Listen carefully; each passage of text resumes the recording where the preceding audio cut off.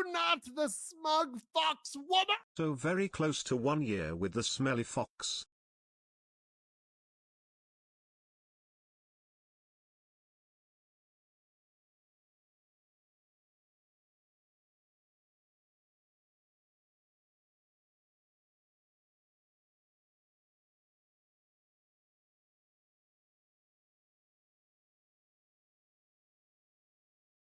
Are women cringe? Yes. Being the woman makes you gagey. 9 months with the yapping fox. Better go get myself a Big Mac.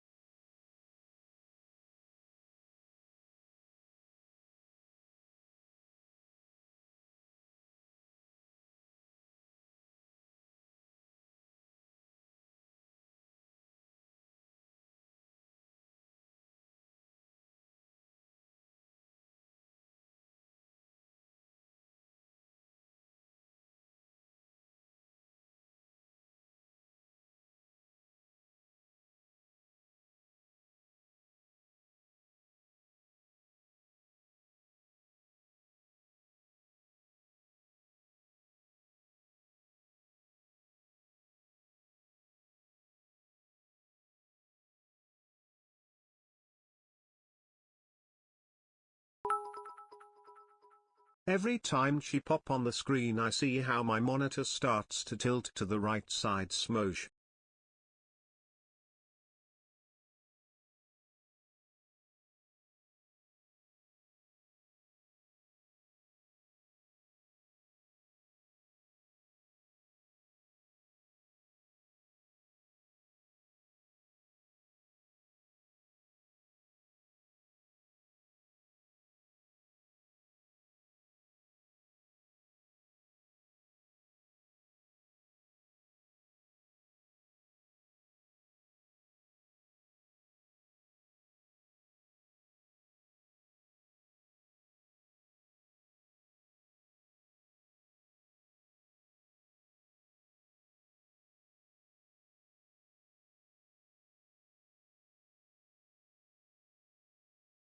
Yo! What up, gamers? Sorry, I was brushing my teeth and taking my nervous anxiety poop before stream. 17 months with the best community. And Dave too, I guess. Okay, man. Okay. SmugAlana Yeah, I cheese. guess. Yep, I guess. Okay. Thank you for the 17 months, bitch. Thank you so much. It's just Nelly, thank you for the 9 months. Pango Wolf, thank you for the 11 months. Guys! Explains the smell. My poop smell immaculate. Shut the fuck up, you Poked, we love weirdo. that chat. You fucking weirdo. Fuck you. Gox Games. Why don't you just name yourself Cox? Brushing teeth, okay, fancy pants McGee. I like not having cavities. Yeah, tooth pain is no joke. Cringe? Yes. Yeah, it's no yoke, as they say. Yo. Yo. How's it going? Anime, thank you for the 2 months. Hello, gamers! Hello. Yeah, I'm gonna look funky fresh, for my chat. Well, let's move you over here. Move over here. Yeah, there we go. Are women cringe? There we go. Perfect. Perfect. Makes you gagey. What's Gucci? I'm happy to be here. Me. Thank you all for the good time I have here and with your content, Alana. Yo, thank you, Shaman. Thank you for the 3 months.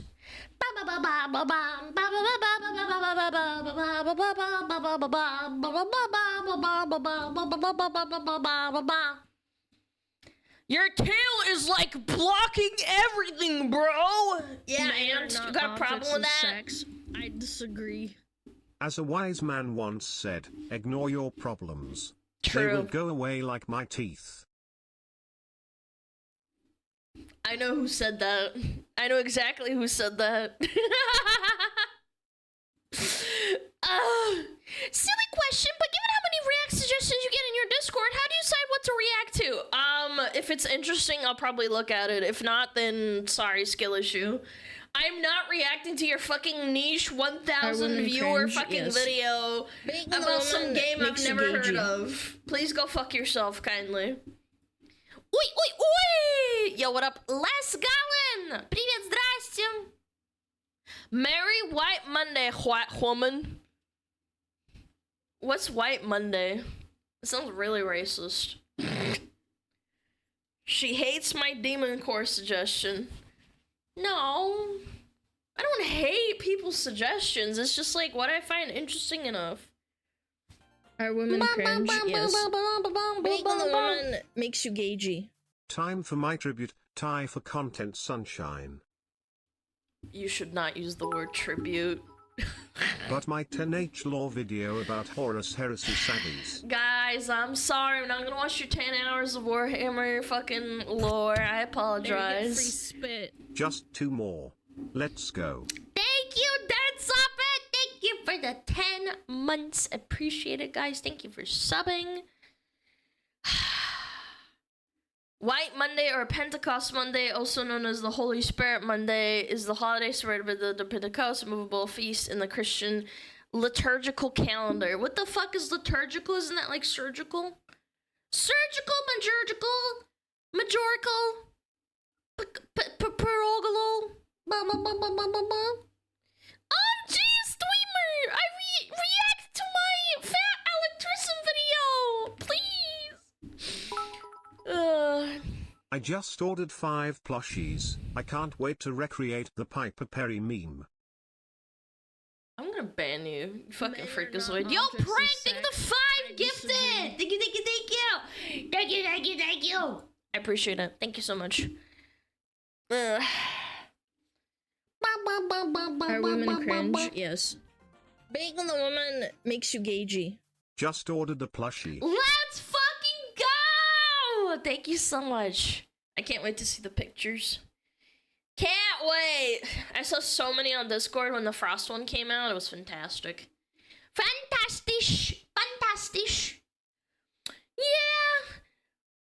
I was trying to get my friend. She was talking about needing to like watch a new anime, and I said, well, have you seen Berserk yet? And I said, go watch the movies. And I said, no spoilers whatsoever. Being a woman makes you gagey. Yo. Yo, Vard dead. Thank you so much for the 3 months. Cruel. I know. But like that's what happened to me. That's what happened to me. A bunch of people in a Discord told me, like 5, probably no, actually no. It was more like 8 or 7 years ago. And I remember thinking to myself like, oh my god. Smug fox woman. Woo woo, have a good stream. Thank you so much, Gibby. Thank you for the 10 months. I was thinking to myself, like, how much it ruined my life watching that shit. I started watching that at, like, 9 or 10 p.m., and I didn't go to bed until 4 a.m. because I was so fucked up from the movies. I watched them all back to back to back to back. It was so strong. Yeah. The cycle of life. Yes! I can't wait. I can't wait to get the DM and be like, Alana, why did you do this to me? If the golden age doesn't sock you in the stomach, you weren't reading Berserk right. Yep. I ordered the first volume of the deluxe edition because, like, I don't know. I keep getting recommended Berserk stuff again, and I was like, why not? It's been like 8 years since I saw the movies, and I also watched the terrible anime that came out, and it was really disappointing, and I was really sad. Yeah. So I ordered the first volume, and I'm just gonna gradually, like, get myself into it again. I don't know. Men suffering is beautiful. Yeah. I just gotta get into it, man. The Dark Horse ones are great. I don't know. It's the one with the leather back. I forget what it's called. You ever watched the original Berserk anime? Like here and there, Can't wait but for Kentaro Miura to come back to life. It's gonna be poggers. he's not coming back, bro. We do not have fucking necromancy. I only have one problem with ordering the plushie. All the premium spots on my merch shelf are taken or reserved. All I have left is a spot on the bottom corner. It's okay. Put me in the bottom corner. I don't mind. I do not mind at all. Have you seen the Berserk fan Redux? No, I have not. Recommended a silent voice to a friend. Long story short, she didn't talk to me for a few days. I don't know what that is. Watch the fan cut if you can stand switching between the old and newer anime. So much better. I'll do that! What is it called? Can you link for the it? poor mods, the Weaked bot is broken and now they have to manually copy and paste every dogshit video suggestion into the Weaked channel. No, they Suffering carpal don't. tunnel and early No, onset they're not. arthritis They're doing not such gonna hard fucking labor do for that. free. Oh my god. Could we please have Red Dead Redemption 2 BG music, please? No. When people tell me what they want in stream, it just makes you not want to do it. I have the autism. At least Guts finally got off the boat. Kentaro passed. Please don't remind me. That was so sad. I don't know. Him getting off the boat and it just, like, his heart was like,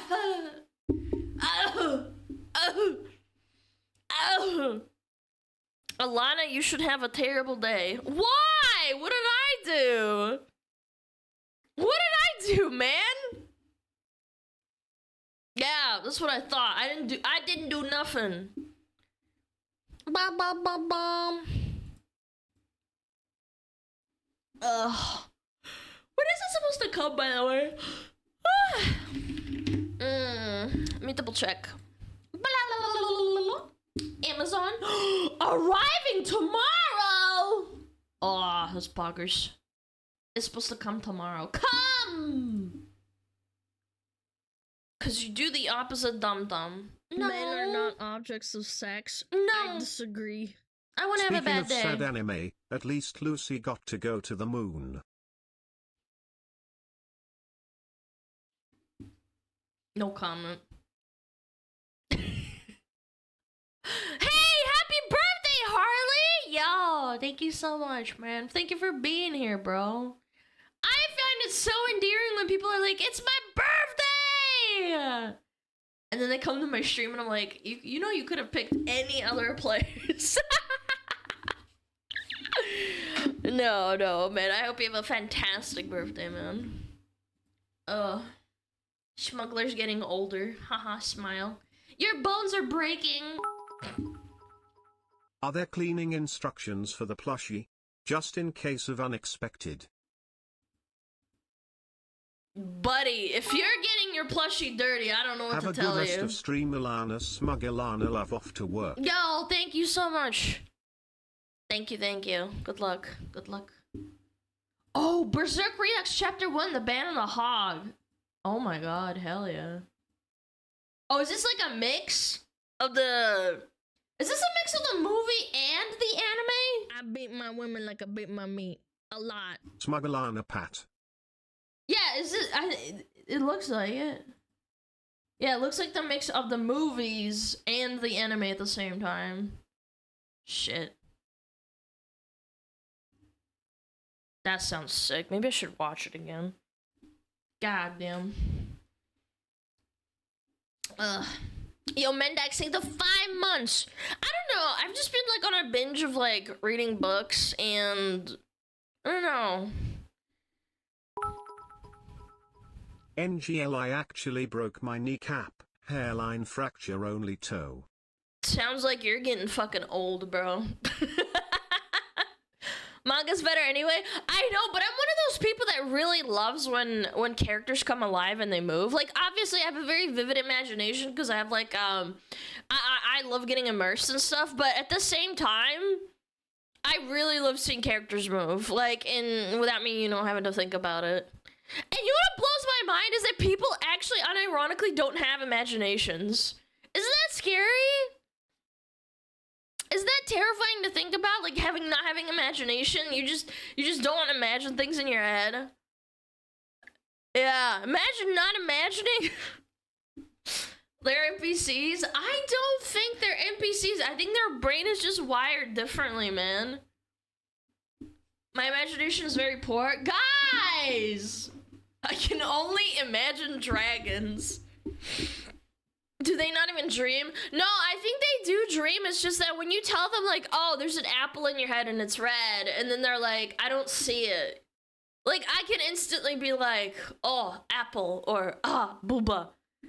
Yeah, or like, I'm reading a book and my mind starts to wander and I can see the characters in my mind's eye. I immerse myself into Alana's tale.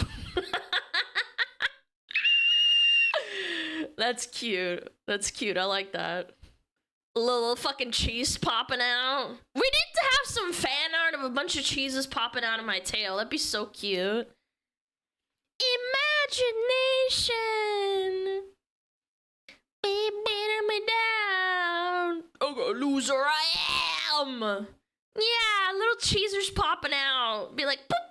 Hello. Men are not objects of sex. I disagree. The middle line would be visual novels. I suggest Muv Love. Yeah, pretty much. Okay, since we were just on the topic of getting older, let me quickly horrify everyone in this chat. So, take your age in years, multiplied by 1.25, and that's the percentage of your life you've already lived, assuming you die at 80. You are most I'm not gonna do welcome. the math on that because then people are gonna figure out my real age, So okay? can you visualize You guys a can 5 figure it on out the Apple yourself. Besides, I don't want to do math.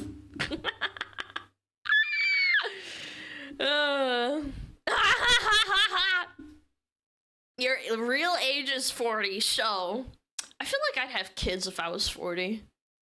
Yeah, I don't know. I don't know. Somewhere between 20 and 100. No, I'm like 1,000 years old. Doubtful. You guys are so mean to me. You guys think I just would never find a man? Probably. Probably. I can't believe you typed probably! Aww. Chasing shadows. Chat, I'm difficult to deal with. I have a disgusting amount of like shit on my desk, okay? I forget things. The other day, I forgot that I was running a bath for myself, right? And I'm like, I'm getting immersed in like reading something, or I got distracted on YouTube, I forget. And then I like ran it, and then boom. The fucking thing was overflowing, and I left it on for 45 minutes. Hello, Internet Badger. Good to see you live. Yo, what up? How's it going?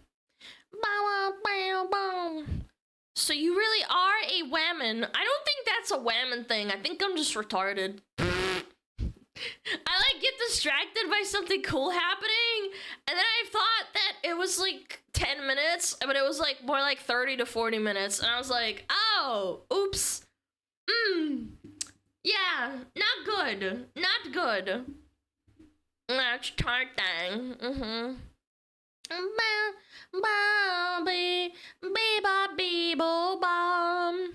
Did you check for water damage? There was no water damage.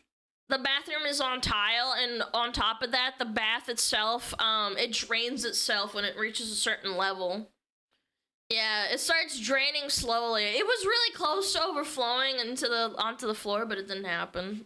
Thankfully. Yeah, that would have been kind of a disaster.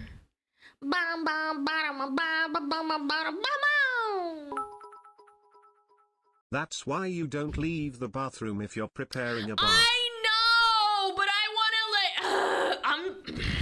I'm so frustrated with myself. I just forget. I'm like, oh, I'll just go get this thing, and then I'm like, oh, I should do this really quick, and then boom, boom. I don't know. I'm redacted.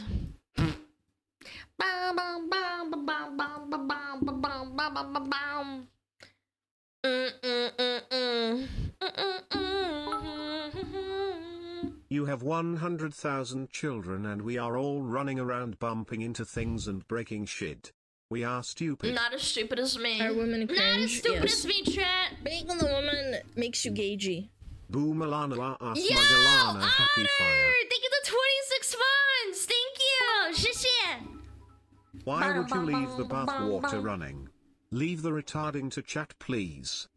What do you mean? Of course I'm gonna let it run while it's filling up. What am I supposed to do? If it makes you feel better, I forgot about an egg I was trying to boil. Anyways, What? that's how I lost my security Oh deposit. my god, I ruined a pan like that on accident. Alana's law be crazy. She was there when the earth was made. Was there when man was made. That's pretty chilled cool. with I would aliens, actually be saw chill the with that. pyramids being made and did my mom yesterday. Yeah, did your mom. And by did your mom, I mean, I make her a really nice platter of food. Speaking of retarded, Alan, today I managed to lift 280 kilograms. I have no idea why I'm even doing that with my time. You So did when are you not. dropping Shut the the bath fuck water? up. You did not lift 280 kilograms. I don't believe you. There's no shot.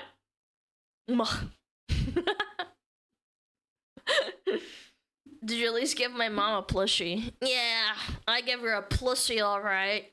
A really nice one, a Fire Luna plushie. 280 is nothing? What do you mean it's nothing? I can't even lift like 9 pounds in one arm. Alana, is your refrigerator running? You should probably go catch it. I'm gonna fucking Checking. kill you. Yeah. 280 is doable for a bench press. I don't believe you. I don't even know how strong you have to be to do that.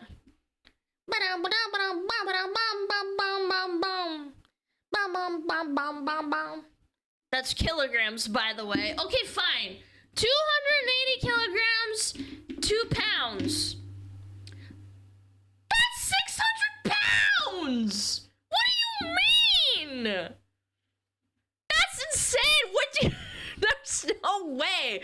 It's 280 kilogram to lift a lot.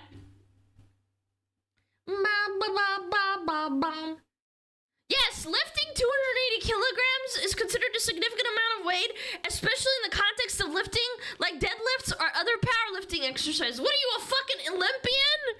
I don't believe you. You better like post a video and then like put a little cheesers over your face. I don't believe you. By the way, that's more than me. That's fatter than me. It means you could bench me. Did you stand up? Well, regardless, I think it's crazy. Disagree. Yo, face Scarlet, think of the 5 gifted. Freeze. Happy Monday. Fuck Mondays! Alan has to lift 400 pounds daily and you want her to lift around 280 kilograms? I can't even lift 9 pounds, dude. I'm not even kidding. I'm so weak in my upper body. I think I have power in my legs. My legs are pretty good. Not gonna lie. But my arms are weak as fuck. Girls, I don't know. Like, I'm doing just lifting it, and I'm like, I don't know. I could probably do 12, but 15 I can. It's too much for me.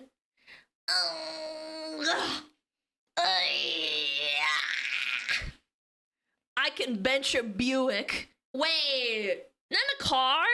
How do you bench a car? You sound weak, not gonna lie. Yeah, and you have a small pee-pee. Yeah, how's that make you feel? Not good. Ugh. I came into the morning, thought you were mimicking taking a shit. No, that's like what everyone sounds like when they're trying to lift. Like you're trying to take a big fat shit. Oh,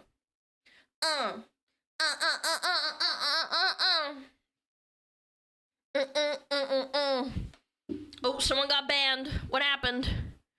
I can deadlift 150 kilograms and I'm 13. Bro, the South Report is wild, man. Yep, they are 13. They streamed Fortnite. Yep, that's a 13-year-old right there. Yep. Chad, don't fucking self-report. Holy shit. There, you get free spit. Thank you for the streams while I'm at work, Stinky. Yo, Noble, thank you. you. Thank you for that fucking resub. Child got banned. Yes, skill issue.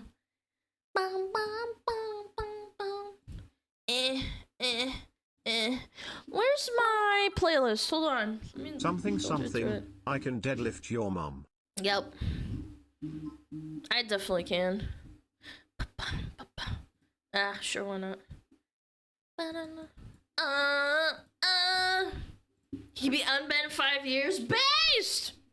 Did my mom message me? No, it was my phone notifying that my cat took a shit. Nice. Free sub to anyone under 18. Just speak up in chat. Guys, don't say anything. Guys, don't joke about being underage, please. Even if you don't have a sub, please. Like we will ban you. We can't verify what your actual age is.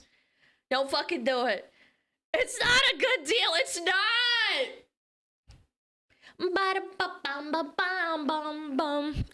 I used to think the song said electrify my balls.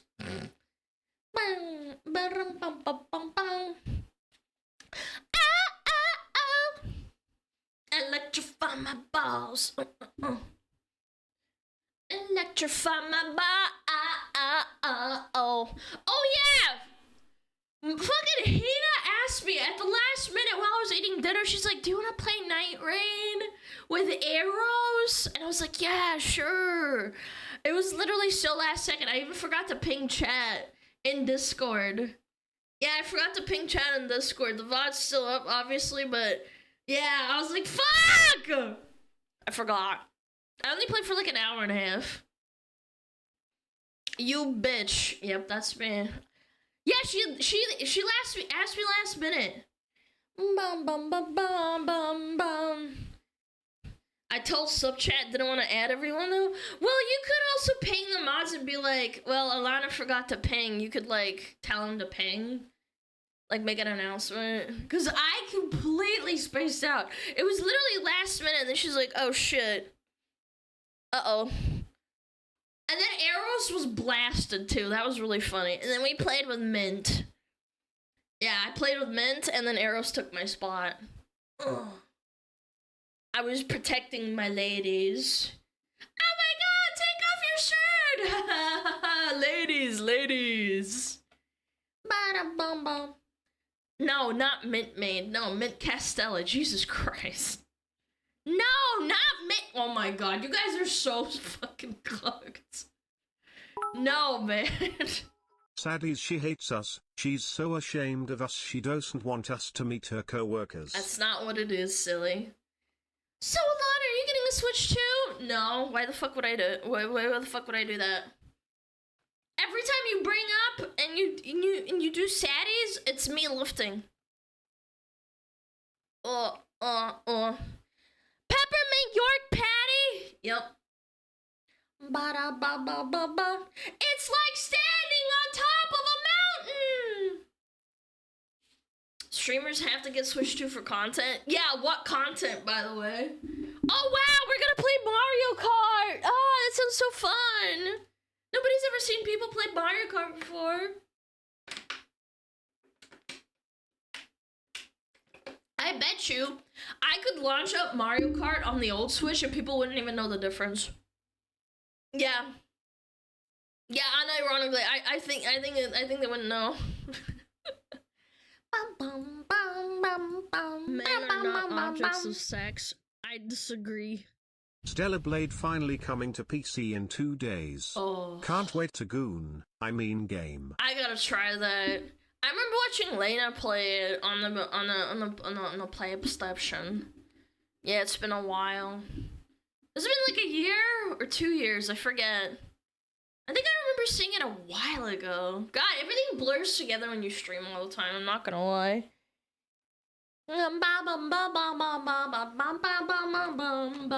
You rated her? She was playing it. Oh yeah! I wish this was a joke. What is this? I made a tier list of the Switch's entire library. And it's Mario Kart on the top. And the tutorial at the bottom. God, that's so fucking good, dude. Ugh. PlayStation has no games though. No, you have Bloodborne on 30 FPS. What are you talking about?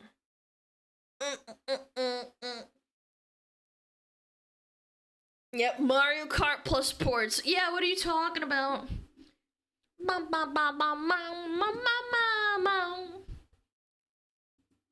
This chick has such a nice voice.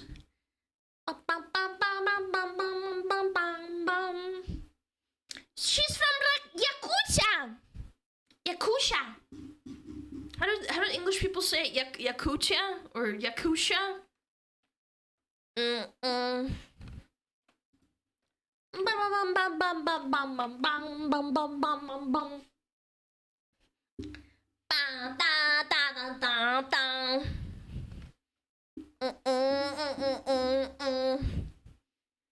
It's about it's a song, it's like a folk song kind of, but like new folk song about a fox, basically a fox spirit deceiving a dude and taking his life or his soul.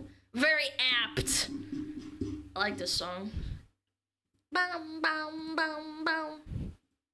It's very vibey. Sounds kinky. Why you gotta make it kinky?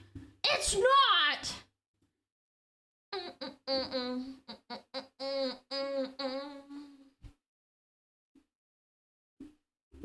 So like a woman IRL. No, women IRL take your money, not your soul. You can put this in the song into The Witcher 4 easily. Well, no, because it's Russian. It's not Polish. Do not the smug fox woman. Take my money, fox girl. Ha! Get it? Thank you so much. Thank you for 3 months. Thank you for giving me your wallet.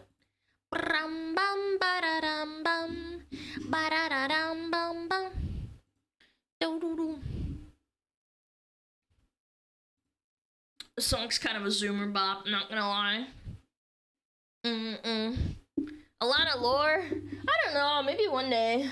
You know how much fucking lore? I thought about contacting a studio or something about doing like lore or something, and then it's like, oh my god, dude. It's so much work. I have so much on my fucking plate. They're like, what do you want for a story? And I'm like, bitch, I don't know, figure it out! Do not the smug fox woman. I joined your Discord. Wow! That's so cool! Guys, join the Discord. Right now! Costs so much money for something you'll play once. I'm not even talking about the money. I don't even care. It's the effort, right? Like, I have to supervise the whole thing. I have to make up lore. Contract with a smuggler for a fan fiction? No, because it's so... Chad, you don't understand. You can't do, like, contract a smuggler unless it's, like, a contest or something. Because then, like, people get mad and there's, like, oh, it's favoritism. It's like, no, we're just picking the best one, you fucking freak. Make it a contest? Yeah, but, yeah, I don't know. Maybe. I'll think about it. It's kind of rough out here. I'm actually thinking about doing, fucking mod applications, too. Yeah, we need more mods. Contest went so well for Iron Mouse. Yeah, usually people expect something for some reason. Like, if you don't have a prize, like, directly, like, I understand wanting to pay out people for a prize, but if you don't have a prize, then people expect, like, oh, if I win the contest, that means I get to be closer to Alana, and it's like, no, that's not how it works. Don't be weird. Like, I appreciate your hard work and you get acknowledged, but doesn't mean that I'm gonna, like, fucking be your best friend. Bam. They're not friend applications. No, they're not. No, they're not. It's quite scary when people are like that. We'll suss it out. Also, some people don't want to be a mod, which is fine. Even if you pick them. They're like, this is too much work. This is cringe. Wait, you're not my best friend?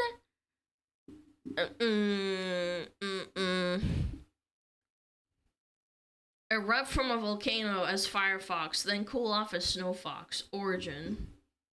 No, I'm okay. Can I be a mod to ban myself? No, Mr. Buttkobu, no, you can't. Men are I'm not okay. objects of sex. Ba ba ba I ba disagree. ba. Can we make the mod thing a democracy? I vote Sleepy Dog Zone as a mod. No, I want to keep Sleepy as a you know, as a funny little smuggler, funny little guy. No. Actually, I'm thinking, I think Fillion was talking about, she said that you should never pick the mods after your first set of mods that you have consistently. The mods should pick the next mods, which I think I'm gonna fucking let them do. Can I be a mod to ban Alana when she makes a bad joke? No. Yeah, it's a good, like, way of filtering people. Alan came from the moon millions of years ago. Her arrival wiped out the dinosaurs. And she felt so bad about it. She fell into a deep slumber. One day while floating in the ocean, the Titanic hit her on the forehead. That woke her up. And then she caused both World Wars and 9/11. Are women cringe? You know Yes. what? Even the woman That kind of makes you low-key kind of gagey. goes fucking Bye, hard. yo.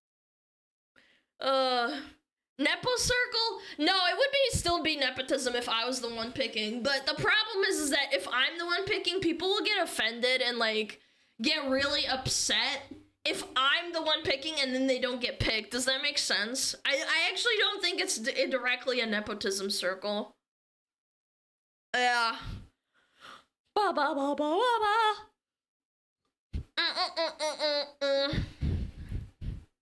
Ba ba ba ba bum, ba da da da bum, ba da da da bum. Stream interviews? No, and then someone says a fucking slur and I get banned. Good job. Yeah, I'm not fucking stupid. I wasn't born yesterday.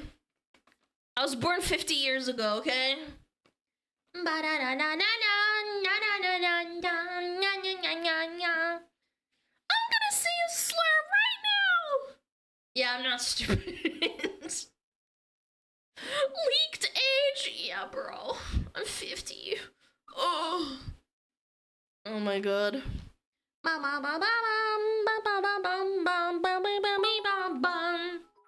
Imagine being upset for not looking at chat all day. I've had people saying that they get upset when I don't roleplay with them in chat. I remember seeing some sort of schizo post like 2 years ago on 4chan. I don't visit 4chan anymore because I'm not stupid, and I know that there's a lot of women that go on 4chan and they fucking hate you no matter what. But I saw some person getting upset at me for not role-playing with them, unironically. They were like, oh, Alana said, like, I was my first time chat. She was like, please stop role-playing with me. And I was like, I didn't even bully them. I just said, like, I think it's a little bit fucking cringe to, like, roleplay and, like, ask to, like, touch me or, like, touch my ears and touch my tail. I drew the line. It's like, okay, we can joke about touching my tail, but it was, like, unironic roleplay. Yo, Porgas, thank you for 50! Thank you. I really appreciate it. Thank you so much. Thank you. You're awesome. Ooh, touch my tra-la-la, my ding-ding-dong. But, again, there's levels to it. I can take a joke and people saying stuff like, oh, I bet your ears feel good. Like, okay, that's fine. I don't care. But I'm, like, talking about, like, adding me directly and being like, Alana, I want to touch your ears. I bet I could make you feel good. And I'm like, you do realize my chat moves slow enough where I can see that, right? Like, I would really appreciate if you could control yourself. Men like, are not objects of sex. You know, a little bit. OpenRP attaches a Big Mac to a fishing line and dangles it in front of you in order to lure you away from the screen. Okay. There's a Big Mac over here. Gunjas, don't you fucking touch my tra-la-la. Okay, guys, I finished my...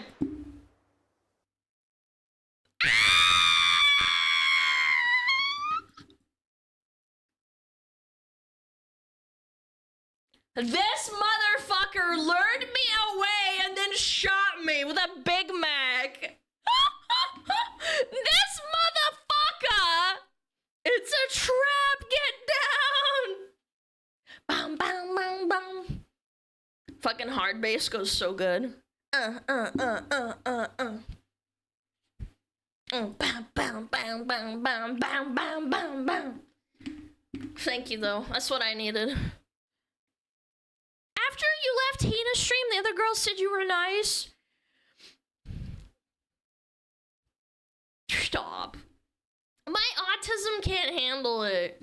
I get shy. I get shy around women. I can't handle it. My brain starts fuzzing up, you know? I don't know. I do this autistic thing too. When I am in a collab, I will watch it back to see like how I could have said something better, or if it was like how the other person responded to my joke. Yeah, like I don't know. I'm fucking autistic like that. I have like the social autism. You should get a McFlurry with owls. I should. She recommended the Hershey's McFlurry. Men are not objects of sex. Ooh! I disagree. Trebia sheds a giant semi-truck into a house. Get wrecked, nerd. Why would you do that? Then I have to find a new place to live, you motherfucker. Why is your name Chris Metzen? That's not very nice. Chris Metzen would never do that. He's a Giga Chad. What's this brain thing you speak of? Yeah, I don't know. It's not autistic, it's your job. Yeah, but I shouldn't watch back my fucking VODs, man. It's such a waste of time. Like, it's in the past. What am I gonna do? Improve? Like, change time? Yo, Porg! Thank you! Thank you for the 50 gifted again! You're crazy! Thank you so much! I'm gonna do 5 big booms! Boom! Boom! Boom! Boom! Boom! I lost count. I on 5. Boom! Boom! There we go. Put it down on the ground. Put it down on the ground! Boom! Boom! 1 per birth year? If I sank the Titanic, I'd be like 200 years old, right? Yeah. In theory, you learn for next time. In reality, next time you just be just nervous and forget everything. No, I just don't know how, I don't know, I'm retarded. I don't know! I don't know how to describe it. I don't know, I get scared. How to be human, I don't know. I'm just a little human being, you know? Titanic sank on April 1912. Well, yeah, but someone also said that I was there when the dinosaurs collapsed and died. So I'm like 3 billion years old or some shit. Make sure you don't interrupt people. I know that too, man. With 3 people, I'm like, I don't want to interrupt with someone with my joke, and then I'm apologizing, and sometimes also what happens is that Discord has this innate lag depending on who you're talking to, and you interrupt them unintentionally because it has a natural fucking natural lag delay. Go to bed. Bitch, it is 12:52 p.m. Shut the fuck up. Get a job. Yeah, how about that? How about you get a job? Oh, wait. You already have one? Then go to it. Nap time. No, it's 1 o'clock. Fuck that shit. Time zone leaked. I've told you guys I live on West Coast. What the fuck? There's no time zone leak. There's a couple of states that are in that zone, okay?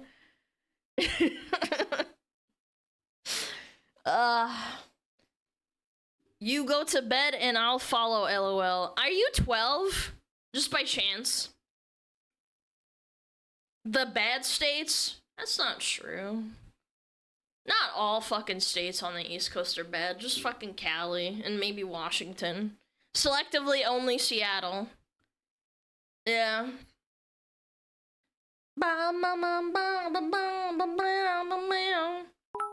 West Coast. When our ancestors crawled out of the primordial ooze, Alana was there laughing at them and saying she fucked their mom. How did that even happen? Oregon's great, Weirdville aside. Yeah, I mean, Oregon has some nice spots, but it also has Portland, Oregon. You know, Seattle is great. What? Oh my god! Oh my god, no shot! You just said Seattle is great! Nah, that's criminal! Nah, shut the fuck up. Get out of here. Your video will be crazy. Nah, that's crazy. That's a paid chatter paid by Seattle. Yeah. SmugAlana lives on the moon. She needs the reduced gravity to be able to walk with her Yo, two-ton true, tail. actually. What's wrong with Seattle? A lot. A lot is wrong with Lost control of Seattle. your life? Try navigating through the shitposting and brain rot of Carmen Rider, then come back and talking to me about losing control. Smile. I don't know what the fuck you just said, but thank you. I left Seattle 22-3 is dog shit.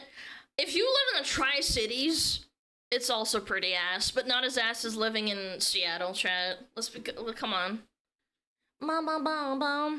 This is the mayor of Seattle, I think. I don't even keep up, okay? Sorry. I don't know who Common Rider is. I thought you were talking about an anime for some reason. Cities in general are shitty? Yeah, true.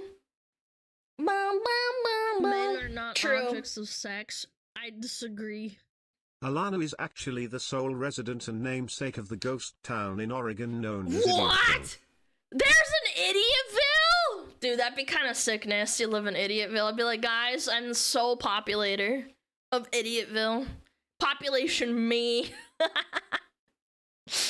I like cities, I like the Men are not convenience. I'm objects of gonna sex. say I like going to the disagree. city to visit it, but I living heard there it's is a great ass. time to Straight visit ass. right now. Yeah, we don't talk about what's going on in LA. It's not very nice. Everyone knows the legendary Fire and Ice Fox Lady. Judger of all and declarer of what is and isn't cringe. Anyways, here's Alana, a similar but less based Fox Lady. What the fuck? What the fuck? But anyway, yeah, Seattle blows. I don't know. I don't know what to tell you. It has, like, nice food and, like, you know, stuff to do, but, like, living there is another story, chat. Like, again, you can say, oh, well, there's a lot to do in LA, and, like, there's, like, stuff, and there's cons and whatever. Like, that's fine. I'm literally talking about living in there. Blows. Blows ass. Blows hard. Exactly.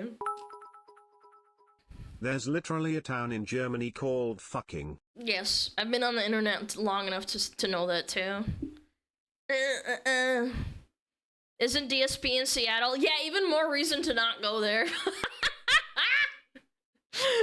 Yeah, even more reason not to go there because DSP lives there. That guy's a freak.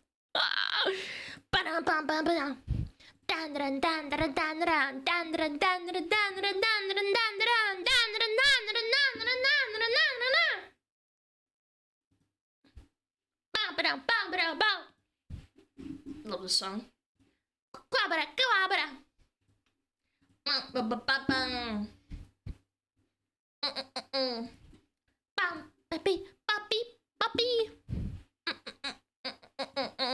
Sorry, what was I talking about?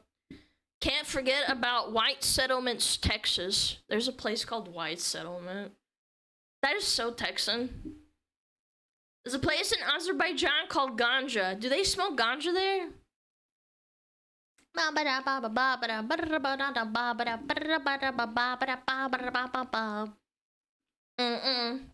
live near a place called Fatfield. 16 That's years where of I Hollywood smudge. feel. Yo, Meeple! Thank you for the tier 2 for 16, man. Thank you. Yo, let's play when Springtrap comes out, bro.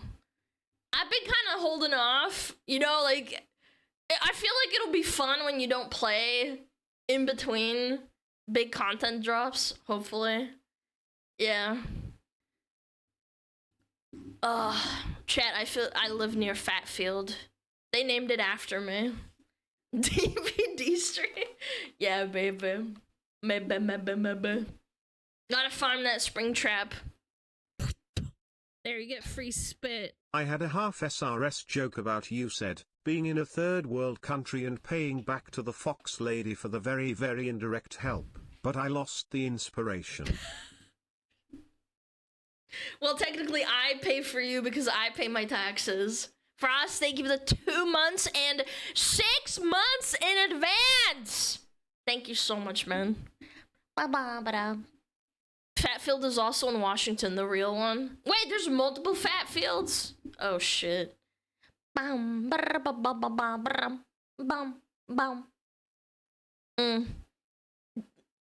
There is a town in West Virginia called Fort Gay. Dude, that's so good! 6 months in JD Vance. Man, you guys should be the streamers instead. You guys make way better jokes than I do. 6 months in JD Vance is so strong. It's America. Of course there's multiple Fatfields. Yeah, they have gravitational pulls. We know. You have the audacity! Our women cringe, yes. Being the woman yo, Flaming Killer! Thank you so much for the sub.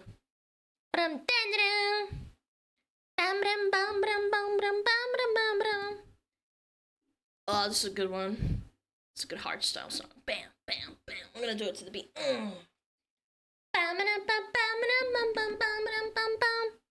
Which is the most boring state? Ooh, there's a couple. I'd say, like, North Dakota is pretty boring. North Dakota! Someone said North Dakota too! Let's fucking go! Yeah, North Dakota's pretty boring.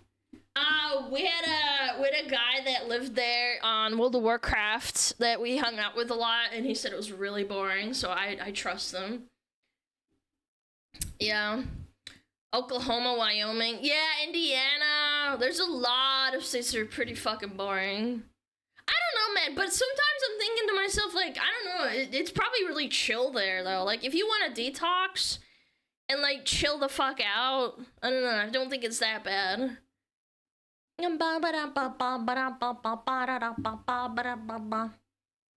California's dull as shit. I disagree. I think California has a lot of sights and views and like... Wyoming at least has Yellowstone Park. True. Okay, yeah, never mind. Wyoming has Yellowstone Park. If it has like scenery and stuff, then it's Men not. are not objects of sex.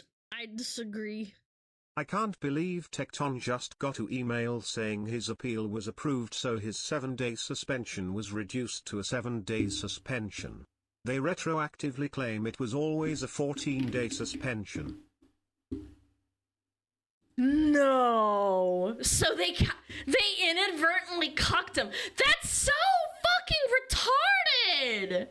So they said, we reduced it to 7 days conveniently on a Monday.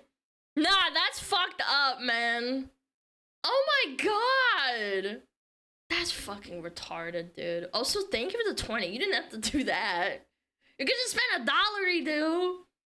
Oh, fuck Twitch. Dude, it's fucking pathetic, man. That's why I hate mods. It's like, under their discretion, they can just say like, yeah, actually, we reduced their sentence to like 7 days. Because, it was actually 2 weeks, so like, you're gonna have to sit out another week. Yeah. Yeah. Fucking stupid. Thank God, man. Men are not objects of sex. I disagree. Sorry I was that mad, lol. It's okay. Hate mods, yeah. Hate mods. Hate them so much. I'm kidding. And Milky just got banned recently. Dang it, Twitch. I know, man. They really have it out for fucking VTubers, I swear. Every day I see a VTuber getting banned, and not like even a small one, like fucking big ones. Yeah. What for? I don't know. What did Tecton do? Pick his nose on stream? No, he called the women that do OF on stream he called them whores, and they called him a rapist first, which is unsubstantiated, and it's also a really, really, really negligent thing to say. Like, quite literally saying that someone is a rapist. I think calling someone a rapist is way, way worse than calling someone a whore who does OnlyFans. Because a whore devolves from prostitute, and being a prostitute is selling your body for money, which is objectively true. It's not a nice thing to say, I'm not saying that. But calling someone a rapist implies that they rape people and they will do it again, and they're also a horrible person for doing it. It's like, what the fuck, man? Yeah. The Lucy banner was also stupid. Yeah, they have no consistency. No consistency whatsoever. Yeah. You can't tell it how it is on Twitch. Apparently so. I gotta watch my fucking mouth. Boom, boom, boom. Someone please fire Dan Clancy. No, I don't think it's Dan Clancy's fault directly. I think it's the mod team because they're super inconsistent. Yeah. The VTuber ban's the journal is stupid as fuck. Yes, that's what I'm saying. It's inconsistent, it's retarded, it's stupid. Lucy, Ellie, and Milky have been banned within, like, what, a week now or 2 weeks? Yeah. His control over the mod team? Yes, of course, but, you know, they're always gonna try and say, oh, well, can we, like, can we set a standard? And then he's like, no, I'm too busy gooning to, girls on Twitch. Yo, Porgus, thank you for another 50 gifted, man. Thank you so much. Thank you. I really appreciate it. I really do. Thank you. Goodness gracious me, you're crazy. 150 gifted subs already. Crazy for that. Thank you. Have you said anything? This motherfucker. Oh no, he has. No problem. Man, this guy's a giga chad.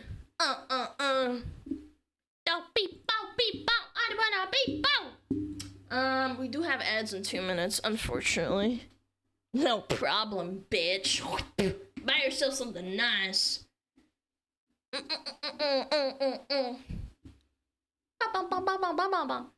Ads. I do have water, but I do need to pee again.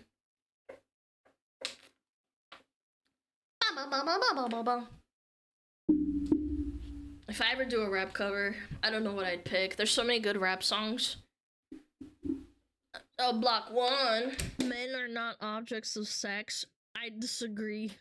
I just hate how people request you take words at face value then turn around and say, that's not what I meant. You know what I meant when the definition of the words used don't fit the narrative. That's why I hate like doing modding shit, because then people can misconstrue and also change it at will.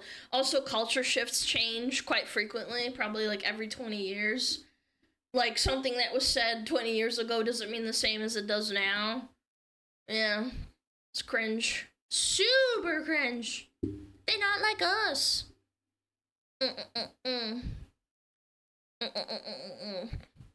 People get more sensitive? No, not necessarily. I think that, I think cultures swing back and forth. I'm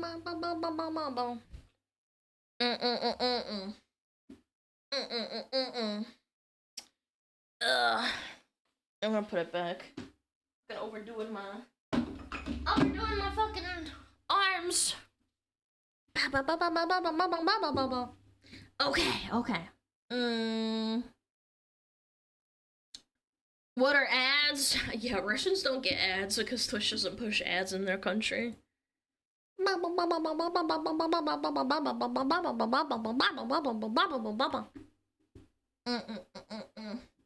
Like the OK symbol with your hand is now white power. Bro, that was like, what, 2016 when they started saying that Pepe the Frog and the OK symbol was a symbol of white supremacy. Do you guys remember that? That was wild to live through.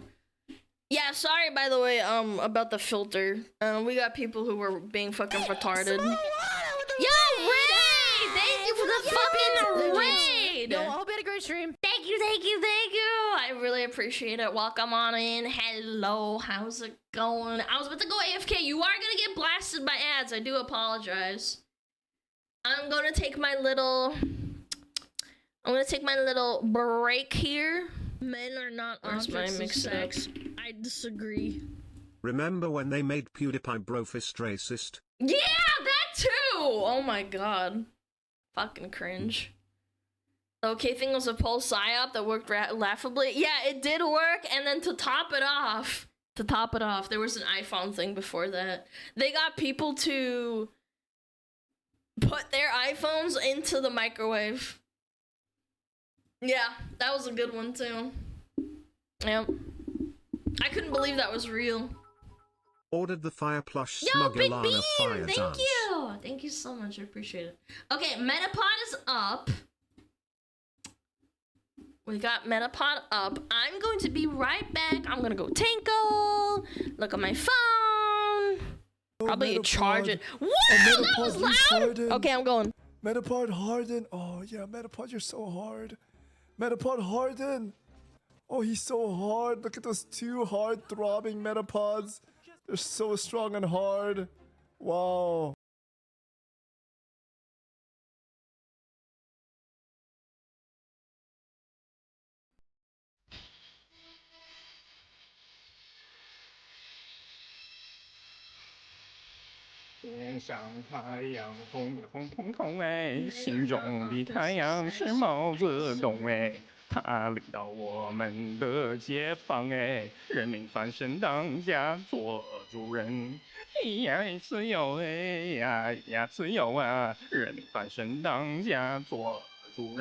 Why are you so good at this? It's my language, man. What are you doing?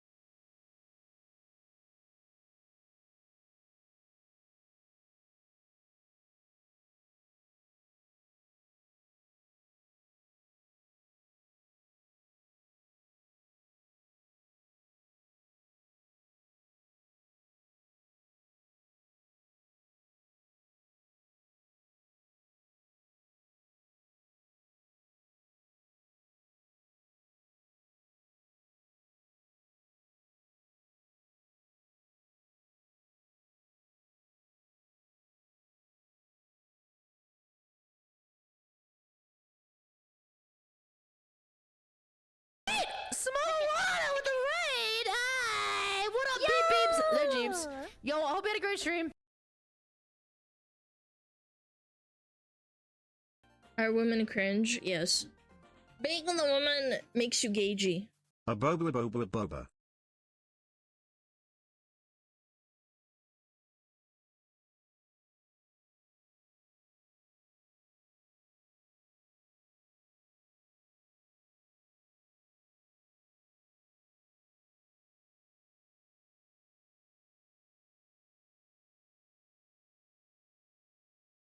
Men are not objects of sex. I disagree.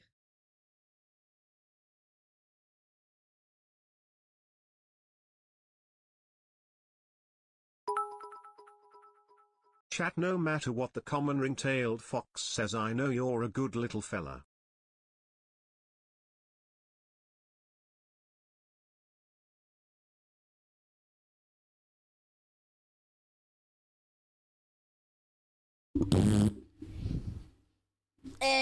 Diarrhea. Oh, hold on, I gotta mute myself because I forgot to put the cover back on. It fell off. There we go. It's really loud. I had to go to this college seminar in 2017 hosted by the ADL. What the fuck? Why'd you do that? That sounds lame. I can trust you. Going to fucking college seminars fucking blows. Are women cringe? Yes. Yo, Bobbers! You got the 10 makes you gifted, by the gagey. way. Fuck ads. Here, take my prime SmugAlana love. Yo, SmugAlana Halo, love. thank you for the 6 months. Welcome on in. You got raided? Yo, Moomy, thank you! Thank you for the raid, I appreciate it. Wait! Was that 100 gifted? Porgus, what is wrong with you, bro? 100 gifted subs, you fucking motherfucker! What is wrong with you? Thank you so much! Oh my god, what the fuck am I supposed to think? Man, what? How many is that total? You crazy? Oh my god! Jesus, we got some fucking Oilers up in this smuggler ass bitch. We're fucking smuggling over here. Smuggly wuggler moment. Thank you though, I can't thank you guys enough. I know it's partly because of the discount and stuff, but I really do appreciate it. I'm dating out of control, out of control. Okay. Yo, Ray, what up? Thank you so much.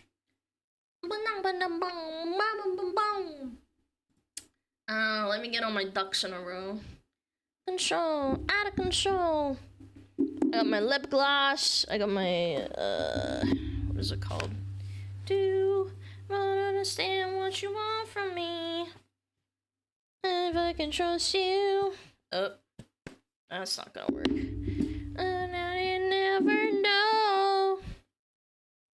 I owe 35 subs? Okay. No! No, you don't. What the fuck do you mean? Oh, chat! Stop bullying people into fucking giving money. It's not appropriate. It's not a nice thing to do. It's very impolite. I taught you guys better. Goodness. Men are not objects of sex. I disagree. Mods! Help! Thank you for the fucking 50, dude. What the frick? Thank you, cringe? man. Yes. Porga, are you alright? That's not makes you 35, gagey. that's 50. SmugAlana fire dance. I hope you don't have a wife that's about to divorce you. That would suck. I heard from someone, a content creator that said that some guy drove from New York to Texas to try and meet her, and she had to call the police on them, and it turns out that he divorced his wife to try and meet her. Because he was so in love. Here they're making of Tube a movie. No. No, I did not hear that. Bro, what? Yes, they actually had to call the police. That's hot. I mean, I know you're camping, but like, come on, man, that's crazy work. People are fucking terrifying, man. So I don't go outside. Yeah, I don't go to a fucking public gym. I don't trust any bitches. Man or woman, fuck them.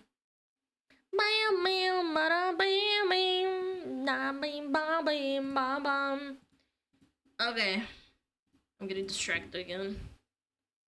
Are you giving a submission? Please don't fucking do that. I don't even disclose what state I live in because people are fucking schizos. They probably try and find out where I live and come and kill me! It's like, if I can't have SmugAlana, no one can, and then just fucking stab her to death. Da-dum, ba-dum. Da-dum, ba-dum. Ba-bum, ba-dum, ba-dum, ba-bum, bum. Where was I? yeah. This was quite the funny article to read. My babe. You joke within a capital Camilla? Exactly, dude. That's what I'm saying, man. It's not hard to figure something out.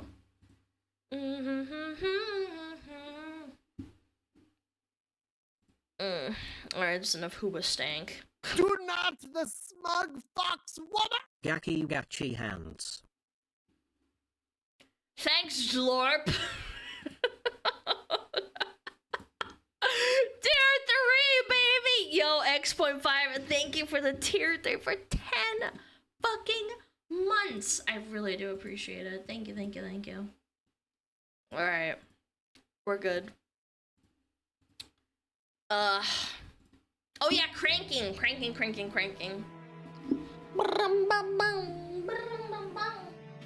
Let's crank. I'm lowering my desk.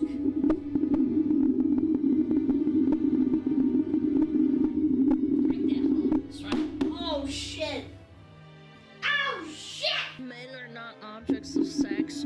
I disagree. Yo, Sustain Tea, thank you for the 15. God, you guys are going crazy today. What the frick? Thank you. It wouldn't be hard to find you. Just look for the town where all Big Macs are always sold out. Okay, man. You know what's ironic? I actually don't like Big Macs that much. Genuinely, I actually don't. I guess it just kind of stuck around because it was funny. Yeah, I actually don't. Like, I order a Big Mac like once every, I don't know, like 8 months. It's not like something I... Don't break our immersion! I'm just being honest! They're okay! They're okay. They're not like the best thing on the fucking menu.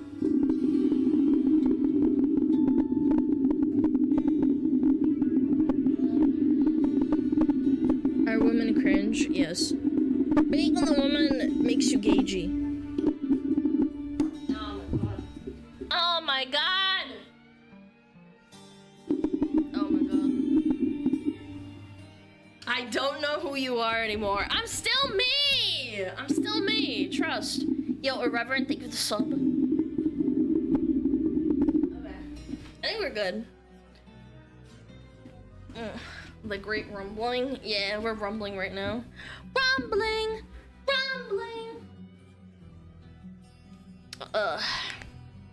We know you're hanging on for the McRib.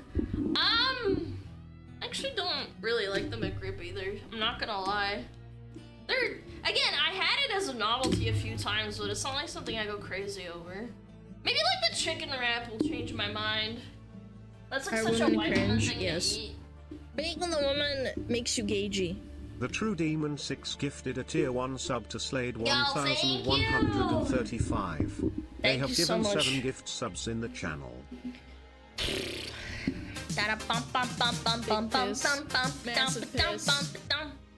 Lockheed, thank you for the 7 months at tier 2. Thank you so much. Alright.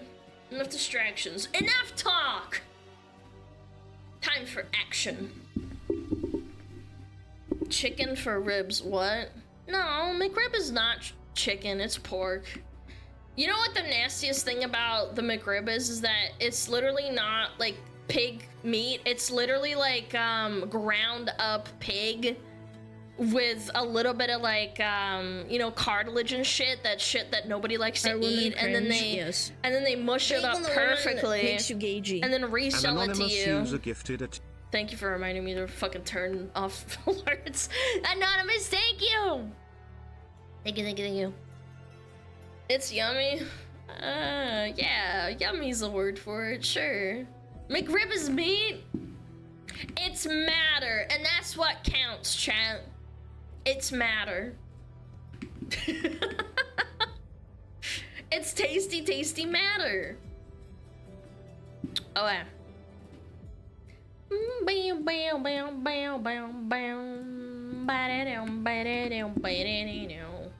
yeah. Yep, they're still talking about Dragon Age, by the way. Super cringe. Super duper cringy. Ugh. Oh, is the music okay, by the way? It's not too loud. It's not too loud. I hope. It's all different for every video that I put up. It's annoying. It's okay. Yo, admiring worm with the 20 gifted. Thank you so much.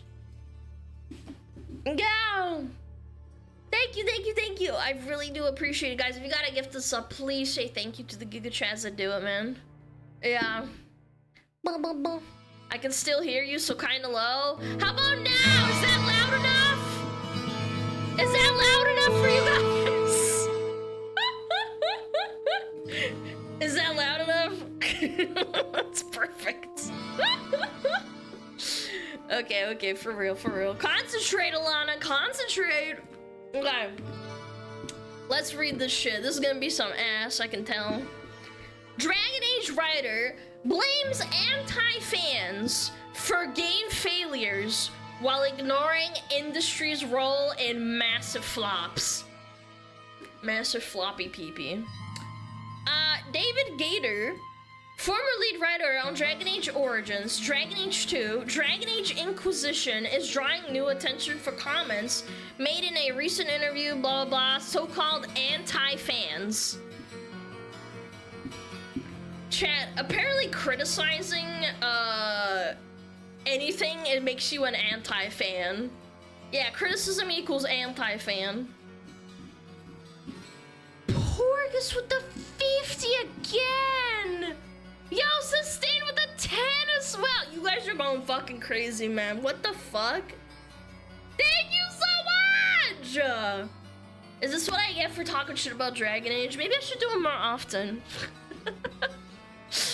Oh god. Let me keep reading though. Let me keep reading. Then they turn. No, sorry. In the piece, Guider criticizes what he calls anti-fans, individuals who he claims actively work to see certain games fail as a form of punishment for creative decisions they disagree with. Or, newsflash, it just sucks.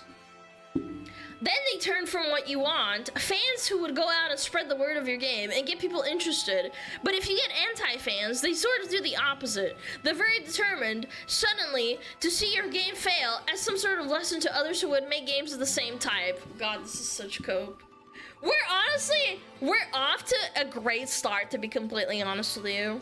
Yes, bro, the anti-fans are the reason Veilguard failed, chat.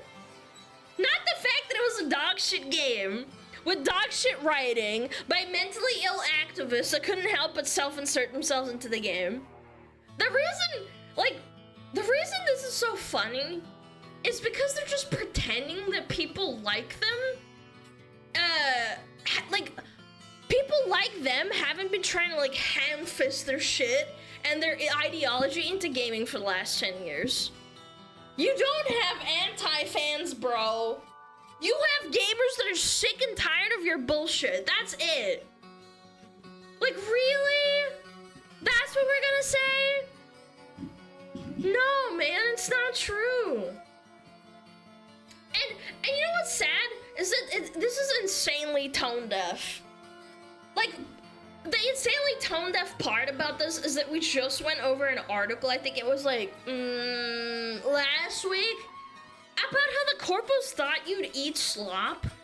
And they thought that, like, what was the quote? The nerds in the cave would show up and support an RPG because it's an RPG.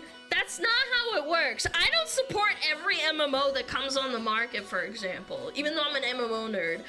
So not only did you self-insert and have terrible writing, litter the game with your shitty fucking virtue signaling, add top surgery scars to a game with magic and fucking shape-shifting, but you also tried to change the core of the game to try and appeal to an audience that doesn't give a single fuck about you and your stupid-ass games.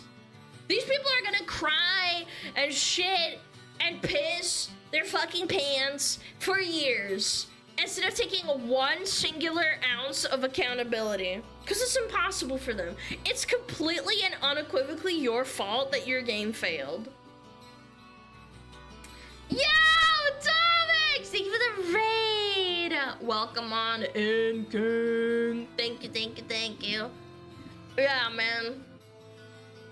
It's not anti-fans, it's fans, like fans of Origin who hate seeing such amazing IPs getting fucked into the dirt. Yes, that's how I feel about Blizzard, man. There's so many people who just grew up on Blizzard video games and it's the same thing happening to them, except like on a bigger scale, I suppose. Because Dragon Age hasn't been around as long as Blizzard IPs have been. It makes people very upset and very sad. Blah blah blah blah blah. Refrigerant Beandog. Fandom identity and culture clash. Oh, here we go. Okay, alright, I'm ready. In the interview, Guider went on to argue that fandoms have changed, becoming more intertwined with personal identity and more hostile toward creative deviations. More and more fandoms are making the things that they're fans of integral to their identity, he said. And if it's integral to their identity, anything that affects it or insults it, insults them. Yes, because when you change something integral like Warhammer, people are gonna fucking notice, man. It's so cringe, man. Ugh. Hold on. My mom's fucking calling me. Jesus Christ. Leave me alone. 1 second.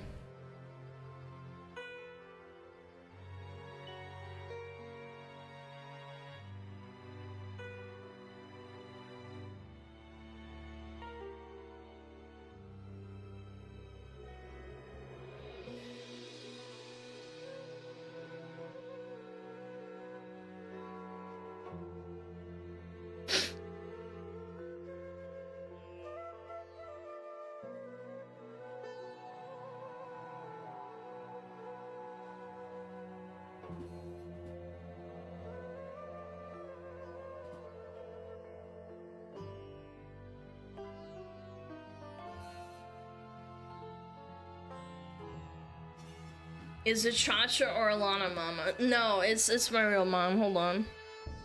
Are you okay? Yeah, just give me a second. Cause they're trying to call me and I just fucking, I can't right now. She's fine, she's just fucking... Yeah.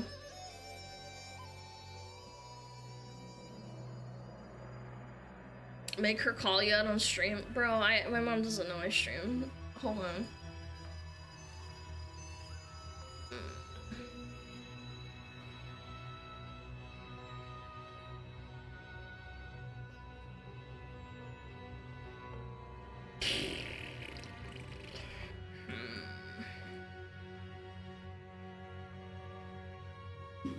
Okay. Okay, it's fine. It's fine. Sorry about that. Sorry about that.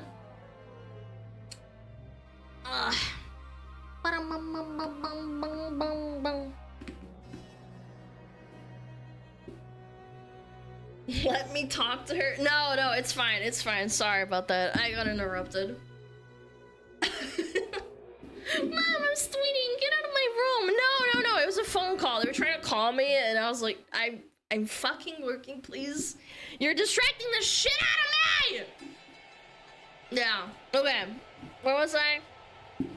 The comments come amid growing online discourse around titles like Dragon Age the Veilguard and Concord, both of which have faced extensive fan criticism over gameplay direction and perceived ideological messaging. Guider, who has not worked at BioWare since January 2016, did not contribute to Veilguard, which was developed long after his departure. The game was released in October 2024 and met with divisive reception from longtime fans. Chat, I don't understand this, like, perceived ideological messaging. Yes, brother, you're right. There was absolutely zero ideological messaging in either of those games. Top surgery scars were like a natural choice. It just flowed, chat. You definitely weren't trying the virtue signal. You're right, honey. Concord is an actually really good game. You're right. Yes, sweetie. It's an insanely good game. It's just the Chud's fault that this happened and that it got ripped off the shelves by Sony within like 2 weeks of launching, I think it was. Was it 2 or 2.5 weeks? It blows my mind that they can't comprehend that people don't want to buy their garbage. They literally can't take an L. It's like this profound version of mental illness where every time you get proven wrong, the fans don't buy your game. Your target audience doesn't buy your game. You get eviscerated on Twitter, and you have zero defense for this blatant virtue signaling.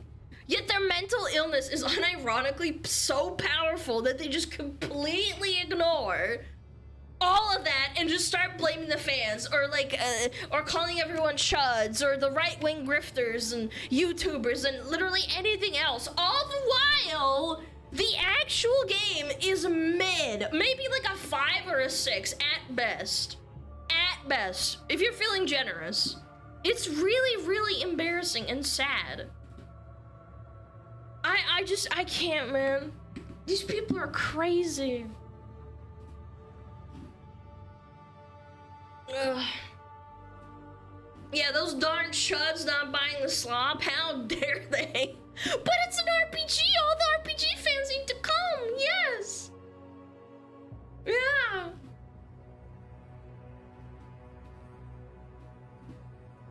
I already read this. Yeah, I got a little bit distracted, I apologize. Technical identity, blah, blah, blah, blah.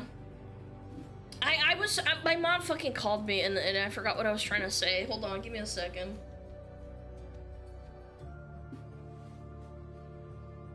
More and more females are making the things that they're fans of integral to their identity. If it's integral to their identity, anything that affects it or insults them. Oh, right. This is what I was talking about, right? With the Warhammer thing and like things changing. He's right, actually. Fandoms did change. And he's also right that some people make the things they're fans of their entire identity. I totally get that. I know some people in chat that have seen people who are like way too into Sonic or Zelda or Mario or whatever the game is, like Warhammer, and those people exist, but that's not why your fandom changed. Your fandom changed because you decided to alienate them to try and appeal to this like new modern woke audience that doesn't even fucking play their game.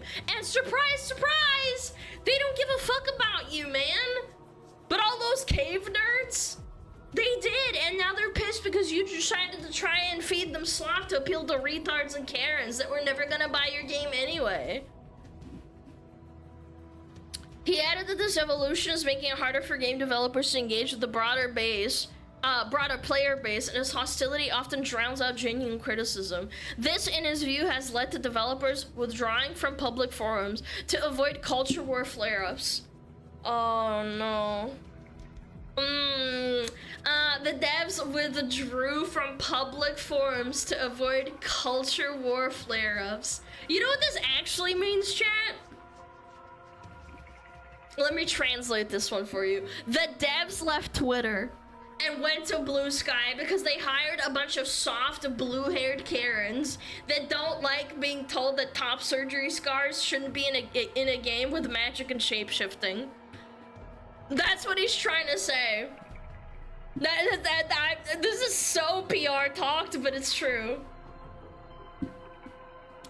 Guiders framing echoes arguments previously made by other developers attached to controversial or underperforming projects, but criticism from fans is redefined as targeted antagonism.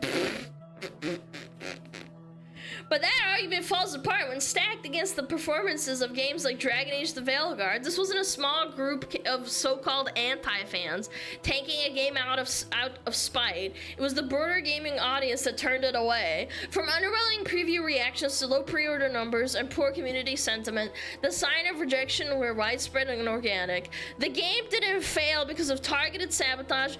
It failed because the market responded honestly. When a title doesn't resonate with longtime fans or general players, it's not a conspiracy, it's a product problem. Blaming criticism rather than confronting creative missteps only widens the disconnect between the developers and their audience.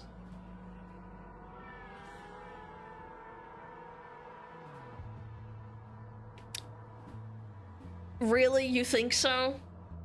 Facts. Yes, this. It's crazy to me that they can't just be honest with themselves. Honestly, if you buy normie fans, it's your own fault if you get upset over shit like this. But that's not true because Dragon Age wasn't for normies initially. That's what I disagree with. It's kind of like how WoW used to be a game for like basement dwelling, maybe like older college nerds or like younger kids, and it slowly devolved in that sense when they started catering to everyone. Yeah, I'd say Dragon Age, the first one, I didn't hear about it until it, not the first one, but Dragon Age, the one that came onto Xbox, I didn't hear about it until then. I'd say the first one, I didn't even know about it at all.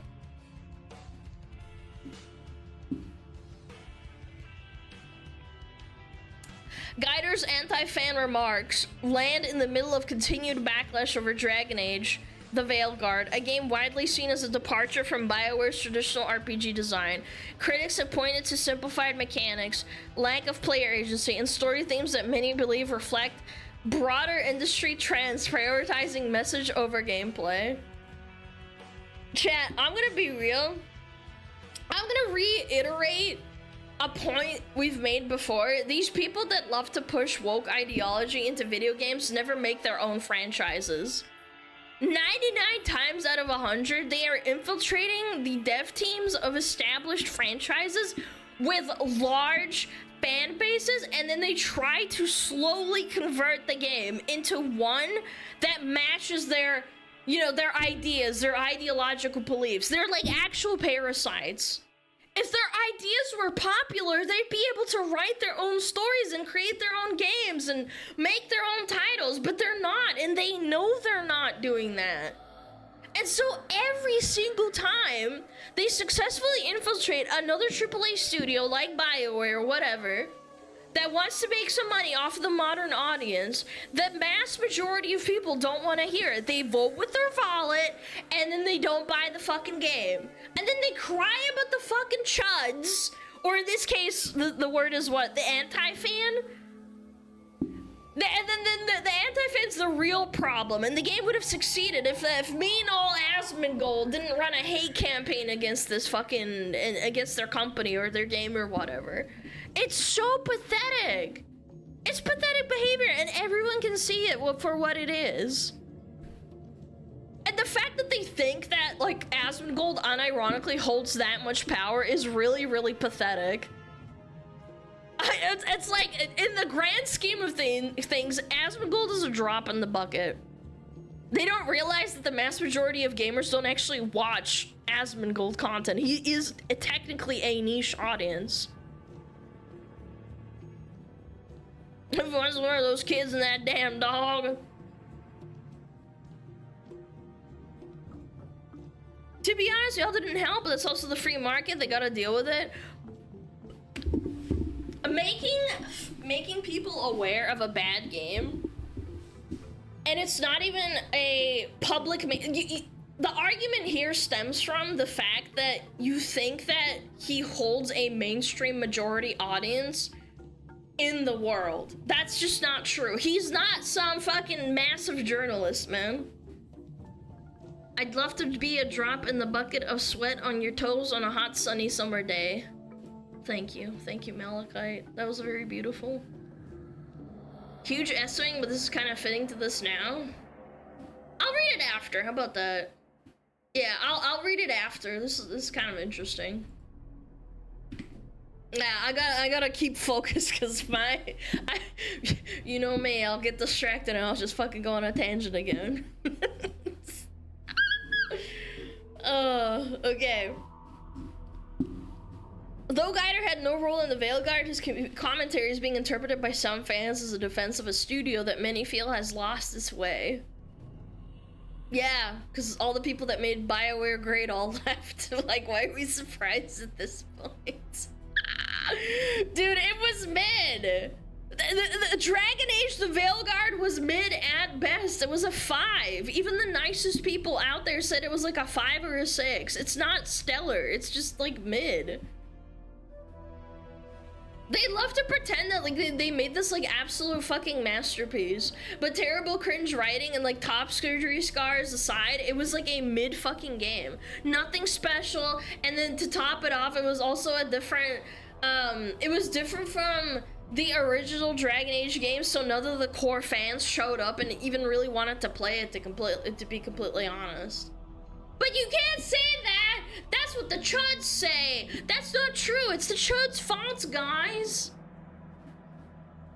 It's worth noting that in the same interview, despite all his talks about anti-fans, the guy admitted that he stayed at BioWare he would have likely left during the early development of Dragon Age the Veilguard anyway, citing his EA push towards live service elements, which was ultimately abandoned after the failure of Anthem.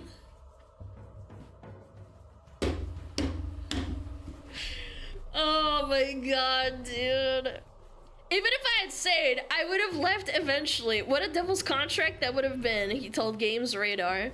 While Guyder's frustration with hostile online discourse surrounding Dragon Age and other titles may be understandable to some, his depictions of fans as anti-fans raises uncomfortable questions about how much responsibility developers bear for the reception their games receive. Gamers are not a monolith, but dismissing a segment of the audience as saboteurs for expressing dissatisfaction with the game's direction may do more harm than good. Buh, what, you think so? Boo-boo? Yeah. Especially when faced with the objective reality of massive gaming flops. As BioWare struggles to reclaim its spot, its once dominant reputation, perhaps listening rather than lecturing would be a better starting point. Good point from whoever wrote this article. Listen and not lecture. But that's impossible for the people that push this garbage because they're all Karens. Karens only lecture. That's just how they are. Everything you do is offensive and they're gonna tell you all about it. Nobody cares. Like, when did Veilguard launch again? Like, last year? I think it was, like, April or May? I forget. Like, we're a full 6 to 8 months out from this absolute disaster. And these people are still crying about their game failing. Not specifically the guy writing the article. It's the what is it called? The guider guy. And they're still crying to this day that nobody liked Veilguard. Do you want to know why they cried so much? Because they have a lot of time to do so. Because most of them lost their jobs, or their job isn't actually that important. This is what you get. Stop subverting franchises that aren't yours. Go make your own game. But you won't, because you're creatively bankrupt and you know it's gonna fail and you're gonna lose a bunch of money. There are good games with trans characters too that don't do it in ham-fisted stupid way like Veilguard did, like Baldur's Gate 3. Yes, in Baldur's Gate 3 you can fuck anybody. You can have a penis or a cock. Like, who the fuck cares? That's what I always say. People are like, oh, Alana, you're such a chud. And I'm like, actually, I'm not. You can play whoever the fuck you want. You can fuck whoever the fuck you want. And you can kill whoever you want in the game. In Veilguard, you can't even kill your own companions. You can't kill the annoying main character bitch because you just can't. It's so cringe. I hate it. I hate it so fucking much. I wanted to glance over this though. This is from 4 days ago.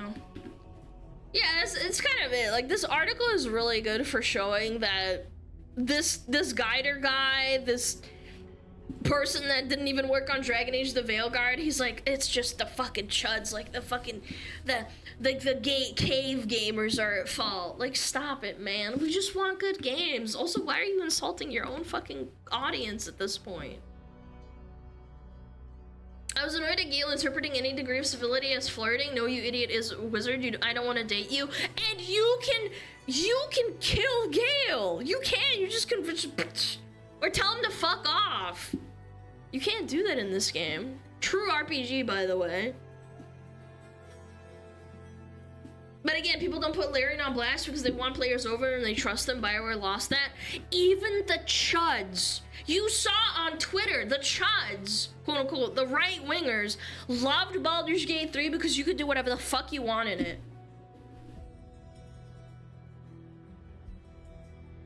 Even the chuds liked it. The fat chunguses that are like, I hate the trans people, you know? Those people on Twitter, they exist, absolutely. I'm not even gonna deny that. But they loved the game because it doesn't matter. They got to do whatever the fuck they wanted. You could tell annoying characters to fuck off or kill them. Yeah. What is this? I'll just glance over it. Author Brandon Sanzern confirmed what everyone suspected. Screenwriters who can't get their stories filmed license existing IPs as a bait and switch, replacing the licensed story of their own. Let me read this. Can I zoom in a little bit? No, I can't. I have a fun story here. Early in my career, someone optioned the rights to make one of my stories, The Emperor's Soul, into a film. I was ecstatic as it's not a story that at the time had gotten a lot of attention from Hollywood. I met with the writer who had a good pedigree and who seemed extremely excited about the project. Turned out he'd be the one to persuade the production company to go for the option. All seemed really promising. A year or so later, I read his script and it was one of the most bizarre experiences of my life. The characters' names were largely the same, though nothing that happened to them was remotely similar to the story. Emperor's Soul is a small-scale character drama that takes place largely in one room, with discussions of the nature of art between two characters who approach the idea differently. The screenplay detailed an expansive fantasy epic with a new love interest for the main character, a pirate captain. They globe-trotted, they fought monsters, they explored a world largely unrelated to mine, save for a few words here and there. It was then I realized what was going on. Hollywood doesn't buy spec script, original ideas, from screenwriters very often, and they never buy spec scripts that are epic fantasy. Those are too big, too expensive, and too daunting. They are the sorts of stories where the producers' executives need the proof of an established book series to justify the production. So this writer never had a chance to tell his own epic fantasy story, though he wanted to. Instead, he found a popular story that nobody had snatched up and used as a means to tell the story he'd always wanted to tell because he'd never otherwise have a chance of getting it made. I'm convinced this is part of the issue with some of these adaptation screenwriters and directors are creative. They want to tell their own stories, but it's also almost impossible to get those made in things like the fantasy genre unless there's a huge established name like Cameron. I'm not saying they all do this deliberately as that screenwriter did for my work, but I think it's an unconscious influence. Anyway, start with long blah blah blah blah. Okay, so long story short, Hollywood is killing people's creativity. Not even any news. I am not surprised in the slightest. Yo, Slime, thank you for the 4 months. I appreciate it. Thank you, thank you, thank you. By the way, so we can start out by pointing out the obvious. This is, like, anecdotal. However, it does seem really plausible. I think the disconnect is a lot of people read this and then think about big movie examples like, I don't know, Star Wars, or most recently, the Lilo and Stitch movie. But Lilo and Stitch actually did mostly follow the script of the original movie. So the difference is with big established franchises, they're not buying up scripts and then swapping it with their own story. What they're doing is having these activist directors and writers and like screenwriters that want to leave their mark on a popular story and then often put it in there under the guise of like fixing it because there was something wrong with it. Well, I'm putting this in parentheses. You can't see it, but like under the guise of like fixing it, right? Because it needs to be fixed. There's something wrong with it, right? This is not that. It's different. What this guy is saying is that small, unheard little scripts are bought by these retards that can't get their own screenplays published, so they can completely rewrite the entire thing to more closely resemble their story, like their vision, right? And just in case nobody's connected the dots, it's not just Hollywood. This is video games too. These people cannot get any publisher to make their like shitty video games with their shitty ideologies. So instead they slowly co-opt these AAA companies like BioWare by applying under the guise of just wanting to be a game dev, but then they slowly do shit like what the Sweet Baby Inc. person did and said. They threatened the marketing team with like what could happen on Twitter if they don't capitulate. You guys remember that? Have a meeting with them over coffee, you're gonna get canceled, you're gonna flop, that kind of thing. You need to be woke or it won't be successful. And corpos being corpos see an opportunity to virtue signal, to make money and completely buy into it. It's the same thing with Prime Month too. Combine that with like DEI replacing good devs with like white women for diversity points, and you have a recipe for like absolutely terrible video games that just have no soul to them. And guess what? Gamers have to fix it, because the only way you can get these people fired and like outed and ousted and out of the industry is to vote with your wallet and not buy it. And spread the word to let people know what this is. And they hate that. They hate that you're using their strategy against them. Yeah, they want their good boy points, exactly. But the truth is, people don't actually care about those issues. They just want to see and do cool things. And I'm sorry, I truly believe that the people who are in the LGBT community, they are gay, lesbian, straight, trans, whatever, the all-encompassing community just wants a good game that doesn't preach to them 24/7. Like, guys, the character's gay. It's like, okay, why don't you just make a romance involving two dudes and it just evolves? Like, why does it have to be like, guys, the character's gay, buy our game? Baldur's Gate 3 didn't do that. They didn't go out and say like, guys, you can be a trans character. Did you know that? No, they literally said you can put a penis on a chick or a vagina on a dude, and that's totally fine. Like, people didn't really care. A small minority did, obviously, but like, they didn't say, oh my gosh, guys, you can be trans in this game. You can have top surgery scars. No, that's not what they said at all. Yeah, you can have sex with a bear. That's all they said. They made a joke out of it, and then it just kind of carried away. It got carried away. It's just, I don't know. That's my opinion. Does Baldur's Gate 3 have surgery scars though? No, it doesn't. It's one of two things. Usually it's either insanely force to fit a DEI quota, or it's revisionist history where they retcon an established character's history and say, oh, by the way, they're gay. People hate that, and just make a good gay character. Yes. That's what I've been saying. And you know what the worst part is when they make a character that didn't have any inkling whatsoever to like any sexuality. They were just like, let's say they're like a human warrior, and then all of a sudden they're like, well, actually, they start like inserting characters into the story and being like, guys, he has a boyfriend now. Guys, it's just like, you know, like we didn't really have that option in the past, but now he has. Yes, so now he's actually gay. It's like, that's not how real life works. Yeah.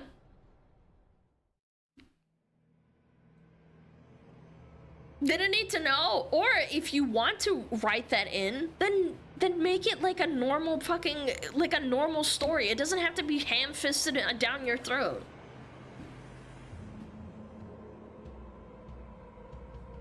So like what Overwatch did with Soldier 76? Yeah, pretty much. Or what was the other character? I think they also said that who's the guy? Reaper. Yeah, didn't they say they also made him like retroactively gay or something? No, not Tracer, Reaper. They're like, actually, yes, he's also gagey. The real gay character was you all along, dear reader. Reaper's gay? I think so. Like, they made like a subtle comic about it or something. I can't remember. Wasn't like Reaper Soldier were a couple? I'm actually gonna look it up. I might be muddling it a little bit because it's been like legitimately 8 years. Were Reaper and Soldier 76 in a relationship? Canonically. No, Reaper and Soldier 76 got not canonically in a relationship where they were close friends. Oh, I might have seen some sort of Twitter post saying that because they were really good friends, they're gay. Yeah, never mind. I think I'm misremembering because there was a big movement on Twitter saying that basically anybody who is friends, like, you can't be friends with a gay person as a male and also be a male but be straight, and then people start shipping you, and it's like that's not. Why can't they just like be friends? Yeah, like Fujoshis love that shit. Fanfics? No, they were like pushing it really hard, but I guess it never happened. Might have been Bantis, or it's somewhere they retconned them to be gay. I don't remember. I really don't. I haven't kept up with Overwatch. But anyway, it's just like... just make good characters, man. I've met people in real life. Like doctors and like people who are neighbors, and I would have never known they were gay until like maybe like their spouse came out or something. It's like they're just people. Because I don't ask people who they have sex with when I fucking talk to them. I have to, you know, context clues or something. Like, you know what? It's just crazy to me. It's not how the real world works. Why not? Because it's fucking rude. What do you mean? Yeah. Is it the norm these days? Apparently not. Apparently not, chat. But yeah, as I was saying. Hi, I'm the doctor. Blah, blah, blah. I'm also gay and proud. Let's then take a look at your moldy brain, Alana. Exactly. Yeah, exactly. My pronouns are butt self. Me. Bum, bum, bum, bum.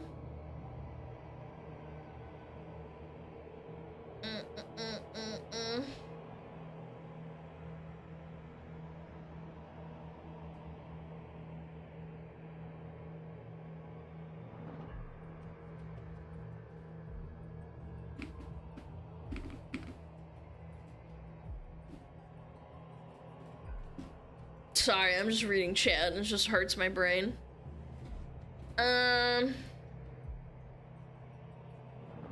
Oh, ads are soon too. I'll probably snooze the ads. 1 second. 1 second. Give me 1 moment. So you just don't get blasted. Yeah, there was another thing I saw that I wanted to fucking gloss over. Yeah. This is quite the clip, chat. This is quite the clip. I know, very, very scary. 2 white women that look like Karens. Okay. Chat. This was sent to me like a few times. Disclaimer, chat, it's a Fox News clip. But being assured that it's like any other Twitter or TikTok clip, it's not political, it's just some talking head saying some dumb shit about men. I'm gonna have a peek, excuse me, I'm gonna have a peek at it. If it's directly political, I'm clicking it off. If it's not a shoe video, I don't give a fuck about politics, it's just gonna piss me off and make me mad and I'll crash out, okay? Let's just read it. Men in decline. Gen Z rebrands laziness as stay-at-home sons, just like they did with the quiet quitting. What? But let's be honest, the real crisis is the feminization of men. Young women want families. Too many young men want DoorDash and mama's basement. This is so fucking stupid. I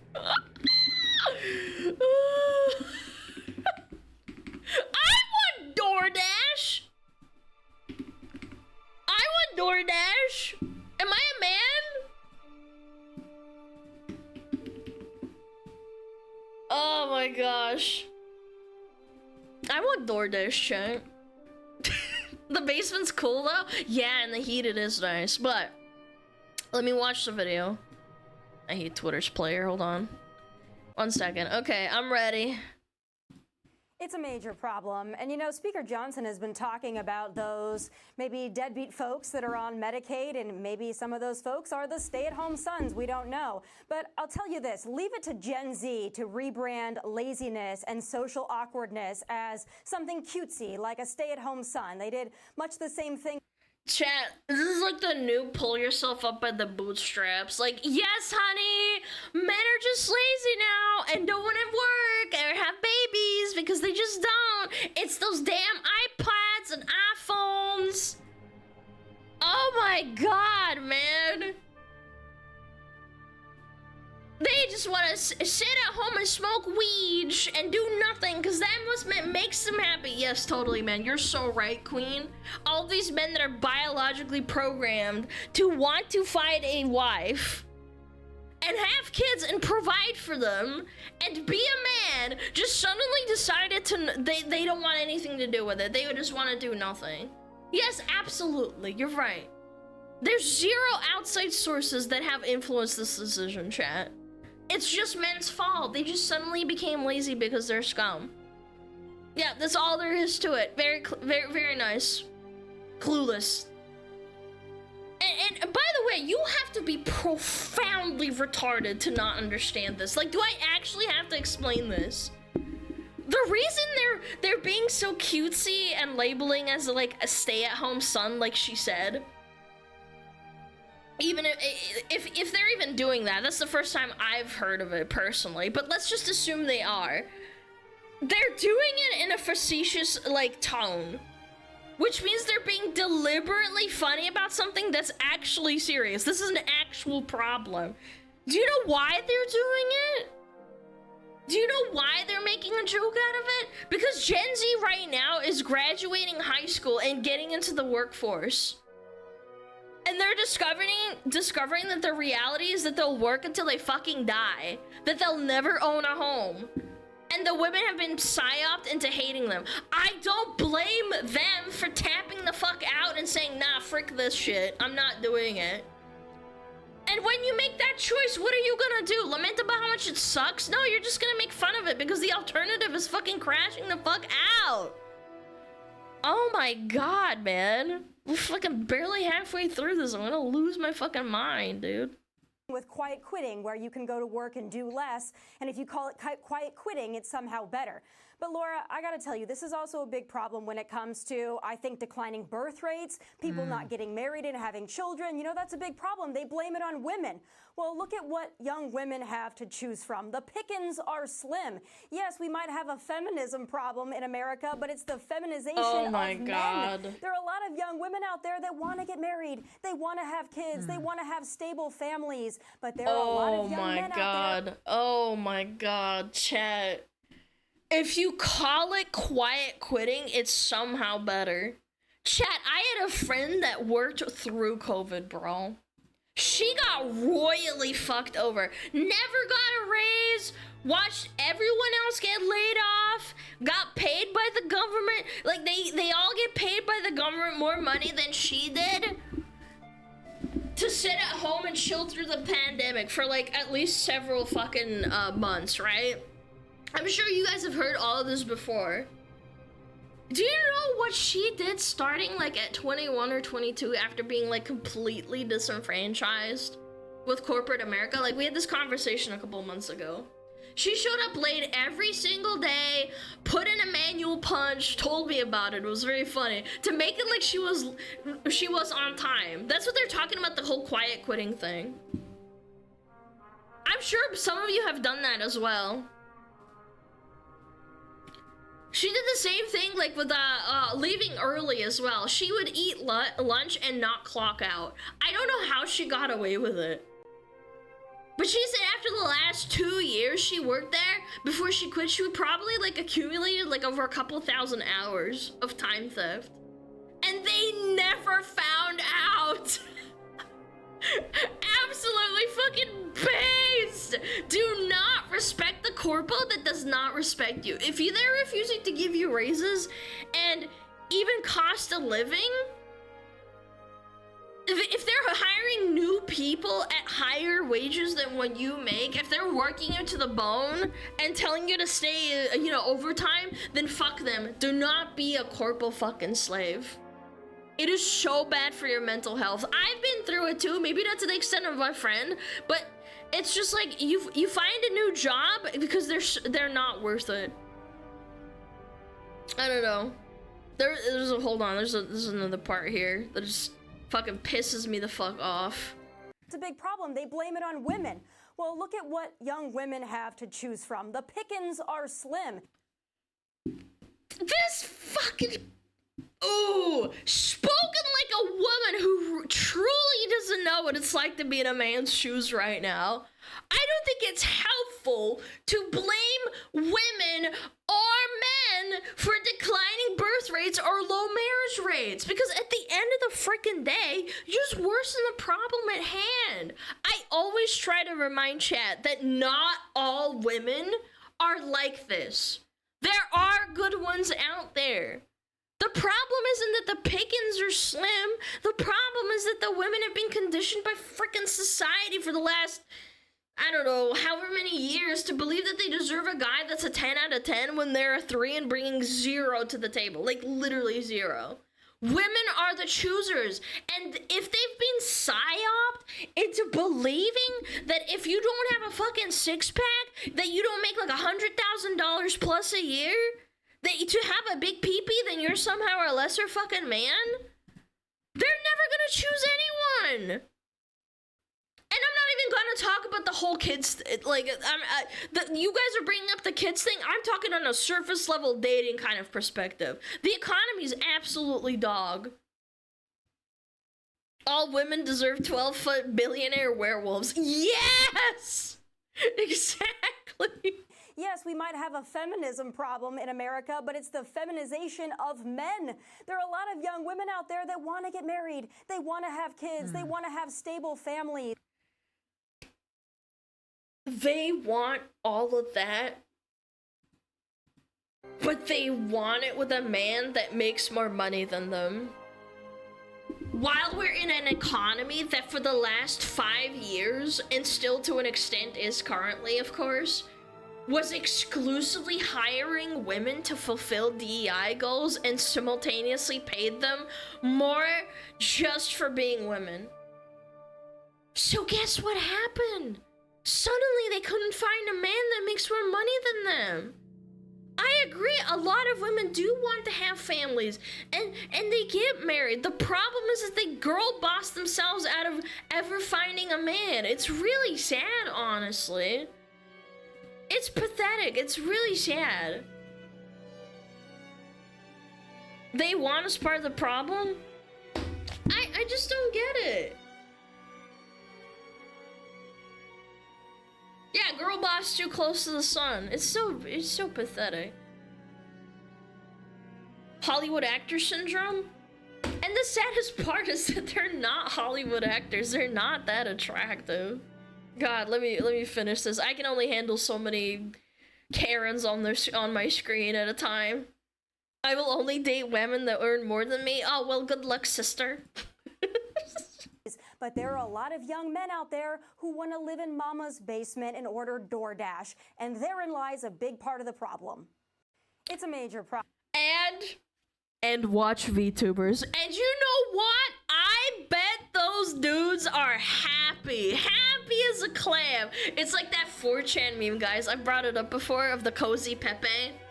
That's like, if you work more than like 0 hours a month, lower your tone when speaking to me. Do you know what I'm talking about? It's that little 4chan meme. It's just funny. They make light of the situation because that's all you can do. Chat. Remember, you need to be willing to put effort into yourself if you want to find a girlfriend. Everyone knows this. But do not be shamed by these women for being in need for a while to recoup your mental. Things suck right now. I totally agree. It fucking blows. You might have the worst day of your life or your month or your year or whatever. But I have faith in you.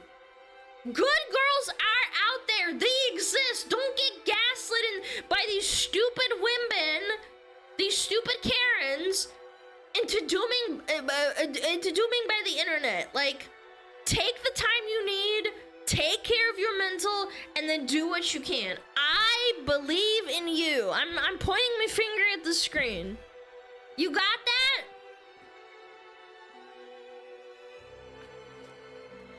Never be a doomer. It's okay to doom a little bit, but don't do it forever. But I have to go outside for that? No, you gotta do what you gotta do. Soy pointing? Yeah, that's me. watching Alana, and I'm like that bald fat dude in his little pond, unbothered, relaxing, and minding my own business. Exactly. Moisturized in my lane, minding my own business. Exactly. That's a monk moment. You're like, these silly Karens will not affect me.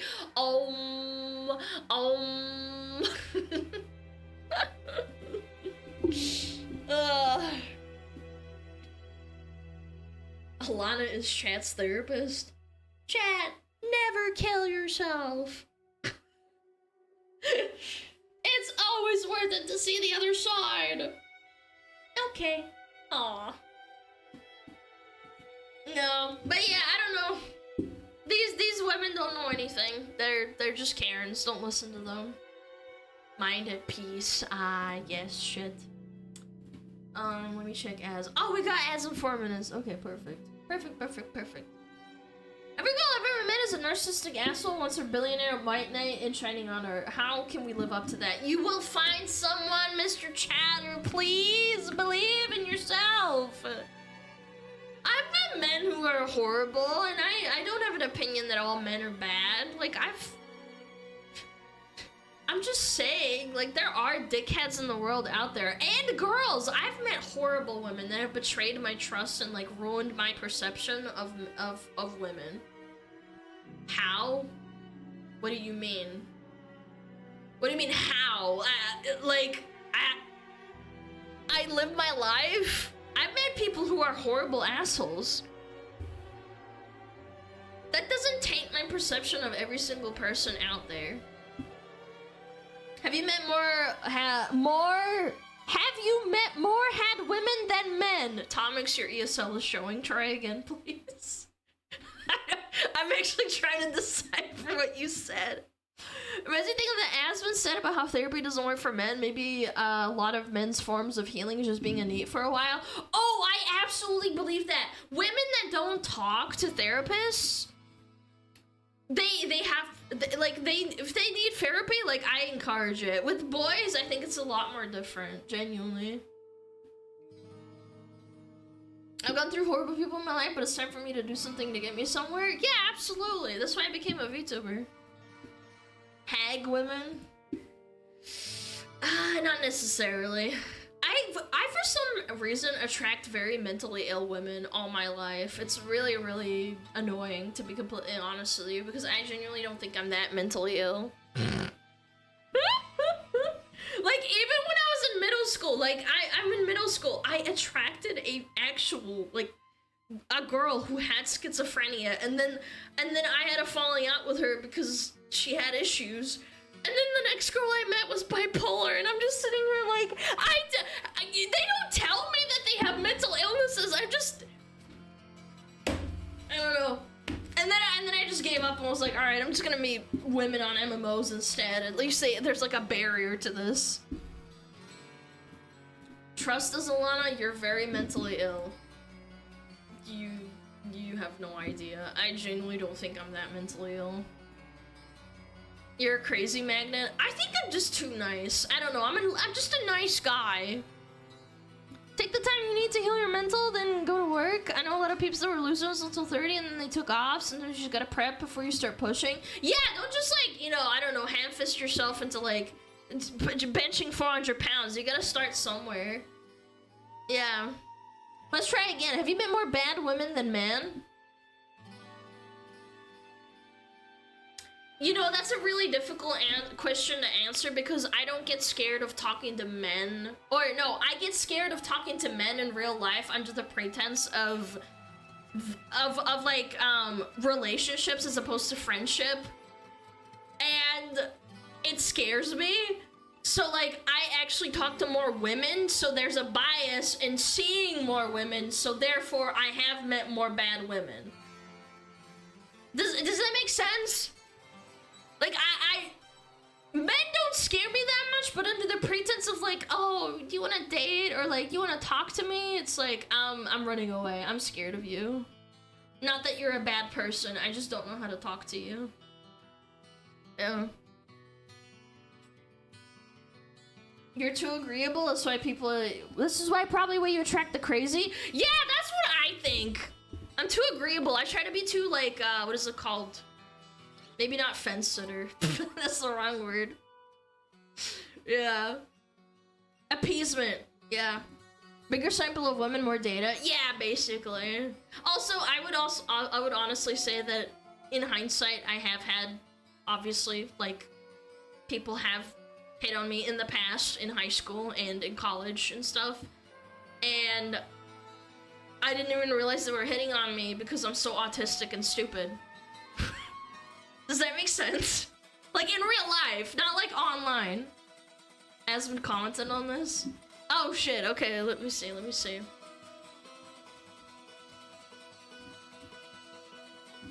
Where? Where's Asmon? You said Asmon commented on this. What the fuck? Is it not there? Did you just gaslight me? Yo, find it. Give link? Yeah, where is it? Is he like shadow banned or something?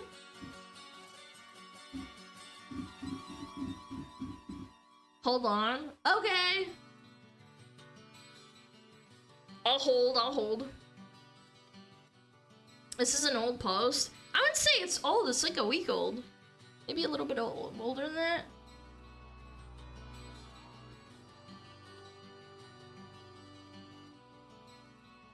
Hold. Ads?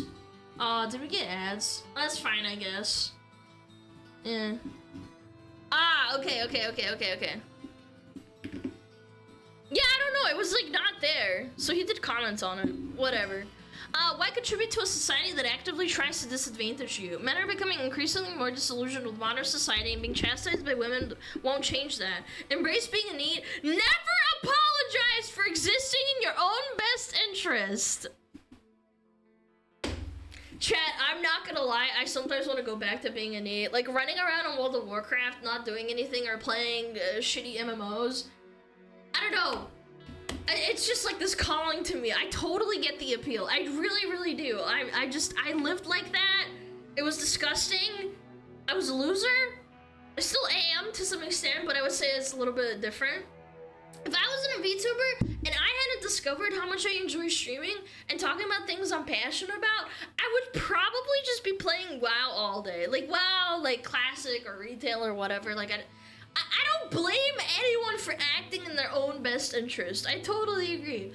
I know for a lot of you, staying at home and playing video games and watching me might be all you do because the alternative to become a corporate slave is just like so shitty. The prospect of that.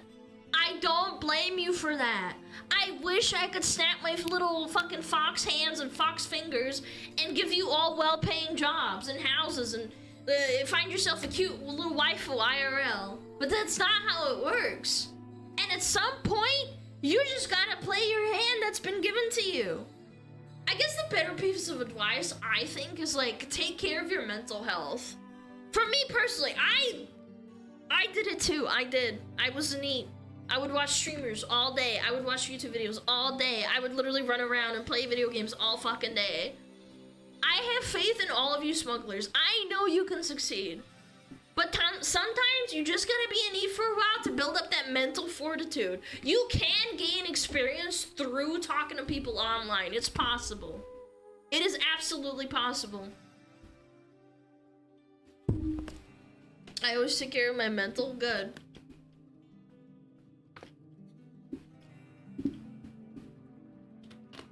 Please don't put that curse on me. I don't want the e-kitten in my house farting up my house, but thanks though.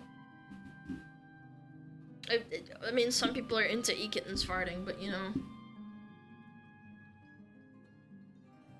It's not that easy, Alana. I know it's not that easy. I've been there. I was 19 years old. I dropped out of college. All I did was play video games. I was a fucking loser. My parents fucking hated me for it. I lied to them about dropping out of college. You want to get into the fucking nitty-gritty? Do not fucking take it lightly when I say it's not fucking easy. It's not easy. The mental is not easy, but you fucking cope. Don't. I trying to explain it to you. I have been in this position before. I was and I am a loser to some extent. And that's fine. I don't give a fuck. Call me a loser all you want. I'm winning. I wouldn't say embrace being a need. That's dangerous advice. It's really not, though.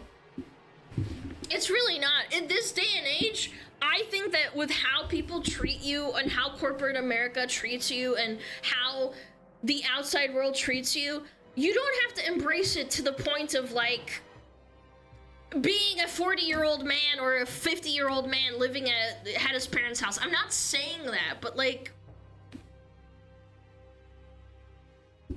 you're the best loser.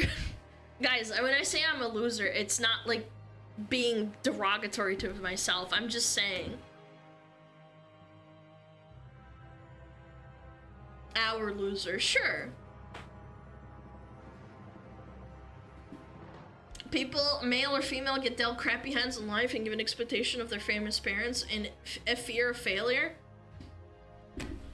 I mean, I wouldn't say like famous parents have anything to do with it. I'm just saying in general, like expectations. Expectations. I think saying embrace being a need is synonymous with take the time you need and take care of your mental health until you're ready to take on life, do whatever it is you want to do.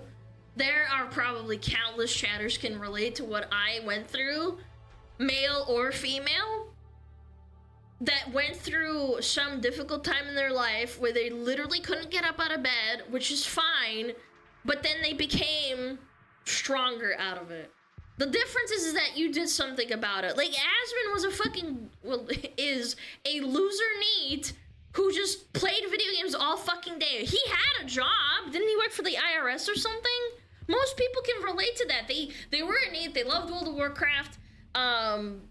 They got a job, fucking hated it, and maybe they went back to being a NEET, and then they got a job again. Maybe they got their wife or whatever. It's like, it doesn't matter. Everybody's story plays out differently. Mine played out differently too. I didn't like stay at my parents' fucking house, you know, forever.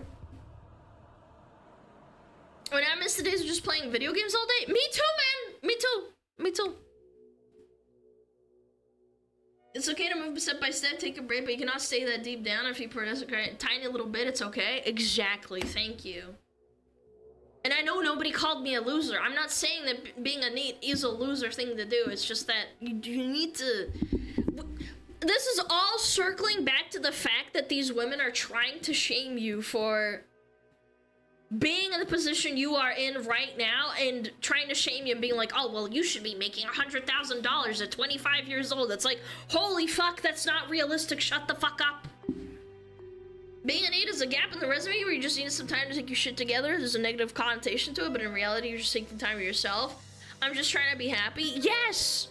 And this didn't exist 20 years ago. This did not exist 20 years ago when these bitches were, you know, in their fucking 20s or 30s or whatever. I don't know how old they are, but they're definitely older than most of my chat.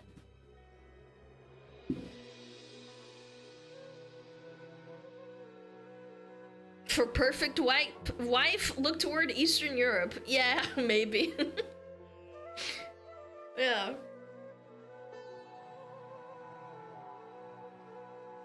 Yeah, I don't know. That's all I wanted to yap about, to be honest. I don't know. I'll read chat for a little bit here. I remember when college was being networking, studying, joining wars, bending myself for corporate events because that was the norm. To be competent, good college student, and absolutely no time for your mental health even. Yes, and then people wonder why there's a fucking mental health crisis in America and in the world in general. I remember my parents would be like, oh, well, you know, I did like little clubs in like college and like, you know, I just got a job right out of college even though I had good grades. And I'm like, I've heard of friends who got A+ in college as an engineer and they never got a job going out of it. Do you think they're a failure for taking time to be a NEET? Because they just give up? They don't want to slave away in Walmart while they throw applications out the door? Like, I just don't think that's realistic. I don't think you're a failure for doing that. There are plenty of people who have all those opportunities. Yeah. All I'm saying, Alana, is different for with men and women. You have government policies that favor you over us. I'm sorry, what are you talking about? What? What government policies? If I'm a NEET and I'm taking welfare, what policies are there that favor me as a woman? DEI? You're talking about DEI, but I'm talking about that most women don't work in DEI fields. No, hold on. I did bring up DEI, but I'm talking about like office jobs. Like if you are a woman and you're just you are going to work for the rest of your life at like Walmart or something, I don't know, it still sucks. Like you still have a bad, like, not a bad life, but it's not amazing. They're usually nurses? Yeah, but what if you don't want to be a nurse? Not everybody's a fucking nurse. Anyway.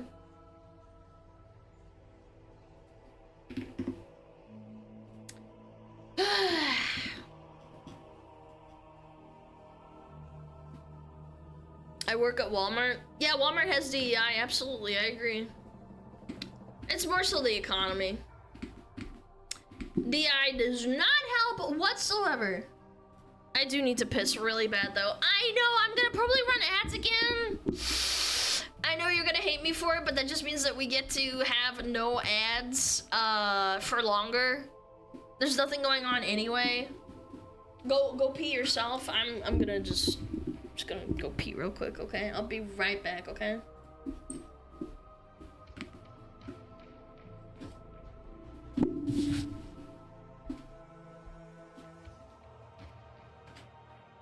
Oh, Metapod. Oh, Metapod, use Harden. Metapod, Harden. Oh, yeah, Metapod, you're so hard. Metapod, Harden.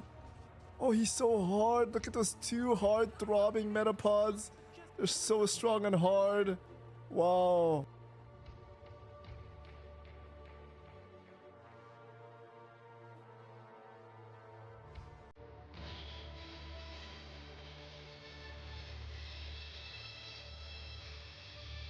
天上太阳红红红红哎，心中的太阳是毛泽东哎，他领导我们的解放哎，人民翻身当家做主人，呀自由哎呀自由啊，人民翻身当家做主人。Why are you so good at this? My language, man. What the fuck?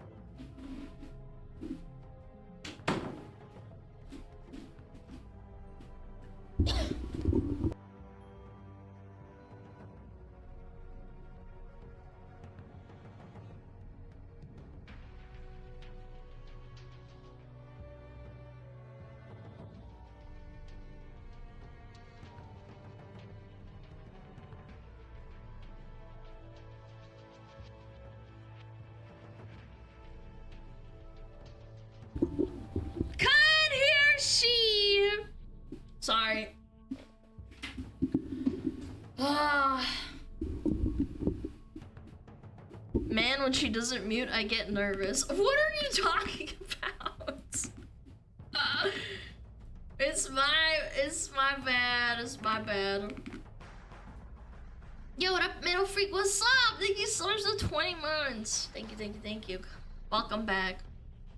Did you fall in? No. Open your ears. I called back my parents. I called back my parents because they called me in the middle of a segment. No. I subbed when you were gone. Guys, please don't ping me like I have to... Chat, if I don't acknowledge your sub, please don't like ping me and being like, I sub to your channel. Like everybody else doesn't do that. Like, can you be a little bit more, I don't know, considerate? That's cool, man. There's also people that sub during my during my yapping, and I don't see it. Let me go through it though. IRL Houseplate, thank you for the 1 month sub. I appreciate it. Sarah Solidcroft, IRL Houseplate with a 5 gifted. Beerus, thank you for the 4 months. That one guy under your bed, that's very scary. Why are you under my bed? That's not appropriate. Thank you for the 4 months. Gibby Goblin, thank you for the 13 months. Serial Lover, thank you for the 6 months. Shrap, thank you so much. Zaroy, thank you for the sub. Man, thank you for the sub as well. And Metal Freak, thank you again for the 20 months. I'm sorry if I missed anyone else. I usually just yap. Yeah. Will you stream on Starlink? I'm going to ban you. That's what I'm gonna do.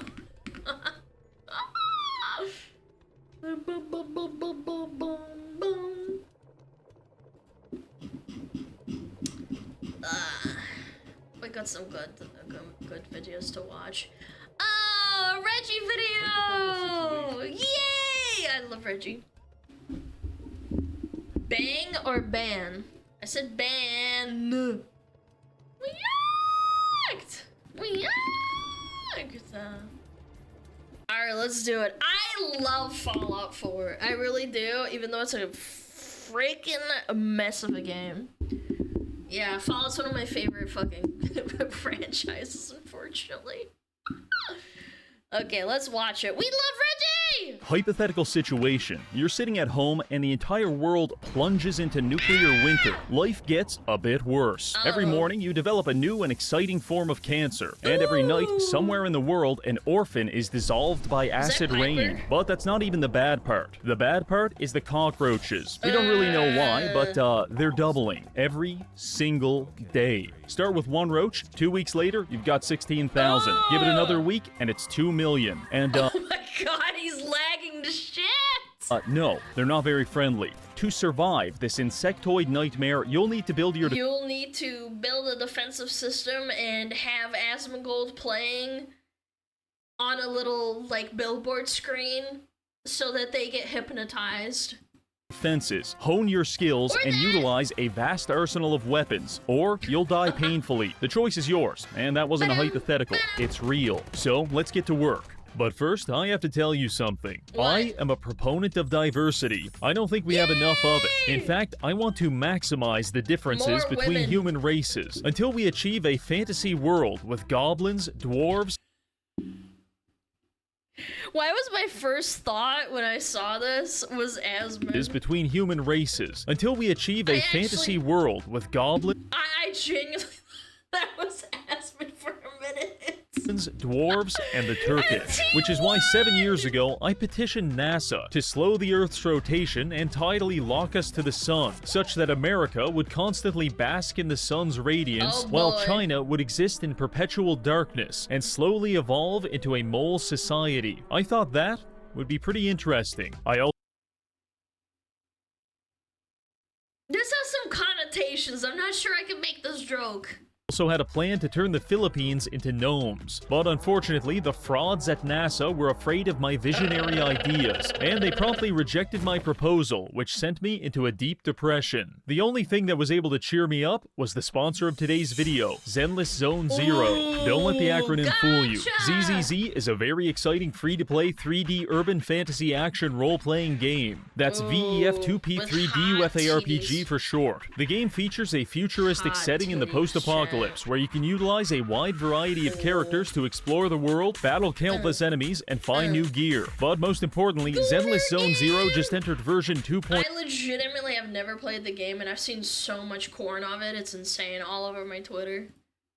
Which introduces a brand new area, Waipei Peninsula, that you can explore using one of the new agents, Yizhuan, Pan Yinhu, or Zhu Fufu. My favorite is Yizhuan, because she's not a wild animal or a child. Additionally, Zenless Zone Zero is celebrating its anniversary this month by offering special events for players to earn rewards, such as a free S-Rank agent, an S-Rank W engine, 30 limited channel pulls, and much more. Personally, I like to keep it simple. I select Yizhuan, load into a nondescript locale, and horribly beat its denizens until I forget about the stresses of my modern life. It feels good, and I want that for you too. So give Zenless Zone Zero a try for free. It's available now on PC, mobile, PlayStation, and it just launched on Xbox. So click the link in the description and use code ZZZ20Reggie to get started with 60 polychrome and 6,666 Denny. How exciting. Now, back to the video.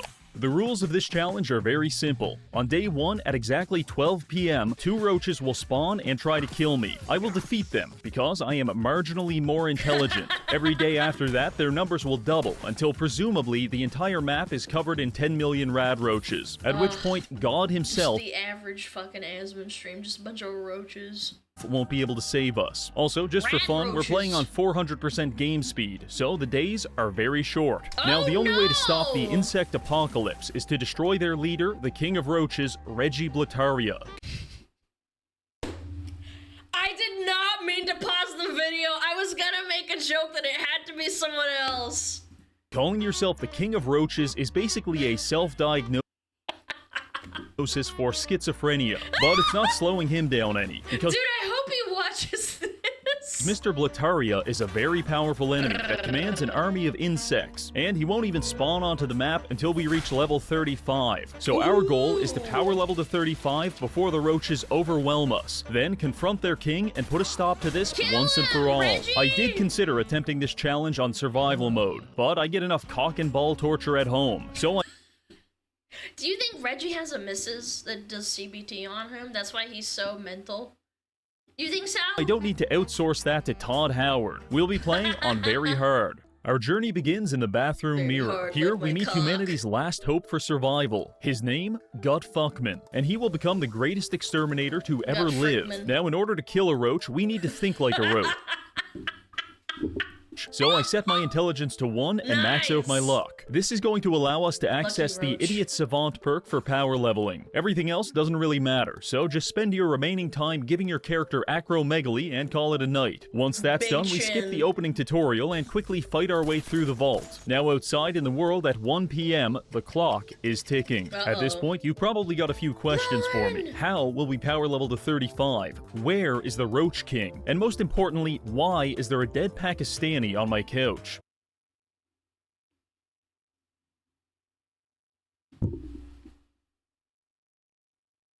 Isn't Reggie from Canada?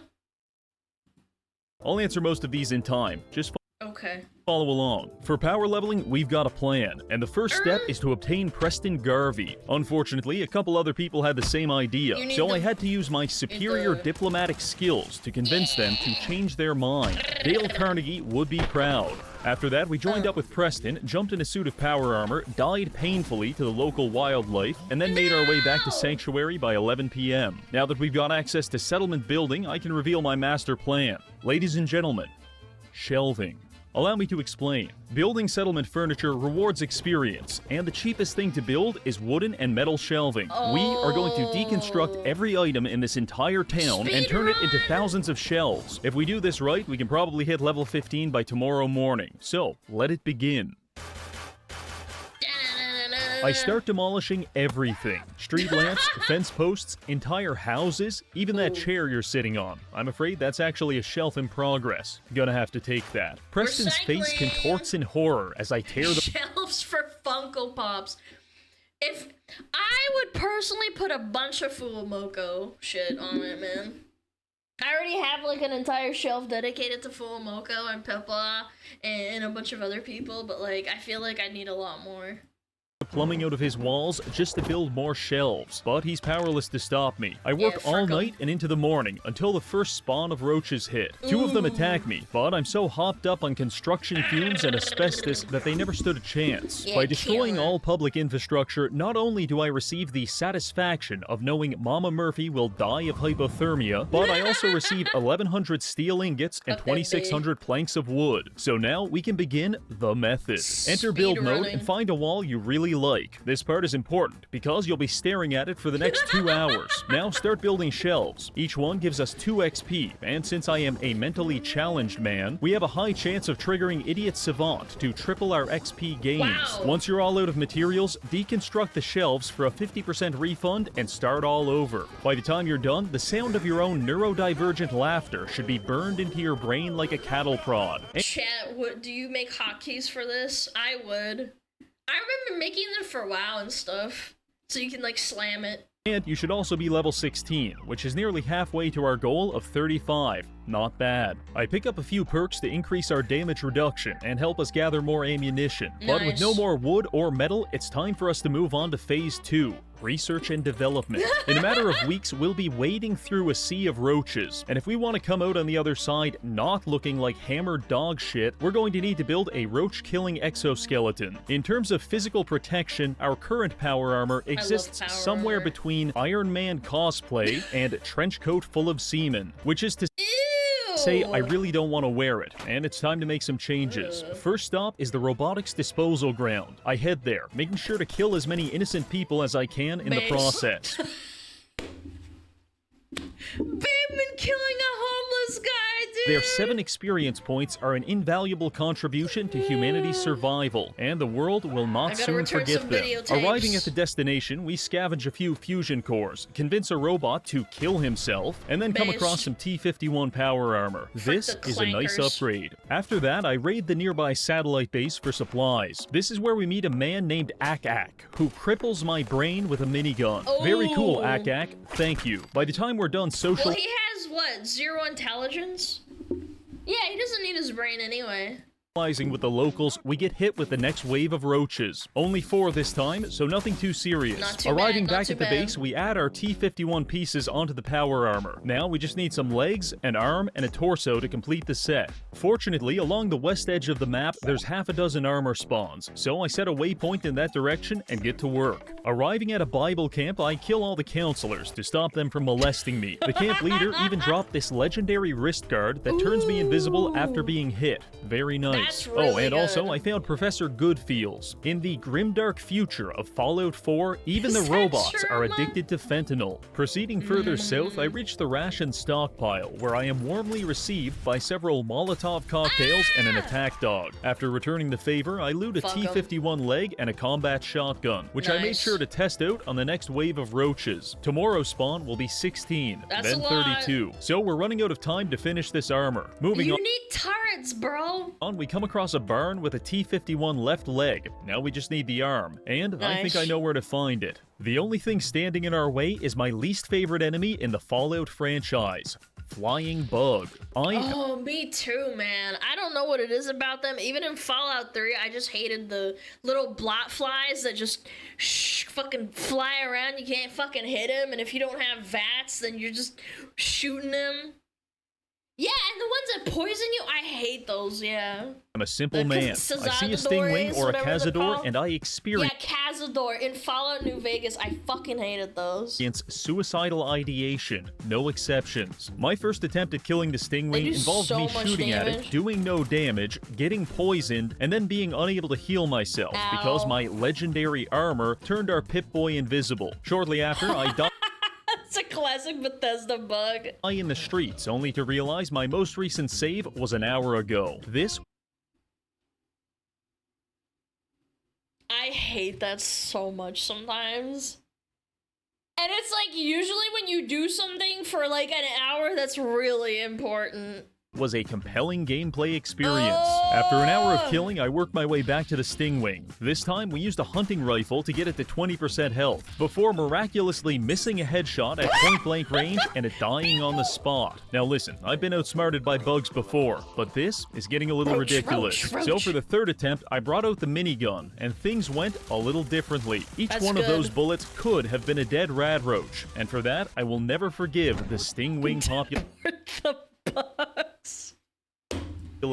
Anyway, with that taken care of, I made my way to this military convoy, found the last piece of armor, and fast-traveled back to the base to complete our set. It looks positively beautiful, but it's missing one thing. Something emblematic of the human race that makes us fundamentally better than the bugs. That thing is capitalism. By of course. Harnessing the power I was about to say you need to give it a nice paint job. Of branded sponsorships, our extermination exoskeleton now has increased damage and energy resistance. It looks like, it unironically looks like a NASCAR. The communist bug maxers don't stand a chance. So we're on day 4 of the Roach Apocalypse. We're level 17 with a full set of power armor. This is pretty good, but we're only 1 week away from 1,000 roaches trying to rip us limb from limb. So what's my next move? I ask myself this question, and I answer it intuitively. I need a flamethrower. Now, there's probably a lot of ways to get one of these, but I like doing things the hard way. We're going to travel across the map to a place full of people who hate me, have several flamethrowers, and at least one of them wants to throw us in a giant pot of molten iron. I believe this will be a... This is actually kind of a tough fight. Not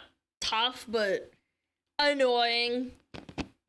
Yeah, the outside has a bunch of the stupid fire guards, and then the inside has a bunch of... And there's just like a sniper on the roof, if I remember correctly.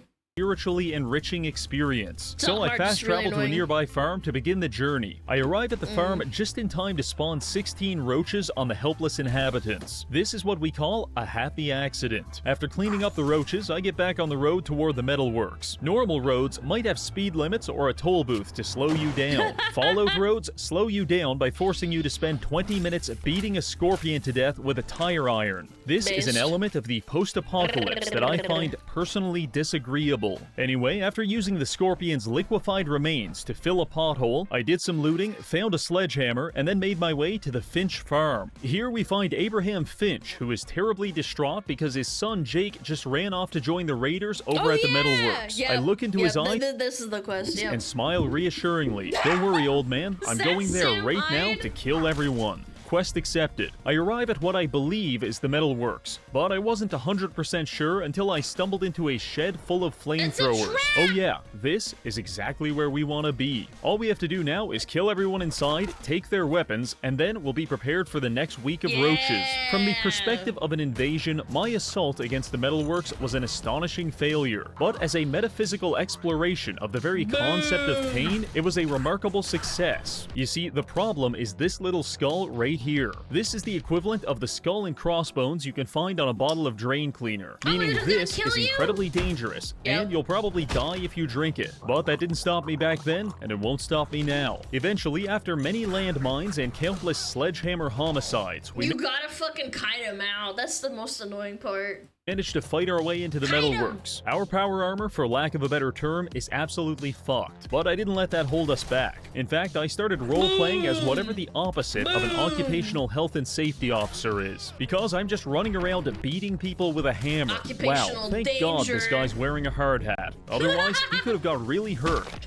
He's part of OSHA, they blast his head off. Decided to yes-and my own roleplay by unlocking this robot and programming him to shoot people with railroad spikes. This is the kind of work environment I can endorse. Once everyone's dead, I raid the lunchroom and use a collection of coffee pots and dinner forks to repair my armor. Then we head into the last area to confront the final raiders. Arriving there, I find a raid boss named Slag, and also Abraham's son, Jake, who's having second thoughts about joining a gang of criminals that get impaled by railroad spikes for a living. He might be changing his mind mind after he sees your ass. This whole plan about how I was going to convince Jake to leave the Raiders and return to his father. But before I could do any of that, I accidentally spawned 32 man-eating roaches, and things got a little messy. In fact, I'm pretty sure I beat Jake to death with a sledgehammer. After that, I minigun Slag's bodyguards and then spent 5 minutes determining how many concussions were required to liquefy this man's brain. The answer was 47. Once Slag was dead, I looted his incendiary sword, grabbed some flamethrowers, and threw Jake's body into the pot of molten iron. Sorry, bud, but if your father was to find your pulverized corpse, that would implicate me in a murder which I did commit, but sincerely don't want to be punished for.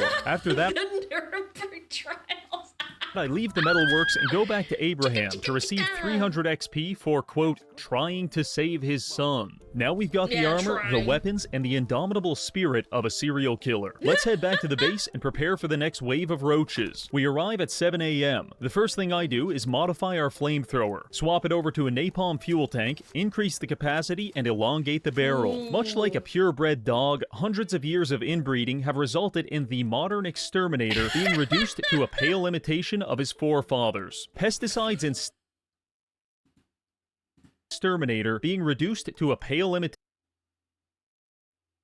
My chat happy, very cheesy. imitation of his forefathers. And not so happy there's a gun. Yeah, there's a gun trap.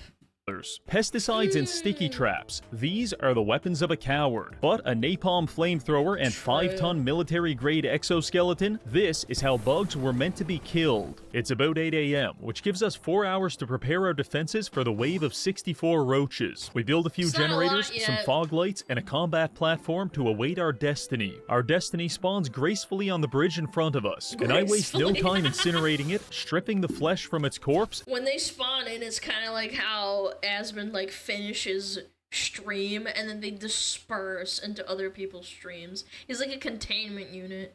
And then cooking it into a delicious meal. Things are going to get pretty serious from this point, and we're still 15 levels away from being able to kill the Roach King. So how are we going to close that gap? Well, there's two options. Option A, when we were at the metalworks, I picked up the schematics to build copper statues. These give a ton of experience and can easily power level us if we're willing to use an item duplication glitch to generate infinite copper. I've tested this out on another save, and I can assure you, it works very well. However, I personally believe glitching and exploiting to be a shameful tactic. Believe glitching and exploiting to be a shameful tactic devised by the British to undermine our moral integrity. So instead, we'll be doing option B, which is waiting. In a few days, thousands of roaches will try to eat us, but if we're strong enough, we'll eat them first, and we'll be rewarded with thousands of experience points. So we're going to fortify our defenses to stab, crush, shoot, and incinerate our way to level 35. But first, we'll need to scavenge some supplies, because this ain't gonna cut it. My primary goal is to construct a containment chamber, which will allow me to concentrate the roach population in one location for a more convenient genocide. I feel compelled to explain that this is not an allegory for the Holocaust. Please. I butchered 10,000 peasants for medieval science. We placed an age restriction. Dude, I hate YouTube, man. YouTube is so pussy. What do you mean? It's a video game. Stop reporting my video. It's nearly noon and the construction isn't complete, but luckily I don't think we'll need it yet. You see, when leveling up, I grab this perk right here. Pain Train is a power armor based ability that allows you to turn your body itself into a weapon of destruction. By sprinting into our enemies, we can damage them. Against a full-grown man, this is rather inconvenient, but against a roach, I suspect it will be lethal. Now it's time to find out. And remember, this upcoming insect genocide is sponsored by Sugar Bob's breakfast cereal. When you feel that crunch, you know it's gotta be Sugar Bombs. 12 p.m. sharp. 128 roaches spawn on the bridge in front of us, and we run straight through them like an NFL linebacker blitzing a group of preschoolers. This pushed us to level 21. The strategy is working. I did a few more flybys and then Mercy killed the stragglers with an incredibly painful flaming sword. Just another day in the post-apocalypse. Day 13. This one snuck up on me. I was busy fighting the children of Adam over the contents of this passenger airplane when I lost track of time and accidentally spawned in 256 roaches, which proceeded to kick the ever-living shit out of me. This was terribly embarrassing. At first, I was killing the children of Adam because I hate them, but now I'm doing it so they can never tell anyone about what happened here. I did manage to survive this onslaught through the liberal and sustained application of copious amounts of napalm, but I'm getting low on fuel, and if we get caught out of our power armor on the next wave, it's not going to end well. As you need to fucking be in your base. What are you doing? I was sifting through this pile of burnt roaches, I came to a realization. That's a lot of dead bodies, and it's starting to affect my frame rate. This is a problem which is only going to get worse unless we find a solution. And just get a 4090, bro. I've got an idea. In Diamond City, there's a meat vendor that sells a wide variety of salmonella, but she also sells a book on butchery, specifically insect butchery. If we get that book, we can process these corpses, which will delete them and save our frame rate. So fellas, we're going to Diamond City. Based on my previous videos, I have a questionable relationship with Diamond City, but I am absolutely positive that nothing will go wrong this time. So I began my journey there, and like all journeys in the post-apocalypse, it involved me using a flamethrower to kill a mosquito, using a cancer gun to fend off the homeless, and getting chased through the streets by a suicide bomber. But by 5 a.m., I had successfully made it to the front gate, where I found Piper trying to enter. You want into Diamond City, right? Yes, I am a normal and well-adjusted man with a car chassis welded to my torso. What's that? You said you're a traitor up from Quincy? No, I said I'm a psychopath who wants to wear your skin. Sam Hyde. And just like that, we're in. Yay! First things first, we go to the vendor and pick up the butchery skill book. At this point, I should leave. However, I get a bit distracted. Watch this guy get his head blown off, then I tried to drag away his corpse to cannibalize it. But he got stuck on the wall of this barbershop and I couldn't get him out. So I had to leave him there as their new mascot. Just a little off the top, eh fellas? By the time I was done dicking around, I realized it was already 10:30, which means I'm not going to be able to make it home before the next wave of roaches. So, Diamond City, I'm going to need your help with just one last thing.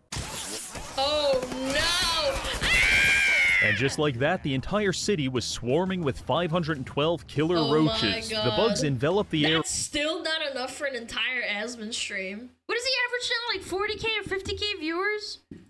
Like a skittering crunchy blanket, and I did my best to clear them out, but even with all of the citizens helping, it still took the better part of the afternoon. Also, at some point, I think I accidentally shot someone in the face, because the entire town became hostile. You know the worst part? Killing them doesn't even give experience. It's just a waste of bullets. So I forced myself to punch half the city to death to conserve my ammo. Then I spent 20 minutes jumping around killing the last of the roaches before leaving the city under a healthy amount of incoming gunfire. Until next time, Diamond City. After our escape, we head back to the base, arriving at 8:30, which left me just enough time to finish the construction on my cockroach containment device. I call it the cock cage. Cock cage? Where's the Gotchi? Reggie, if you're out there, please put Gotchi in.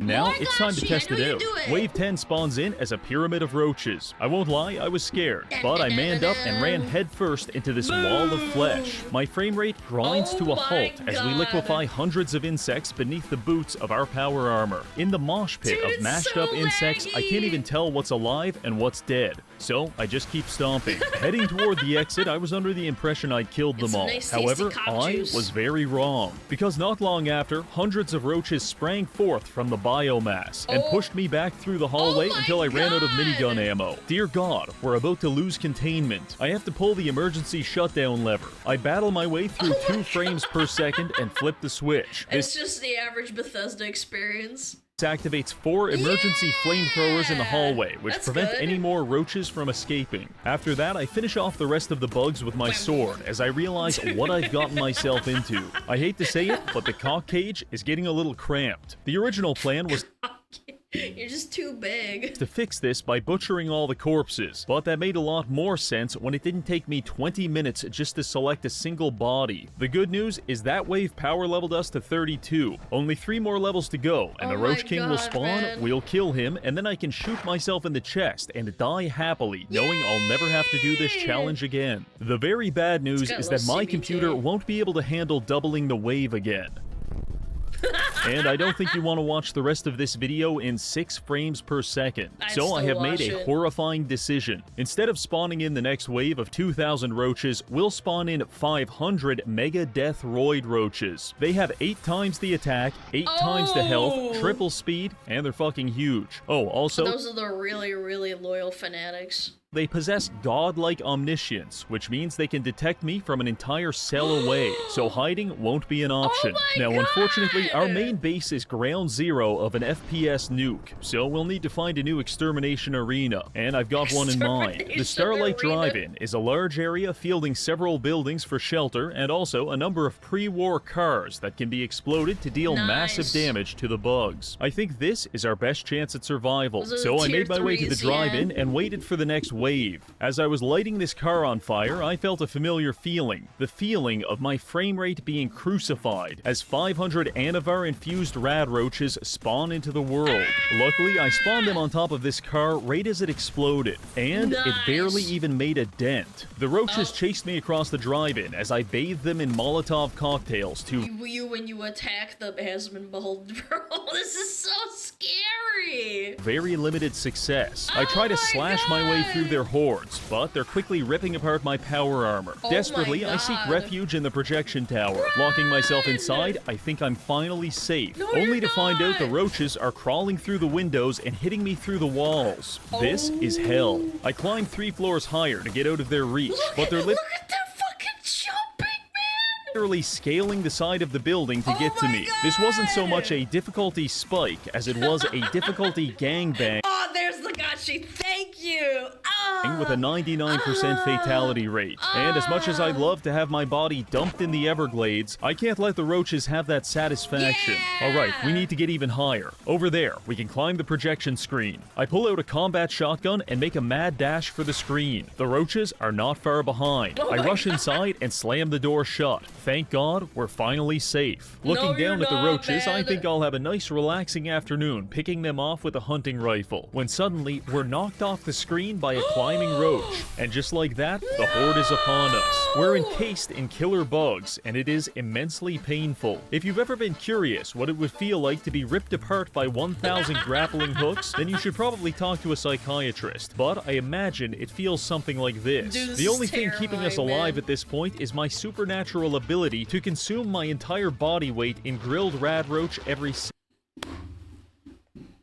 Not the glizzy guy. second. It's time to resort to Plan B. You see, I spent 2 hours this morning placing landmines in a nearby smart. field, and like it or not, running through an unmarked minefield currently represents our best chance at survival. I like this guy. He always has a plan B. So I forced my way through the dog pile and led the bugs into our trap. The roaches stormed the field and were lit up by about 3 dozen anti-personnel mines. This managed to thin their numbers down to about 100 at the cost of accidentally breaking both of our legs. After this mildly traumatic event, I briefly sought refuge inside a boxcar, and I also tried a watchtower. Both of them, terrible choices. Yeah, It wasn't you get until we pinned in made a it to the corner. storage shed that we finally had some semblance of safety. In case you're wondering, it's 5:30. We spent 5.5 in-game hours pissing our pants and getting curb stomped by roaches. But now we've got the upper hand. I spent the next 6 hours exercising my Second Amendment rights until the number of bugs was sufficiently low for me to meet them in the field for melee combat. By 11 p.m., it's finally over, and we're level 37.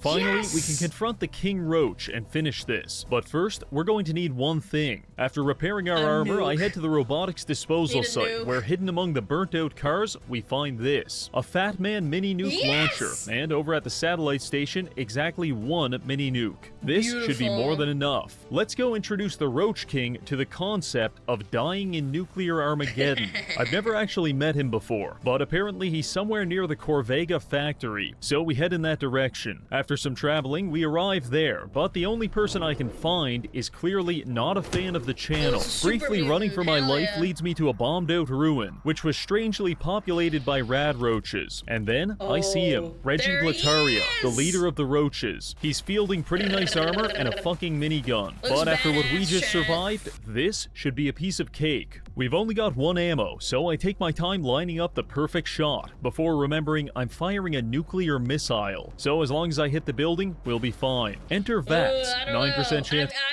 I would probably say before doing that, because you just know it's gonna clip.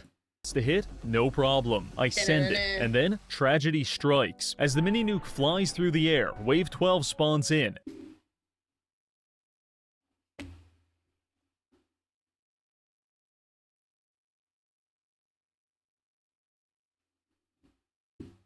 They actually formed a perfect wall. There's no way. An entire goddamn wall of 1,000 mega roaches. Dear God, they've absorbed the nuke.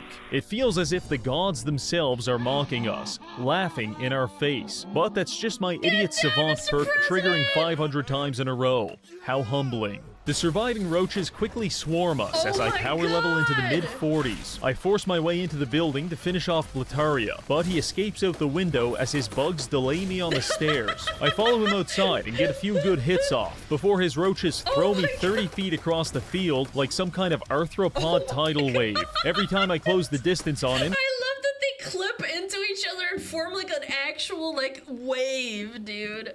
the bugs launch me across the parking lot, but he's running out of bugs. Roach King makes the mistake of stepping out of position, and we charge straight into him, landing the finishing blow with our sword to finally put an end to his reign of tyranny. We finish off the remaining roaches, exit the power armor, and inspect his charred corpse. On it, we find the junky shish kebab, which is the exact same weapon I've been using this whole time, except this one does more damage if you're addicted to heroin. Honestly, I couldn't have asked for a better weapon.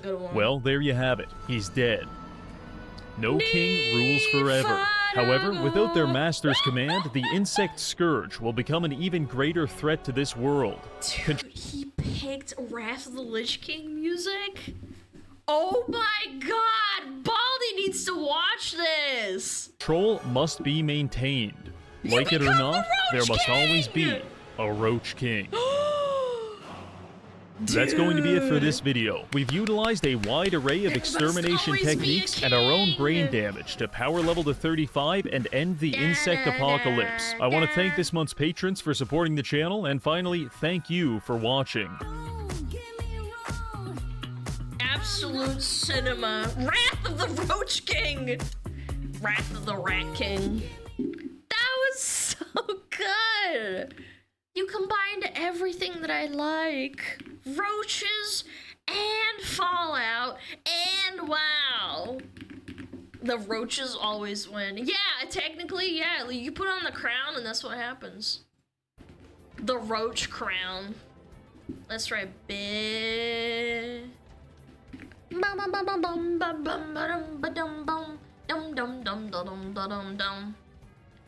What the frick? What the frick?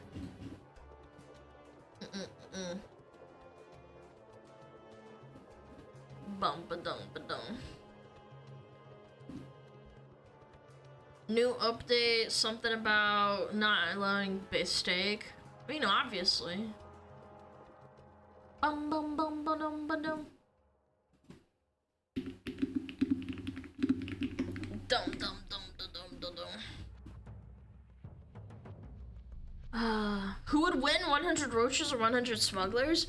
Obviously, it would be the smugglers. They're rats. They have more HP. Have you ever been fucked with a rat in Elden Ring? Roaches? You guys think roaches? No, I think the rats would win. Absolutely just destroying it. Ooh, this should be good. A frickin' Muujin video?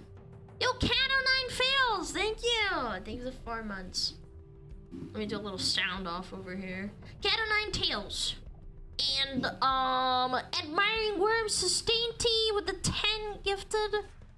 Admiring War with another 20. Wait, I missed that. What the fuck? Who did that? Lie, think of the 18 months? Oh my goodness. Drizzar, think of the 11 months. Laluz, think of the 9. Goodness. Yeah. Poor girlies. I have no idea what you're talking about. How to destroy your extremely successful game in one day. Infinity Nikki's cataclysmic downfall. Wait, wasn't this game like some sort of cute like girl game? I remember this game coming out and people were like freaking out saying it was really fun. Yeah.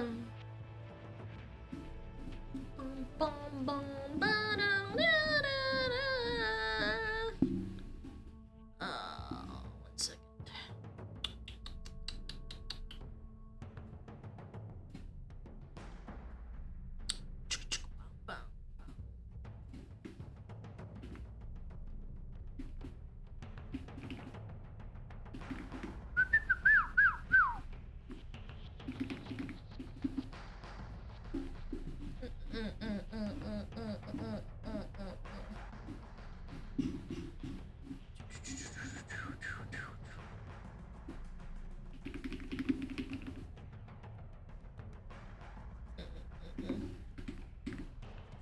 No real girl if you don't know Infinity Nikki. No, I know it. I've just never played it. That's all. All right, let's do it. Game ruined. Many such cases. While studying business, one thing that you're taught is the blue ocean strategy. The seemingly endless blue ocean represents a market that's never been taken advantage of. Hold on, but you need to find the whales. Is that what we're going with? Its counterpart is the red ocean, a market that has way too many competitors and is a headache to penetrate. One of the best examples of the blue ocean strategy is what Tesla did with EVs. They seemingly created the market from thin air, and then other competitors came in to try and get a piece of that pie. So now, of course, the EV market is a red ocean market, no longer a blue ocean one. For a while, people assumed that gacha games were a red ocean market. I mean, why wouldn't it be? The narrative was established. Gacha games targeted a very specific demographic, and that demographic wanted to spend an insane amount of money on very hot women. But recently, we've come to find out that not only was this incorrect, it actually couldn't have been further from the truth. Infold came in and made us truly understand that the gacha game industry wasn't really a red ocean market just yet. There was still potential to create a blue ocean market, and that's exactly what they did with their games. Instead of targeting the well-known male demographic that wanted to collect wives and spend way too much money on them, they targeted the fujoshis. Targeted the female market, who really liked the idea of having hot male husbands and spending way too much money on them. But targeting the female demographic didn't just end there. Infold saw very lucrative opportunities that other studios were not taking advantage of and proceeded to release their newest title, Infinity Nikki, which was a gacha game, but at its core was a dress-up game. It was an open world game with the goal of dressing up your character in different outfits that you loved. And they were onto something. Did they make it pay to win so the best outfits get you the hottest husbands? Yeah. Game released, it received immediate success, reaching 10 million downloads on all platforms, PC, mobile, and even PS5. This is extremely impressive even for a free-to-play game. It's ridiculous. It truly showed that there was a demographic in gacha games that was ignored for years, and Infold was finally able to give them what they wanted. So how the hell did they manage to go from a rating of 4.2 stars out of 5 on release when it came to the Google Play Store to now finding themselves at 1. Nah, what was that number? It was 4.2 with 15K? Yeah, it was 4.2 with 15K and it doubled and went to 1.8. That's insane. What did they do? With their other games like Love in Deep Space also being affected by the crossfires. Sitting at 3.3 stars out of 5 on the Google Play Store, as opposed to 4.2 just a couple of months. You do not fuck with the fujoshis, I'm telling you, man. Prior. And let's not forget the fact that Infinity Nikki released on Steam and is now sitting at a mostly negative review. How could such a successful game that truly created a new segment in gacha, a genre that's existed for over a decade, fall from grace so quickly and so violently? Well, there are actually... I don't even know how you'd manage manage to do that? Did they make it too expensive or something? Because, like, you're already buying outfits and stuff. Like, how bad could it be?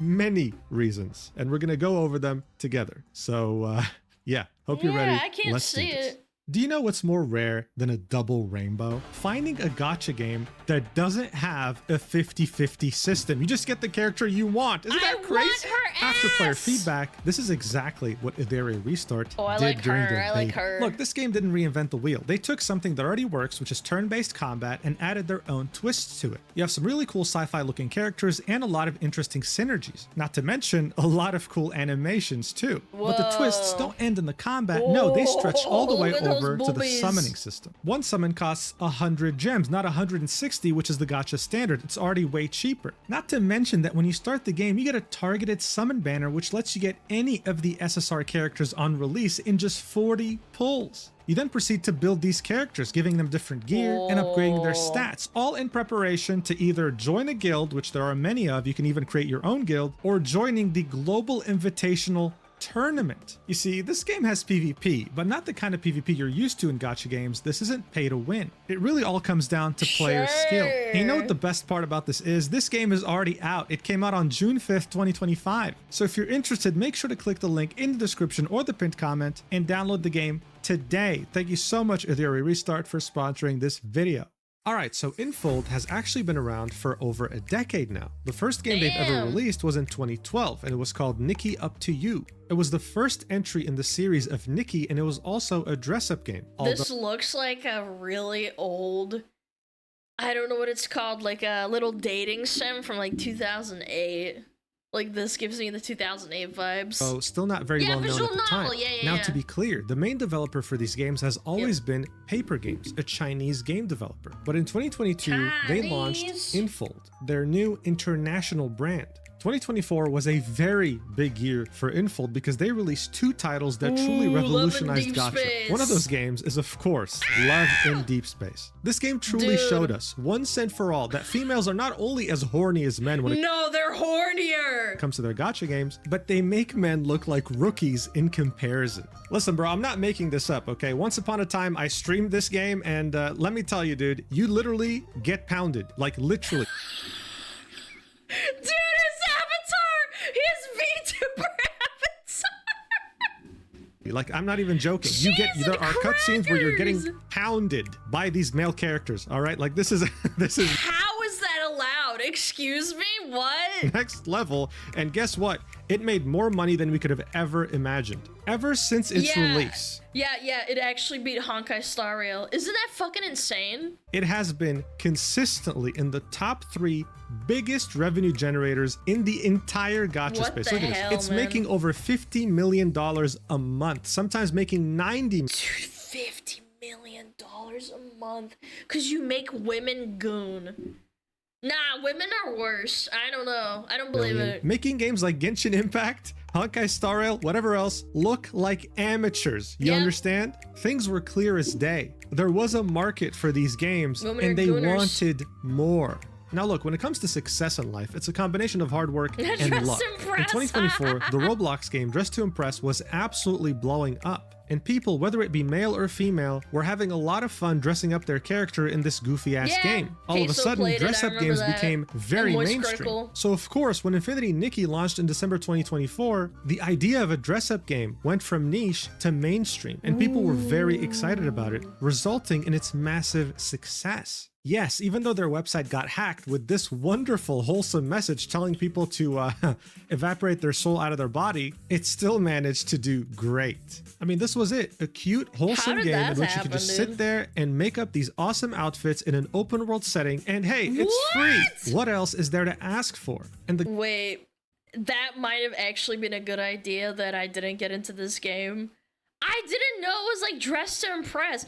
I actually think that might have been a good thing I didn't get into it. I might have actually spent my money on this fucking dog shit.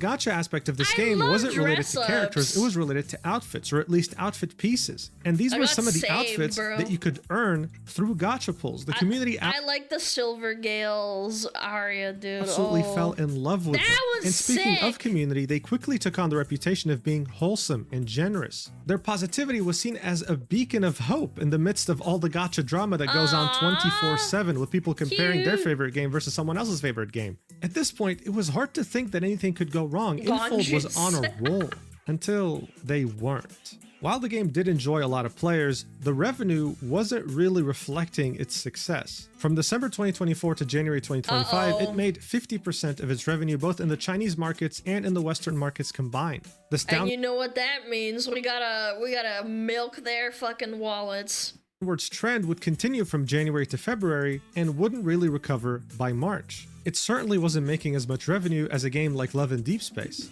and red flags started popping up until a nuclear eruption took place.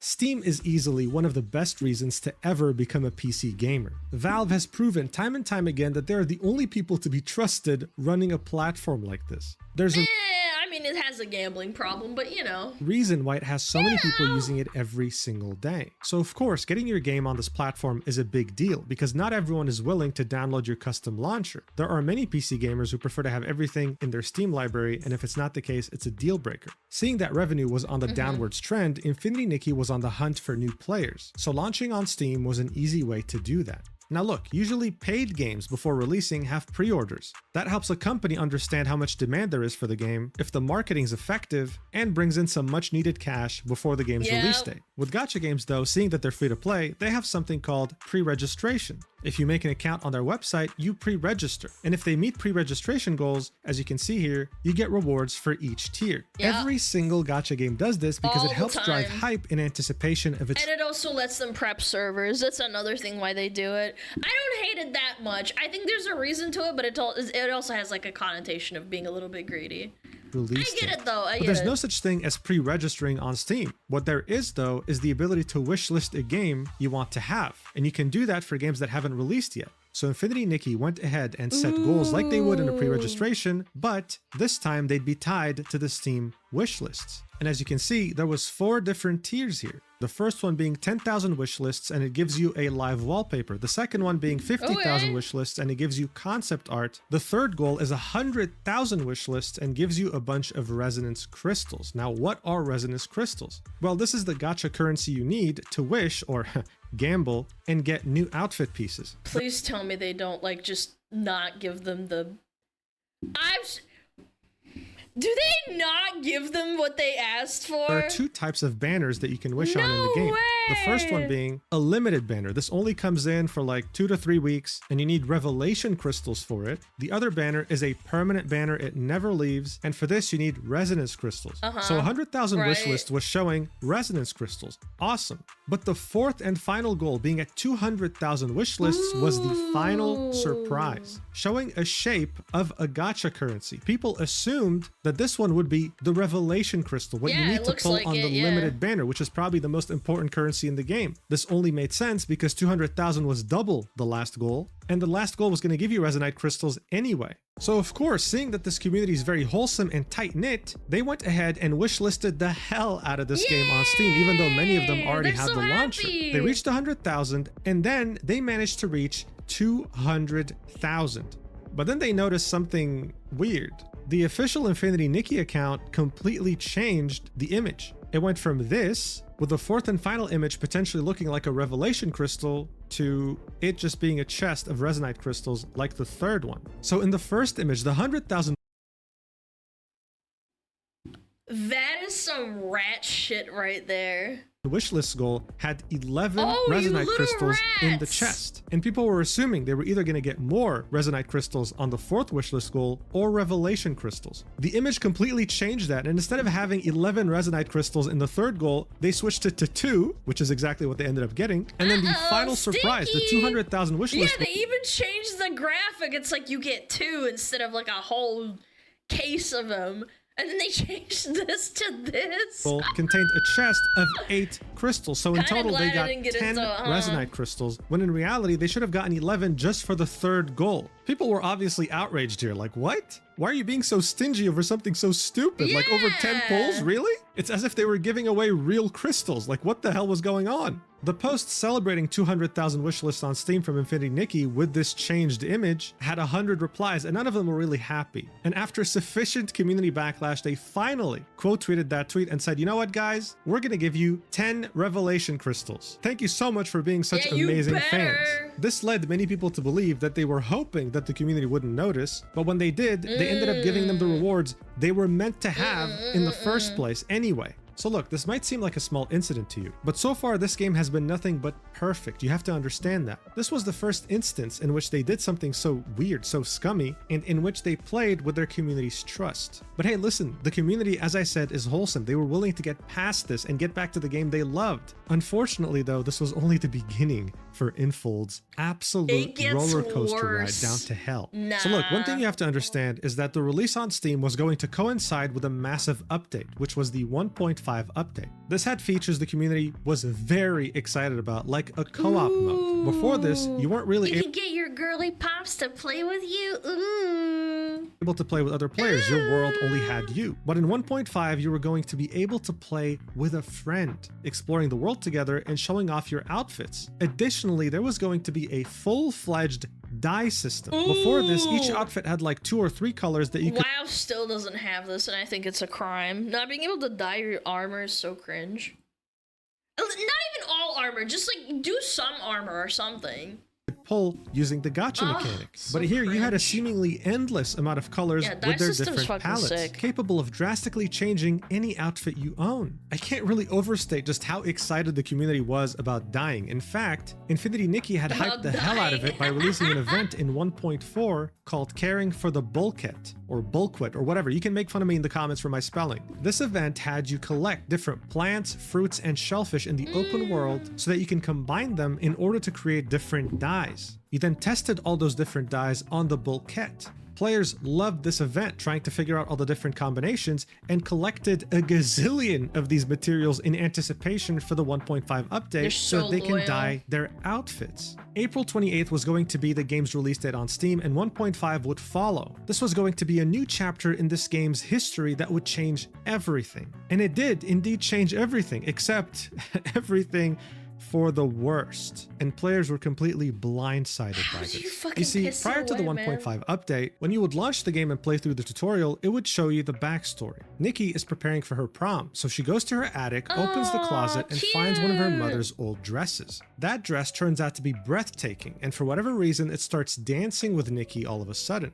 After some short dance moves, the dress puts itself on Nikki and transports her to another world. In this world, she meets a goddess that looks really cool, by the way, who tells her that she's— yeah, does she have fat tits? —to know her mother a long time ago, and that now she has to save this world by collecting all the different miracle outfits. So even if you weren't a story player or someone who necessarily cares about lore, this intro still managed to somehow captivate you. Yeah, captivate you, that's a word. Reel you into this new world that you just found yourself in. Not to mention, this isn't generic in any way. It's not the typical gacha story. It's original and beautiful and leaves you with just enough questions to keep going. However, when old players launched the game after the 1.5 update, they were met with this cutscene. It was also sudden, there was no prior warning, and they were like, what the hell's going on? They were met with this new strange character that they had never met before, talking to them about how they're a goddess or whatever. And then they found themselves doing another tutorial, even though they've been playing the game for a long time. What? People were wondering, what the hell is this? Some kind of prank? What's going on here? That would piss me the fuck off. I hate that when that happens. Other companies have done it too. They're like,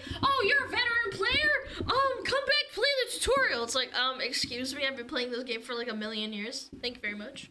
Well, it turned out that the whole story changed, okay? It was retconned. Yeah, that's the term. It was retconned, and everything you've known beforehand didn't matter anymore. There was no dress in the attic. Your mother, who cares about her? You having to save the world, we don't know why. You're just a goddess or whatever, and yeah, just go do you. Like, nothing made sense.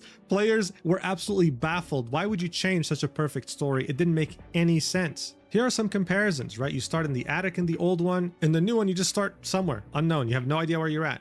Anna, that woman with the white hair that you meet in chains in the first intro, who was your mother's friend, just appears randomly. Like, they made her less hot. Look at with no cool cutscene or whatever in the second new Cringe. intro. This is also without mentioning the fact that it just looked uglier, almost like it was rushed for whatever reason. Some people had the theory that Infold did this to make co-op mode make sense lore-wise, since the new tutorial had an emphasis on different worlds. But seriously, how stupid is that? No one needs lore or a justification as to why you can play with your friend. Yeah! No one asked for this. There was no one who saw this new tutorial and thought, Realistically, how many people are gonna even play with like friends? Probably not very often. Like you've kind of failed your demographic. man, I'm really glad they did this. If it ain't broke, don't fix it. And they just broke it in the process of trying to fix something that didn't need fixing. This is without us going into detail about how they butchered some beloved side characters by retconning the story. One character that was beloved by the community, because of course most of them are female, is Giovanni, this dreamy looking fella right here. The story being retconned made his whole story not really make much sense anymore, like which is Leon. wonderful news to many players who play the game. Now you might be thinking, okay, I get it. I get why Infinity Nikki players are so pissed. I'd be pissed too. But buddy, we're not even halfway through this mess yet, so hold your horses. Things are about to get way worse. Look, if you play gacha games, you know how the gacha system works. Yep. You pull on the banner of a character you want, using either the currency you earn in-game or one that you buy in the store. Yep. You can get really lucky initially and get what you want, or you can get really unlucky, but not too unlucky because there's a pity system that limits how unlucky you can get before giving you what you want. You do not know true pain of not having a pity system until you played WoW, and you literally just never get the drop. Oh my god. I remember so many times re-rolling and doing the same dungeon over and over and just not getting that shit. You guys are spoiled! If you want to go the extra mile, or if you're rich or just irresponsible with your money, you Yes. can usually pull for the same character multiple times and their copies would give them more abilities, making them OP as hell. Now, based on how lucky or unlucky you are, and if we're going to assume that you're only buying the currency, not earning it in-game, prices have always varied. But recently, because of pressure from the United States, Genshin was forced to show exactly how much a character would cost if you were to be lucky or 1.103%. No, 198 to 475. I feel like not a lot of people care, but seeing those numbers is so funny to me. the unluckiest possible. And as you can see here, it's $1.98 to $475. $400 for a fucking character in a video game. Bro, blow me, man.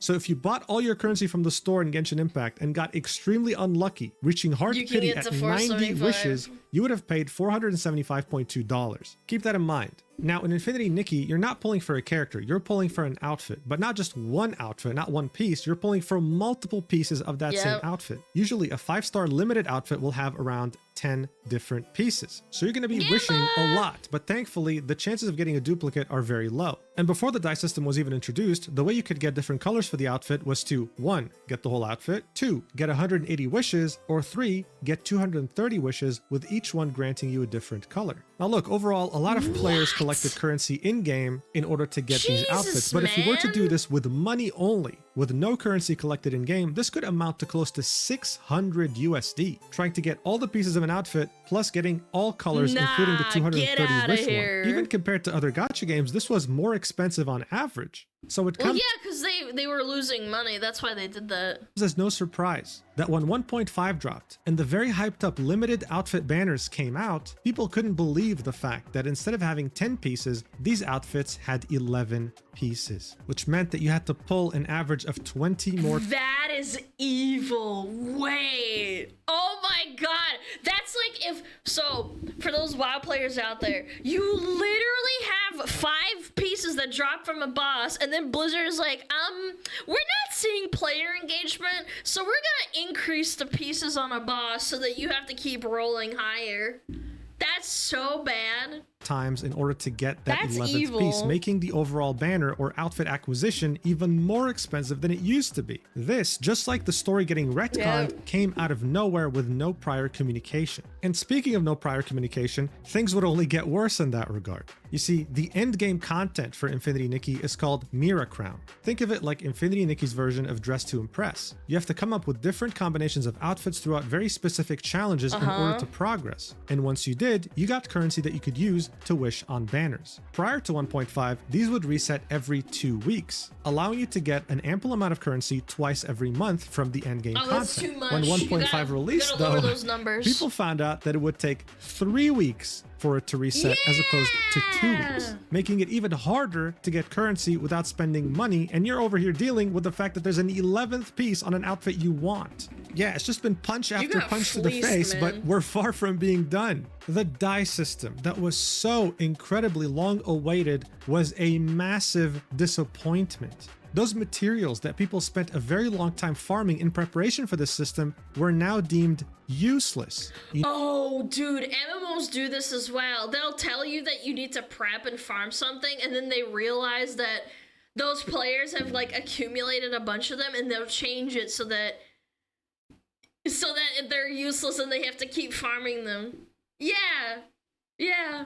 Now needed a That's new a kind of common currency strat. that costs money in order to unlock the colors.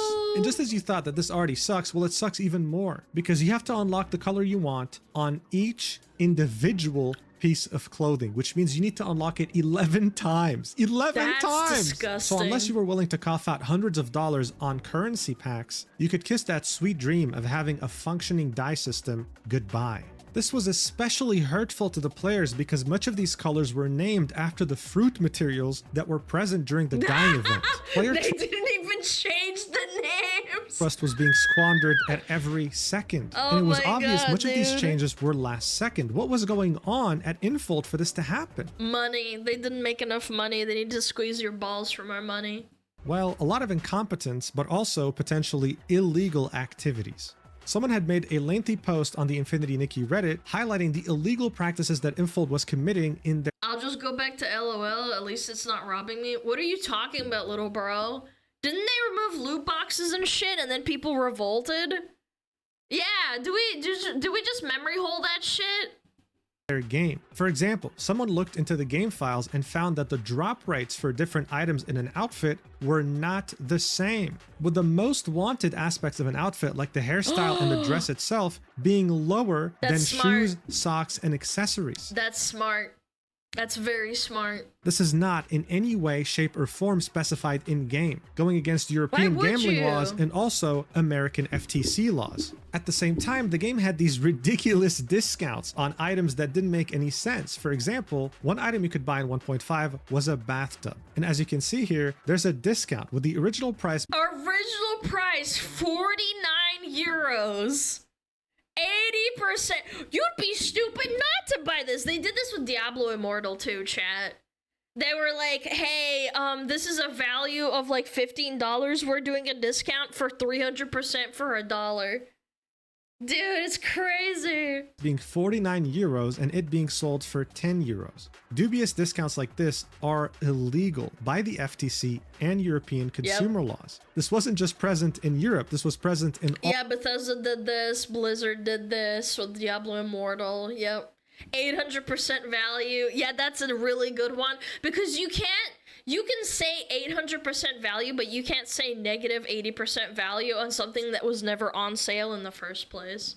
regions, and dubious discounts go against all consumer laws, period. People complained heavily about this and threatened legal action, so Infold gave in. They removed the discount, and miraculously, it seems that the final price is $14. Wow. But listen, all these things suck so much, but they've been mostly tied to game features and monetization, right? Well, yeah, that's because we haven't talked about one of the biggest issues with 1.5, and that's the fact that it made the game almost unplayable because of bugs, like this one right here.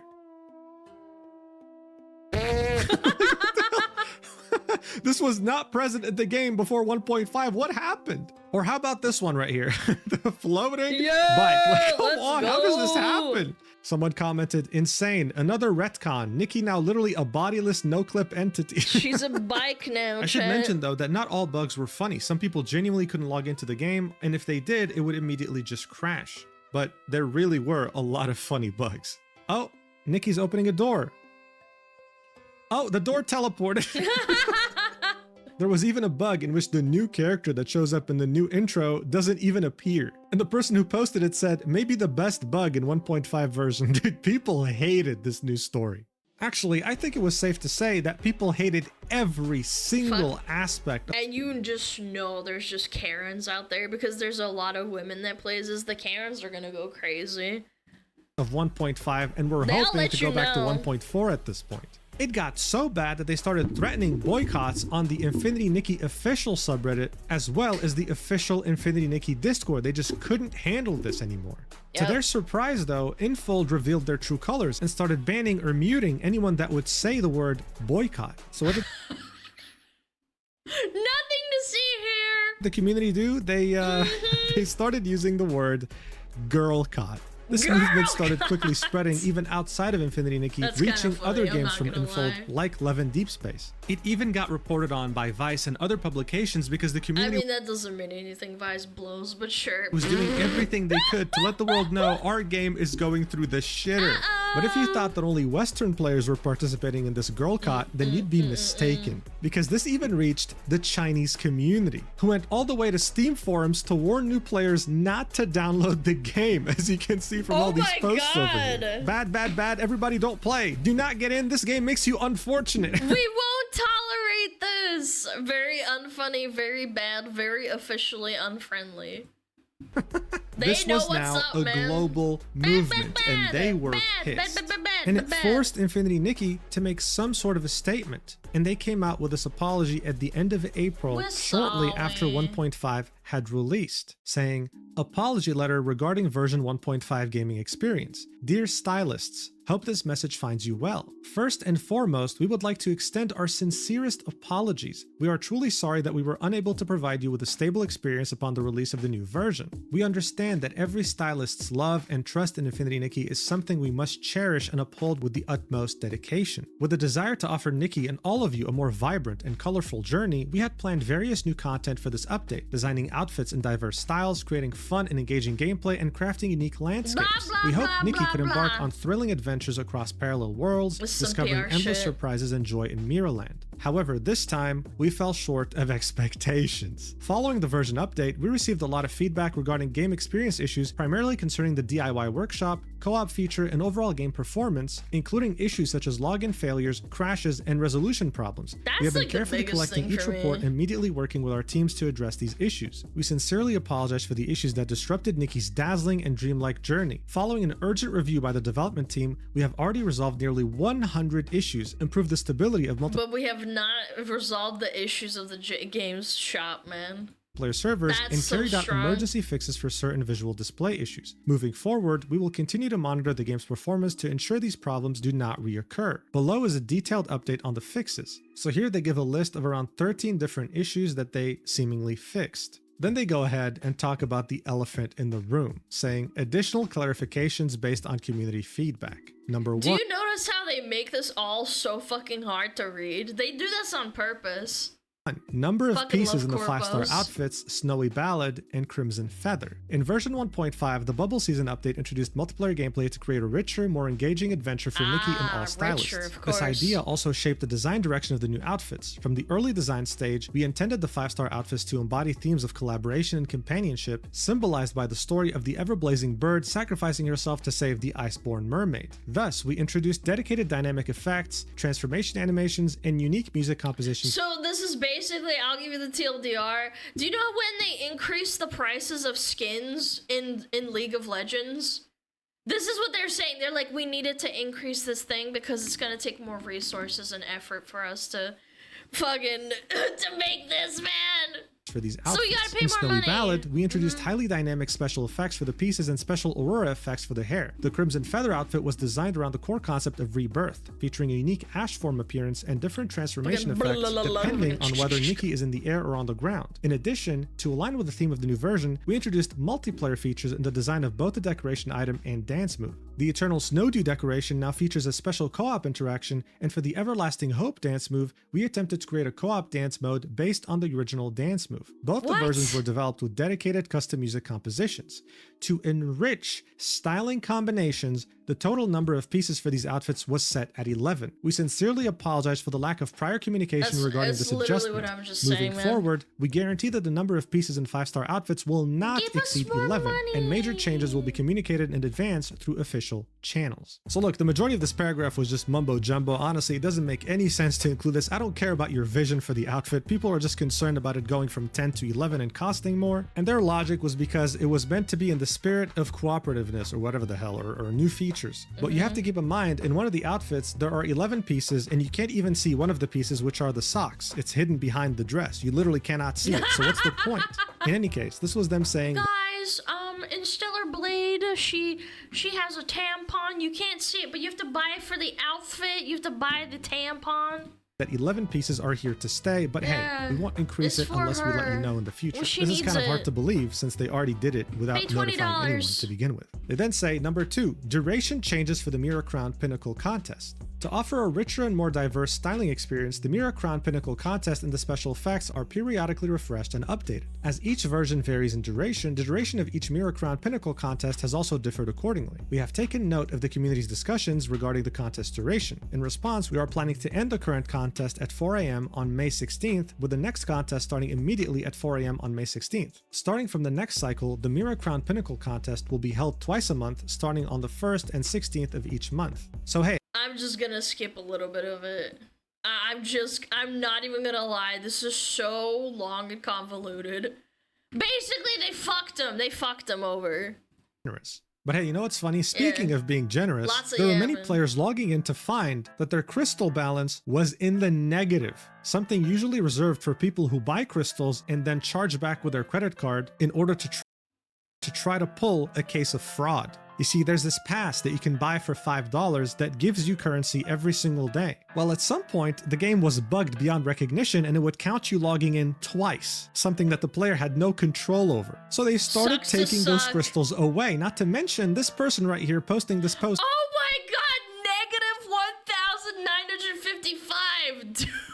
Saying I'm going to cry, spending 20 euros on the game, and then for whatever reason logging in the next day and seeing that the balance was in the negative, even though they didn't charge back or anything. Speaking of that monthly pass, in order to get the daily currency that you paid for, you have to log in, otherwise you miss out on them whenever you I hate that. don't. Someone had spent $5 on the pass and wanted to log in order to get the daily currency, but they couldn't because the game was so damn bugged. They sent an email to support and this is what they had to say. Sorry for the late reply. This inability to log in resulting in rewards not being claimed is not compensable. Please log in on another device as soon as possible the next time you experience the situation. Thank you for your patience. Yeah, go fuck yourself. Bro, I don't know. Yeah, I don't know, man. If you get those battle passes that make you log in, it's a skill issue, I feel Who the hell's training this customer support team? But that is not how you approach the situation. This, of course, was disastrous. People were spending money on the game, couldn't log in because, well, it wasn't their fault. They were being penalized for these bugs, and support had this to say. Wow. But don't worry, because a higher-up in the support team saw this disastrous response and decided to take things into their own hands, sending another message to this person saying, "Dear stylist, we noticed that our previous response to your inquiry was incorrect and we apologize for the inconvenience caused to you. Please provide us with your UID, the symptoms of your inability to log in, and the number of days affected. We will further verify the situation and promptly communicate with you on the follow-up situation. Best regards, Infinity Nikki support team." Well, that's cool, right? That's way better than that last response. Way to go, right? Well, 12 hours later, he gets another message. They have schizo fucking customer support. And it's, "Hi, stylist. We have detected that you have not responded for a long time, and this ticket will be automatically closed. If you have any further questions, please initiate a new inquiry. Thank you for your understanding." Total unforgivable chaos in every way, shape, and form. And after that first apology, there was nothing else coming from them. Absolute radio silence. The community was still not happy, mind you, because the apology barely covered half of the grievances they had. But this all changed on May 18th, a bit over 2 weeks since 1.5 came out, and it somehow managed to get even worse. On May 18th, Infinity Nikki would put out yet another statement saying, "Dear stylist, this is the Infinity Nikki dev team. First and foremost, we sincerely thank you for your unwavering support and love for Infinity Nikki. Since the launch of version 1.5, insufficient preparation during pre-release testing led to unexpected live issues, resulting in an unstable game environment and unsatisfactory content. We fully acknowledge that this is our responsibility, and addressing these shortcomings remains a top priority for our team moving forward. Additionally, we encounter technical challenges during development that require more time to resolve thoroughly. Following rigorous assessment, we decided to extend version 1.5's end date to ensure greater stability and prevent similar issues from from reoccurring. We're acutely aware that these recent issues have impacted your experience and damaged the trust and affection you've placed in us. To all stylists, we offer our deepest apologies. I love that word. So then they go ahead and corpo. outline that version 1.5 is going to end on June 12th, a delay of a few weeks. And then they proceed to say, weekly tasks, Starlit Pursuit delay notice. After version 1.5 launched, we received extensive feedback on co-op features and gameplay. Based on this, we are optimizing related systems, and the new weekly tasks, Starlit Pursuit, originally scheduled for May 20th, will now debut in version 1.6. This is an event with co-op being the main focus, right? So they just fucked him like this that? delay allows us to In light of this change, we'll be giving compensation in the form of crystals, dude. find task mechanics for a smoother so experience. scummy. Additional details will be announced at a later date. Please stay tuned. In light of this change, 360 Starlit Crystals will be given to all players as compensation. This is copy pasted as AI. That's what I feel like, dude. Hold on. This is another massive essaying, though. Let me skip it a little bit. Even notifying the community. How are they supposed to trust you with this roundtable now? There are 444 replies to this tweet, and let me tell you, most of them are furious. Because as this comment right here points out, 220 pity not being lowered, barely addressing Retcon's story, no addressing the horrible dying system, no addressing the Mira crown changes, but hey, we got 8 pulls. That was the sentiment. And well, that's what the Fujoshis want at the end of the day. They just want more pulls. Majority of the community, both global and Chinese. So it didn't really take long, but people who were very big fans of the game painfully chose to uninstall after seeing just how tone deaf the dev team was. And this once wholesome community, this once very positive and contagiously nice community was just riddled with people who had lost all hope, who were depressed at the fact that this game was never going to be the game they loved just one update ago. It was very sad to see because, as I said in the beginning, in the gacha community, this was seen as the beacon of hope. The one game that was immune to the very stupid gacha drama that plagues other games every single day online. What is gacha drama anyway? Like whose wife is hotter or something? And some people were getting tired of people telling them that they uninstalled because the posts were getting that much common on the Infinity Nikki unofficial Reddit as well as other places online. But why did this happen? Why did this developer shoot themselves in the foot with a goddamn shotgun when their community loved their game? Well, there are a few theories. Let's talk about them. As I pointed out before, the revenue for this game has just been going down every single month fairly consistently. Before the game released, the CEO of the studio revealed that Infinity Nikki was being developed by over 1,000 people. Okay, this was That's way too many for a fucking gacha. I'm not gonna lie. Very big team. Of course, this includes outsources. Not everyone actually works at Infold, but you get the point. This cost a lot of money to make. So look, like this post on Reddit explains it, there are many theories here, but if you worked a corporate job before and everything was going well until one of your bosses was replaced with some idiot, this might seem very familiar to you. It happens too often, unfortunately. I don't even think it's that. I think you're thinking way too deep. I think the revenue went down. They wanted more money. They overstepped and basically they did the riot thing where they rug pulled people and then we're like, oh shit, oh fuck. Oh, I guess it doesn't make it any better, but then they overpushed it. Maybe a new boss comes in, they have ego issues, they're insecure, they have imposter syndrome. They want people to think that they're smart, so they make these crazy major changes that no one ends up liking and they end up screwing up the whole company. This is maybe what's happening at Infold. But interestingly enough, this hasn't stopped them from aggressively recruiting in their Shanghai office. And you gotta wonder, why? Maybe it's for their money printer Love in Deep Space, or maybe because they laid off a lot of Infinity Nikki devs that were originally on the game. They can afford to let this one die if Love in Deep Space keeps going and they go strong. And are replacing them with cheaper labor. Who knows? 100%. What I do know for certain, though, is that this game was a breath of fresh air in the gacha community. And it made an important segment if players feel like they're finally validated with a game that meant something for them. Are they going to be able to get a game like that again? Well, I hope so, because they deserve it. But that's not to say that there aren't any Infinity Nikki players hoping that the game will redeem itself. Those still exist. And you know what? For their sake, I hope that that will be the case. But if you ask my opinion, I don't think it's going to happen anytime soon. Anyway, thanks so much for watching the video until the end. I really, really appreciate it. And I'll see you in the next video, whenever that is, which should be in a few days from now. I love you so much. And yeah, take care. Mwah. Who fucking knew, man? Sorry for ruining the entire game. Anyone want to buy a $49 bathtub? It's on sale. Very strong. I don't know how you can manage to shit up an entire game like this that makes so much money. Like, yeah, sure, it wasn't making the same amount as Love in Deep Space because you're not getting porked. But still, it's just like, how do you manage to fuck it up? Making $6 million a month is something people could dream of. Like, that is not realistic. It does not happen. Yeah. 1,000 devs makes sense for this kind of game because of the very intricate outfits, but it's just my opinion. No, it's not. That is not. You do not need 1,000 people to implement a Unreal Engine 5 outfit for a cute outfit for a girl. You just don't. I'm sorry. No game needs 1,000? No, not even that. I would say even like 300 to 400 is way too much. Yeah. Genuinely, I don't think it's that big of a fucking deal.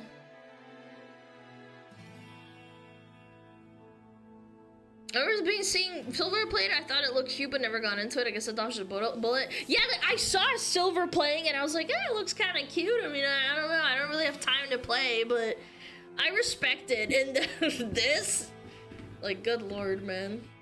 I'm okay. I'll pass. Ba ba ba ba.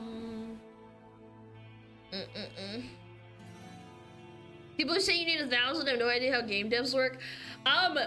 Diablo 4 had 6,000 or 9,000 employees working on it. Yeah, I don't know. I don't buy it. It was 9,000. Yeah, I think it was total 9,000. So, I don't know. I disagree. I don't think it takes 1,000 people to make a game like that. And even then, I would argue that Diablo 4 is a more intricate game compared to fucking Infinite Nikki, so even then, can't really justify it. Bam, bam, bam. And that includes like audio engineering and music and composers and everything and all that. I just don't believe so. Is this China? I thought they're doing DI hires. No, I sincerely doubt it as well. I think it's just bloated. Yeah. I'm gonna run ads and I'm gonna go pee. How does that make you feel, chat? Yeah? Yeah, I'm gonna run ads and pee.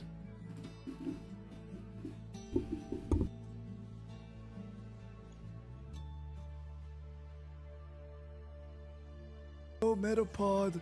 Oh, Metapod, use Harden. Metapod, Harden. Oh, yeah, Metapod, you're so hard. Metapod, Harden. Oh, he's so hard. Look at those two hard throbbing Metapods. They're so strong and hard. Wow.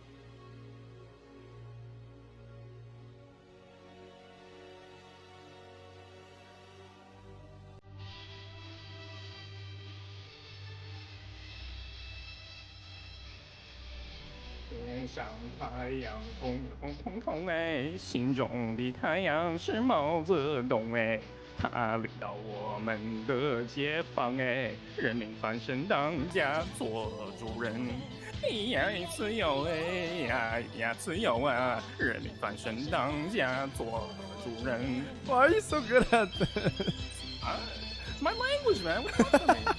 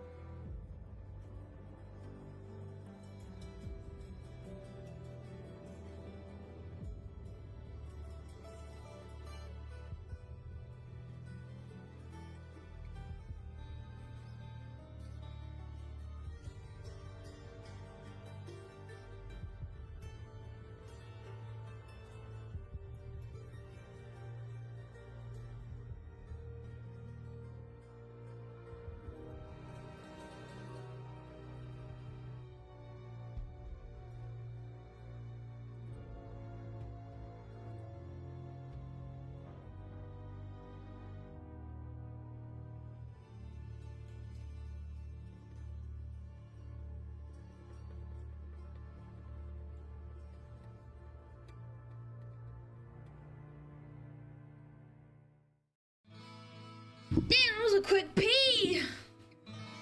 Huh? I beat the ads.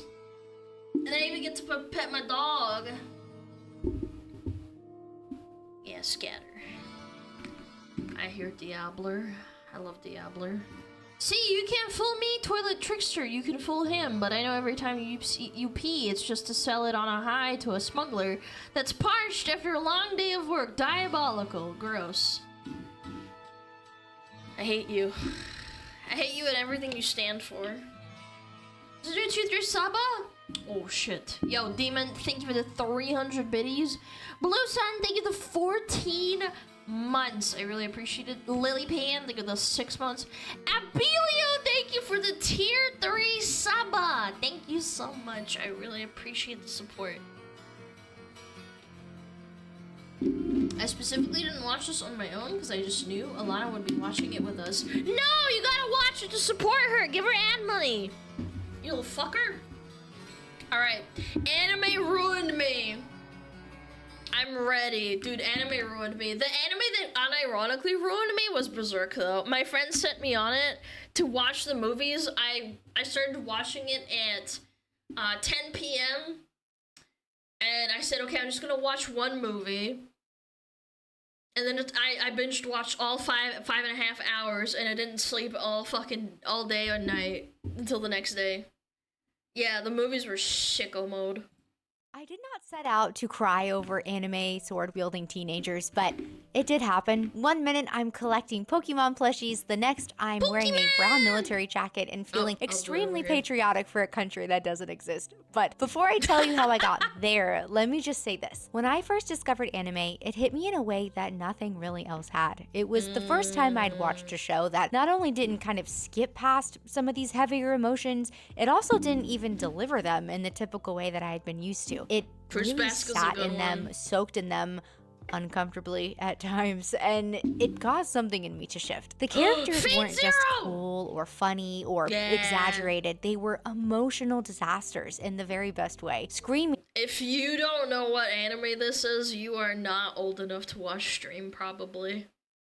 Yeah. Breaking down, trying to hold everything together. Loud, messy, sometimes even ridiculous, but it never felt fake. All their pain, their joy, their hope, it all felt extremely real. It wasn't just entertaining, it was very true. Sometimes brutal, sometimes beautiful, sometimes both in the same 5 seconds. I'm talking extremely complicated trauma and high-stakes drama, and the monologues that would just want to make you hit pause and sit there just to catch your breath. And the animation, whether beautiful, grotesque, or dreamlike, it carried all of it. It made all of the feelings land, and it's some of the most beautiful art that I've ever seen. And with all of this, anime— You absolutely do get sucky anime, though, unfortunately. You are at the whim of an animation studio. For example, for me, that was 7 Deadly Sins. That was, like, one of my really big fan moments of being a fangirl. And they absolutely destroyed my heart when the 2nd season came out, man. That was so fucking sad, man. The first season was amazing, and then they just shit the bed. Berserk as well. They had a pretty okay budget, and then they just absolutely shit the bed. It completely changed how I think about storytelling, about characters, about performances, about what draws you in and what keeps you there. I didn't even realize how much of it had shaped what I love, especially in games, until way, way later. And I didn't know it at the time, but that was when I started falling in love with a different kind of storytelling. The kind that remains with you and then shows up days later when you're just— oh no. Is this what I think it is? Oh god, man. I haven't seen this in probably like 10 years. No, I'm okay. I don't want to be reminded. Brushing your teeth, like, wait, why am I still thinking about that scene? And eventually, that love bled into the games I played too. Don't get me wrong, I need great mechanics and gameplay, but I started paying more attention to all of the gut punches in the more narrative games. The way that a scene is paced, the way a line is delivered, how sometimes silence can even hit harder than dialogue. Anime helped me realize that storytelling is not just about plot, it's about feeling. And once I noticed that, I could not unsee it. I think anime, unironically, is one one of the ultimate art forms, like cartoons and film. Yeah, sure, but anime, it's like it's art because it's animated and you draw it or whatever, you computer generated or whatever. You have music, you have plot, you have writing, and everything else in between. It's everything like layered on top of like being a book, having music. You have to draw everything. It's art that moves. Like, I think it's the pinnacle. Huge part of why I care so much about the stories and characters I engage with now. So, Hentai? yes, I mean, if you're a this gooner, is yeah. my anime origin story. Because anime didn't just introduce me to cool characters and wild drama, even though it, yes, it absolutely did. But it showed me what I've always really loved: emotional, impactful storytelling. Let's begin. Very cute. Like many 90s kids, I was deep in the Pokemon trenches. Cards, VHS tapes, plushies, full Pikachu lifestyle. And then, when it came to what was allowed and what was not allowed, Dragon Ball Z was totally fine. Somehow, my brother loves Dragon Ball Z. He's older than me. He loves it so much. I remember watching it with him all the fucking time. Even when there was, like, reruns upon reruns of the same episodes for weeks because the fucking studio or whatever couldn't afford to play it. Like, they couldn't play the next part because they don't even have the license for it. watching a guy scream in a crater for 10 minutes was considered acceptable viewing, but Sailor Moon, that was a no-go. My mom said that the villains were too scary. No! Mom, stop. Well, Mom, that's illegal. I'm so sorry if this is how you're finding out, but I still watched it. I didn't even know that it was anime at the time. I just knew that it had cute outfits, big feelings, talking cats with beautiful jewelry, and romance. It was magical. My mom and dad let me watch Sailor Moon, but I couldn't watch it because it was during the time I played with my friends after school. So I actually missed out on it because it only played, I think it only played between 3 and 4, and I would always be home by 2 and 3, and then I'd go play with my friends. I kind of missed out, but I still really, really like the idea of Sailor Moon. Cool and theatrical and completely unlike anything else on TV at the time. Flash forward to college. Yes, I know, that is quite the time jump. I had kind of forgotten about Pokemon and Sailor Moon, and life was totally normal. I was totally normal. Until one day, my boyfriend at the time, who's my husband, said, I know she's a boyfriend. Disgusting. You don't really watch anime, but we should totally watch this show called Attack on Titan. And to say Attack on Titan was the fundamental normie introduction into, like, non-normie-esque anime. Because I remember I was into anime and manga before that. And then all of a sudden I went to a con. I think it was in like 2014. And suddenly everybody was wearing, like, you know, these shirts or like these jumpers with the logo on the back. And there was a cosplayer. There's a picture of me that I still have on my fucking Facebook that my friend took of me with a girl that was cosplaying one of them. I don't know. Maybe I'll show it someday with my like face blurred and stuff. But yeah, it's just like, holy shit. Watched it is a complete understatement. I suddenly went from having zero thoughts about anime ever to spiraling into emotional chaos. Within 4 episodes, I was pacing around my room, pausing, rewinding, attempting to memorize every ad break lore dump. It was just over. Dude, the fight with the fucking Titan with fucking Levi, dude. Oh my god. I'm so glad that they did not cut the budget on that shit. Hot Tech AOT is boring. I think it was boring when they went outside of the wall. That's when it started getting boring, and then it picked up again. But this, if you want to actually see, like, go look up right now the Titan versus Levi. That was fucking sick. For me at that point, just like that. Up until this point, I truly had never experienced storytelling delivered in this kind of way. It was extremely visceral, heavy, and it wasn't just dramatic, it felt very urgent, and I was instantly obsessed. At this point in time, I hadn't even noticed that anime wasn't quite cool yet. I didn't care. No, I disagree. I think that by the time AOT came out, all of my normie friends already heard about it. I kind of softly disagree. That's okay. I mean, I don't know. It depends on your circle or like where you live, maybe. I don't know. I feel like AOT really just kind of like ripped open the gates and a lot of normies like got into it. Too busy spiraling. Shortly after discovering what anime was, I discovered what manga was. And the next thing I know, there I was reading manga in the Barnes & Noble aisle like I was studying some kind of forbidden lore. I had no table, no chair. It was just me crouched in the graphic novel section like I was... I was told to get the fuck out. There was a Barnes & Noble... Not a Barnes & Noble. What was it called? A Barnes & Noble equivalent in Australia and New Zealand. I forget what it was called. Borders? Yeah, Borders! I think it was it, wasn't it? Yeah, Borders. Whitcoll's? No, I think it was Borders. Borders Books or something. I got kicked out of that shit because I kept reading manga and books in there. In my school uniform, so they knew I wasn't a customer. They were in the States, too. No, I think it was Borders. Hold on. I kind of want to... Borders Books.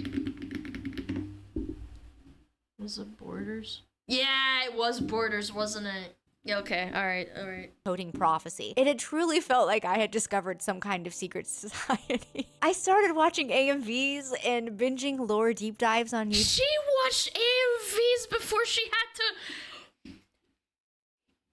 She really is a normie. I love when normies get into this kind of thing, but it's kind of cute because I remember watching AMVs on dial-up with like 3 parts to them, or not AMVs specifically, but AMVs with stuttering YouTube players, watching entire episodes and like with Spanish subtitles, bootlegged as fuck. Oh my god, I don't know, man. There's just something so nostalgic about it. Like they were documentaries. At some point, I even walked into Hot Topic with my part-time job money and walked out with the jacket. You know the one, the brown. I went to Hot Topic before they started putting in anime stuff in it. It was just like MCR and like Invader Zim shit. Dude, this is another really good indicator. Hot Topic never sold anime shit until normies decided to be like, you know, decided to have that shit into pop culture. Yeah, man. A lot of stuff to fit over the normies. No, I'm just realizing, like, again, I don't hate normies because they're part of the economy just like everyone else. They're not necessarily a bad thing. It's okay to gatekeep, but it's also like, it's important to gatekeep in a good way, okay? Like, there's a lot of good reasons to have a mainstream formula for certain things, but you don't want it to get ruined either. Yeah. Glorious cursed Attack on Titan jacket. Taurus and I wore it like it was high fashion. Like I had some kind of personal invite from Levi himself. At this point, I've been through all of our photos like 10 times trying to find a single one of me wearing this jacket, and I can't freaking find it. So you're just gonna have to take my word for it, please. But it was my go-to, I promise. Until one day I was at a coffee shop ordering a drink, and the barista in front of a full line of people just points at my jacket and goes, "Oh hey, isn't that from an anime?" And I just kind of froze because you never want to have that feeling. This is why I never wear VTuber shit outside. This was the first time I'd ever had to say it out loud to a stranger in public with people listening all around me, and it totally caught me off guard. I said, yeah. Welcome to my life.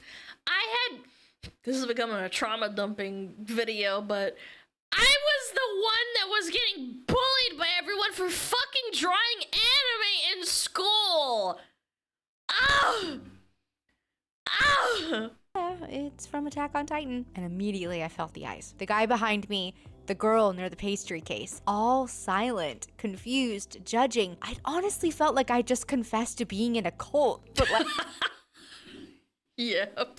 Like a very enthusiastic one with playlists and fan art. And that was my first real indicator that anime was still very much a niche thing in public. The jacket? In public? Oh, absolutely. You couldn't even breathe in that way. Yeah, it quietly got reassigned to around my household. Yes! But despite the jacket incident, I continued to dive deeper and deeper. Pulling up Crunchyroll, I was adding every big title I'd ever heard mentioned to my watch list. Tokyo Ghoul, Fate Stay Night, Maid Sama, Cowboy Bebop, Sword Art Online. But every show hit totally different, and my lineup was questionable, to say the least. I'd go from watching people get decapitated in Akamega Kill to crying over piano scenes in Your Lie in April to quietly sobbing through A Silent Voice. The emotional... She's not a tourist. She actually appreciates everything, man. Yeah, it's not like a niche like, oh my god, I love Attack on Titan, blah, blah, blah, blah, blah. I'm any other anime I haven't seen since then. Yeah, she's a real one. Tone shifts were at times very wild, but somehow it all worked together very weirdly well. But really, I should have known that I was primed for this, because before anime ever got to me, I had no idea that Kingdom Hearts had already paved the way. Going back to my childhood for a quick flashback. In 2005, my parents got me a PS2 Slim for my birthday. And with... God, you're so lucky. The only contact I had with Kingdom Hearts was because my friend, she had a PS2 with Kingdom Hearts 1 and 2, and we played that all the time when we slept over at her house. Yeah, my parents didn't let me have consoles. The only contact I have with the consoles is because of my brother, and my brother moved out, because when he became an adult, he moved out pretty much instantly. Yeah, so like, I only got to play video games like that when my brother was around. It. None other than Kingdom Hearts. From the gorgeous title screen music to blasting simple and clean in the first cutscene, I was just sitting on the floor. So many kids had their formative years because of Kingdom Hearts, man. Controller in hand, and Final Fantasy in captivated general. by what I was seeing. The animation, the dreamlike tone, at that point in time, I had not experienced anything like it, and I just kept replaying it. I would restart the game over and over again just to watch the intro, and whenever friends would come over to play, I'd be like, well, hold on, wait, let me just show you this really cool thing real fast, and I would boot up a whole new save file. They didn't always appreciate it, shall I say, but I was totally hooked. And that was probably my first real taste of emotional storytelling in games. But getting back on track, let's talk about some of the first characters I really fell in love with. The ones who maybe hit me at the worst possible time in the best possible way. And the ones I still think about more often than I probably should. The characters that truly unlocked my love for anime and impactful, heart-shaping storytelling. And along the way, I'll just be throwing out some game references that... God, I don't know, man. I legitimately, the first manga I ever picked up was probably Fruits Basket, because I was really, really sick, and my brother went to the local library and he picked out a bunch of books for me to read, and he saw Fruits Basket and thought it was cute, and I think it was like, it wasn't even the first novel, it was whatever was available, and it was... I think it was like the 5th or 6th volume, and I just fell in love with the concept because woman, astrology, all that fucking bullshit, and the romance, right? And I'm like, 12 years old or some shit. Yeah.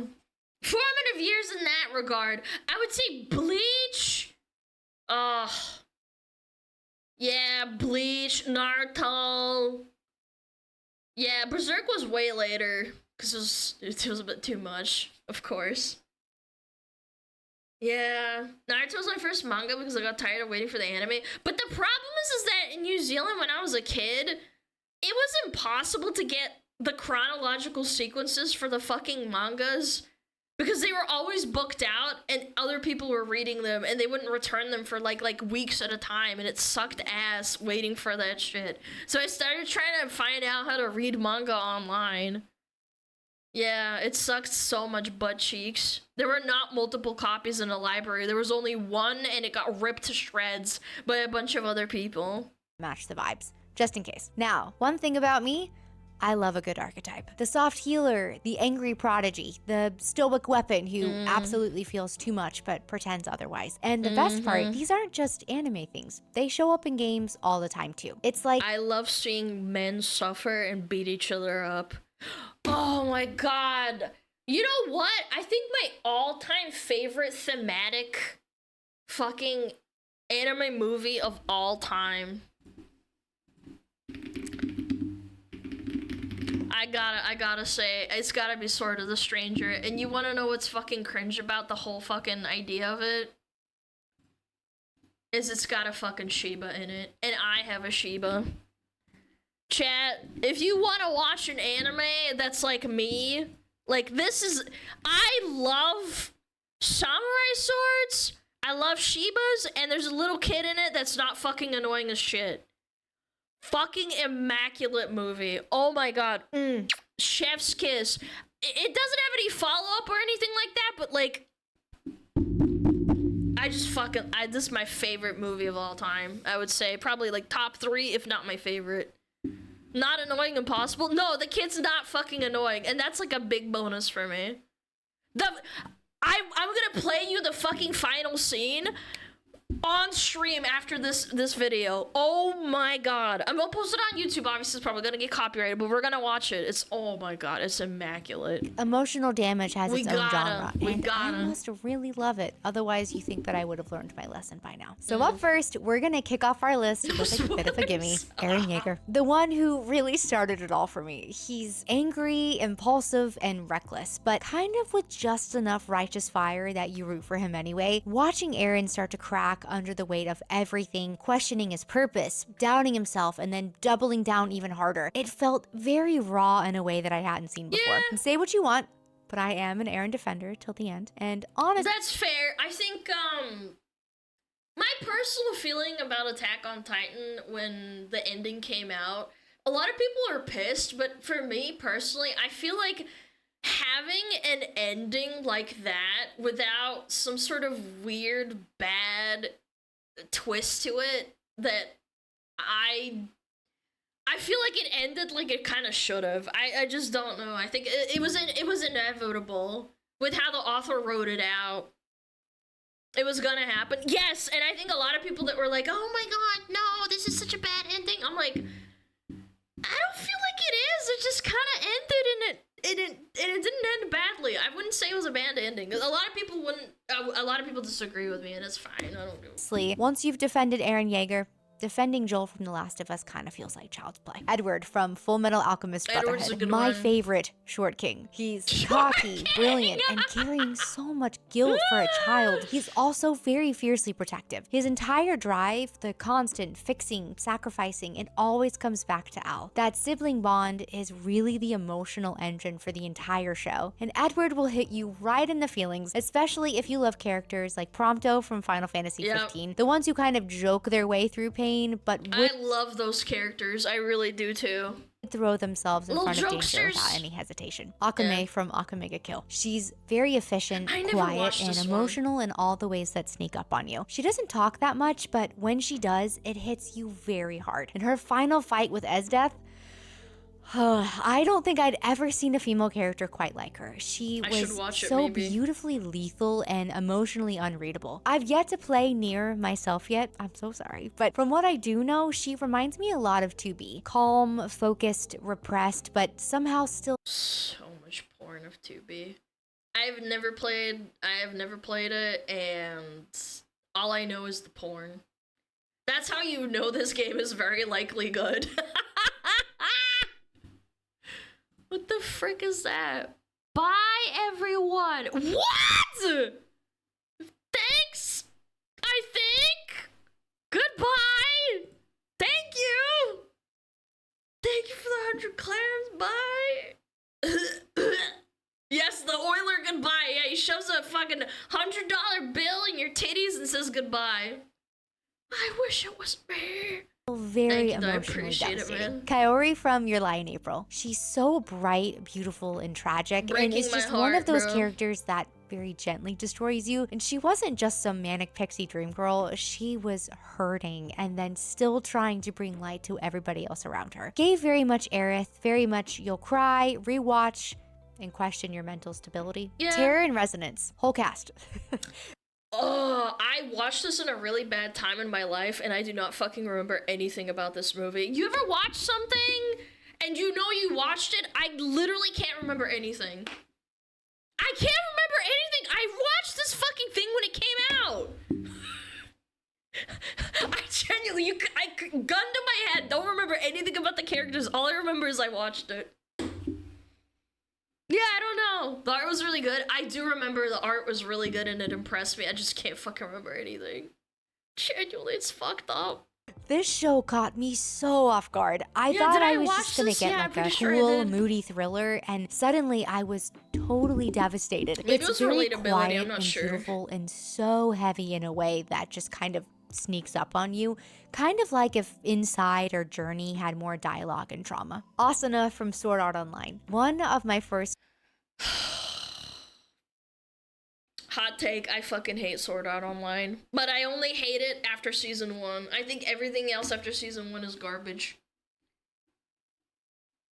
Good universe, bad story. Yes! Oh my goodness. I loved season 1 when it came out.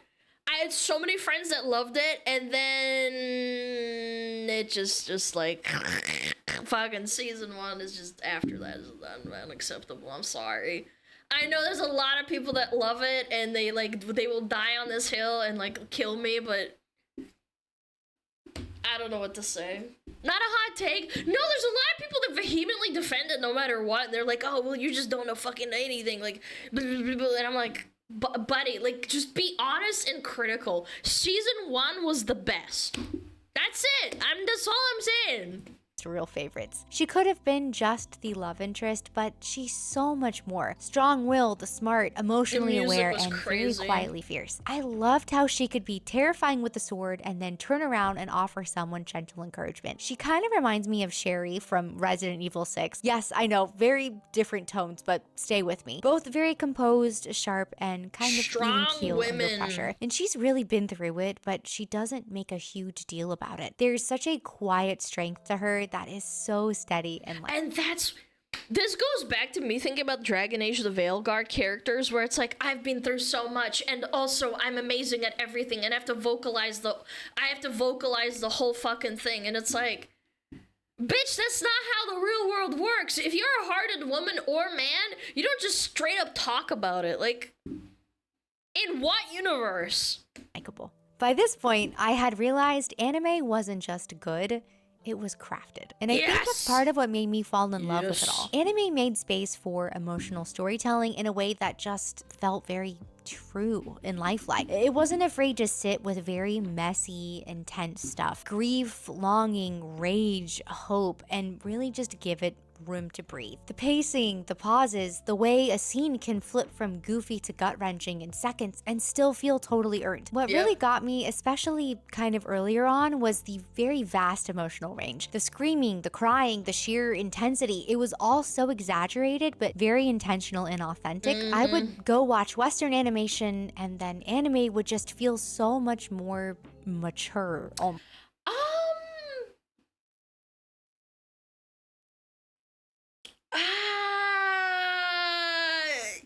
Yes and no. I don't think Pokemon is deeper than all of these.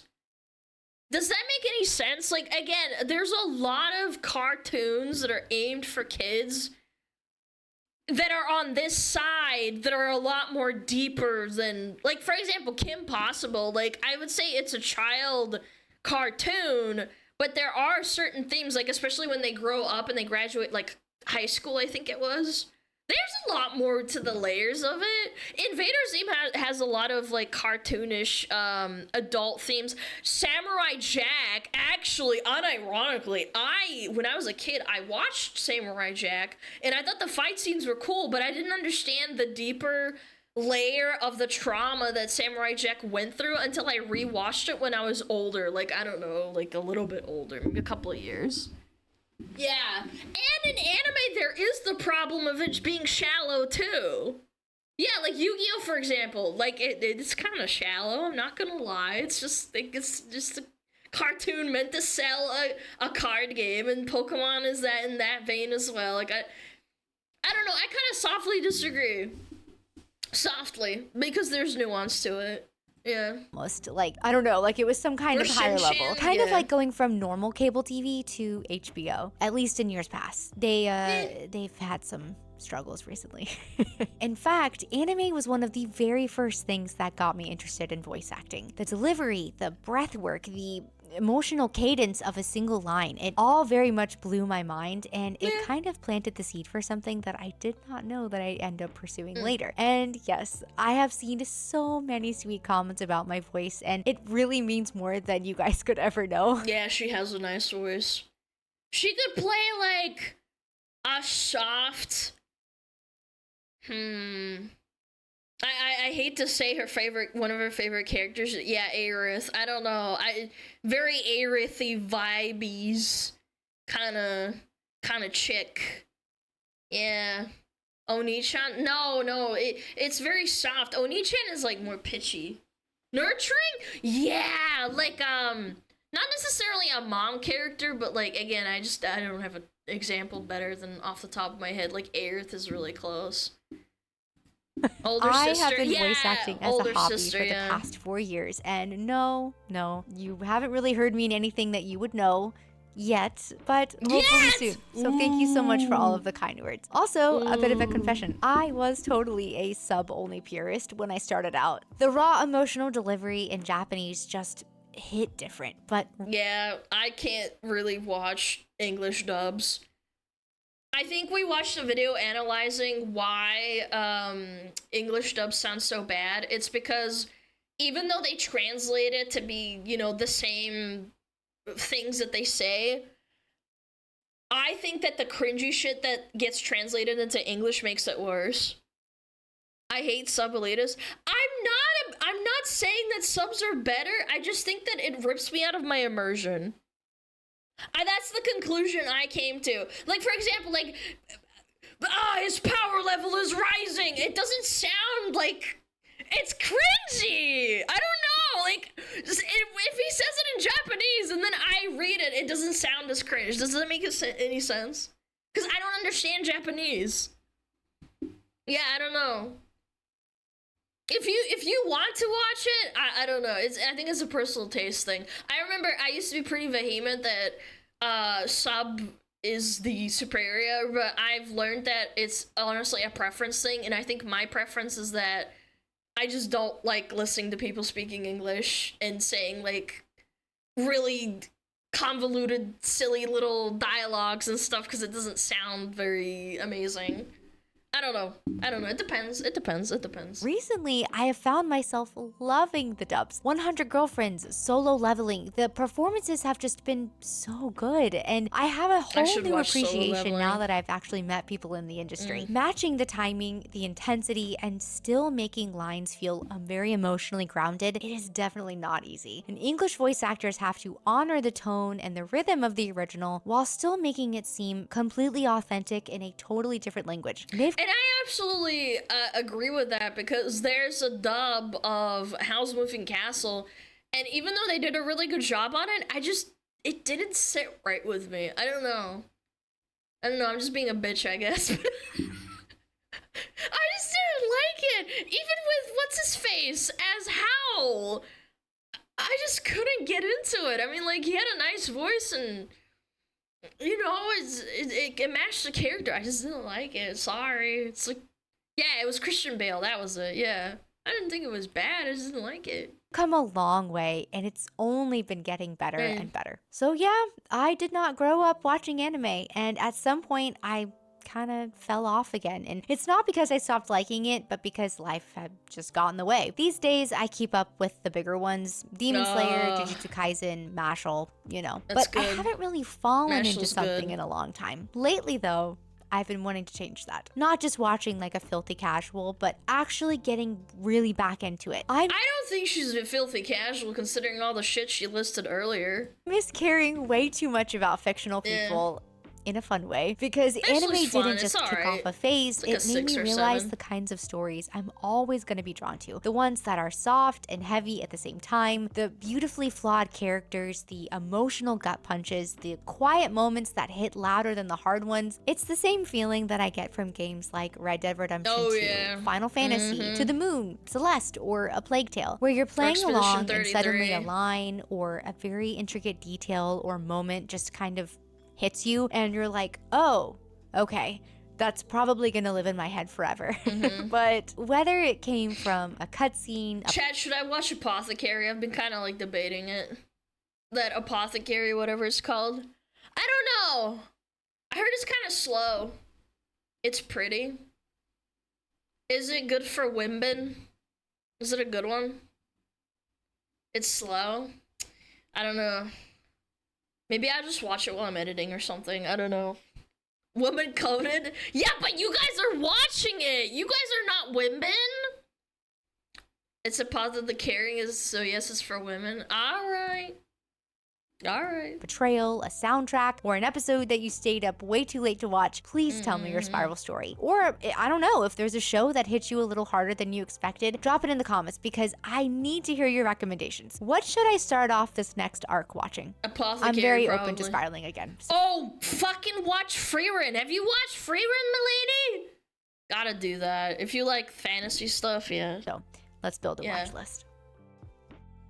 Was this just her making a video and then cleverly like asking for help by showing what she likes and then having people post about it? Wait, that's smart. Wait, she just farmed us, man. And this bitch just farmed us. It's so fucking good. Yeah, go check her out. She's really cute. Super duper cute. And I'm slipped to her. Nice. Okay, chat. I'm not gonna reveal the final fight. But we can, the best fight scene, well, not the best, but this is one of the best. Ooh, this anime, man, this anime. I'm not gonna spoil it. I will not spoil the final fight scene. It's like legitimate. I'm probably gonna watch it. I'm gonna watch it. I'm gonna watch it after stream. It's 8 minutes, but this is not a spoiler. This is just a random scene. It's sick. Move away! Yeah, it's English dub. It's okay. Damn vagabond! Don't you understand what I'm saying? Don't do it. Enough of you! Oh! Gives you Samurai Champloo vibes. Shiba! Yeah, get him! God, I love this fucking anime so much. Yeah, get him!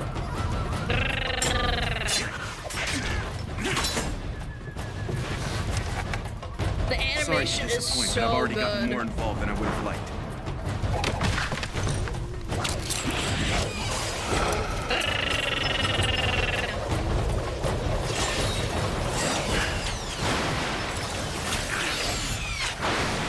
Dude, it's so good. Like, what the fuck? Yo!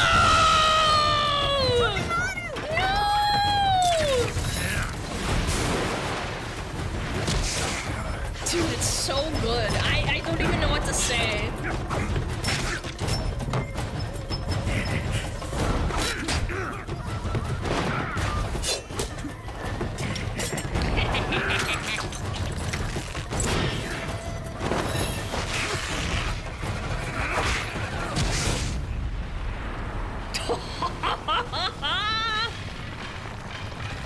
Oh my god.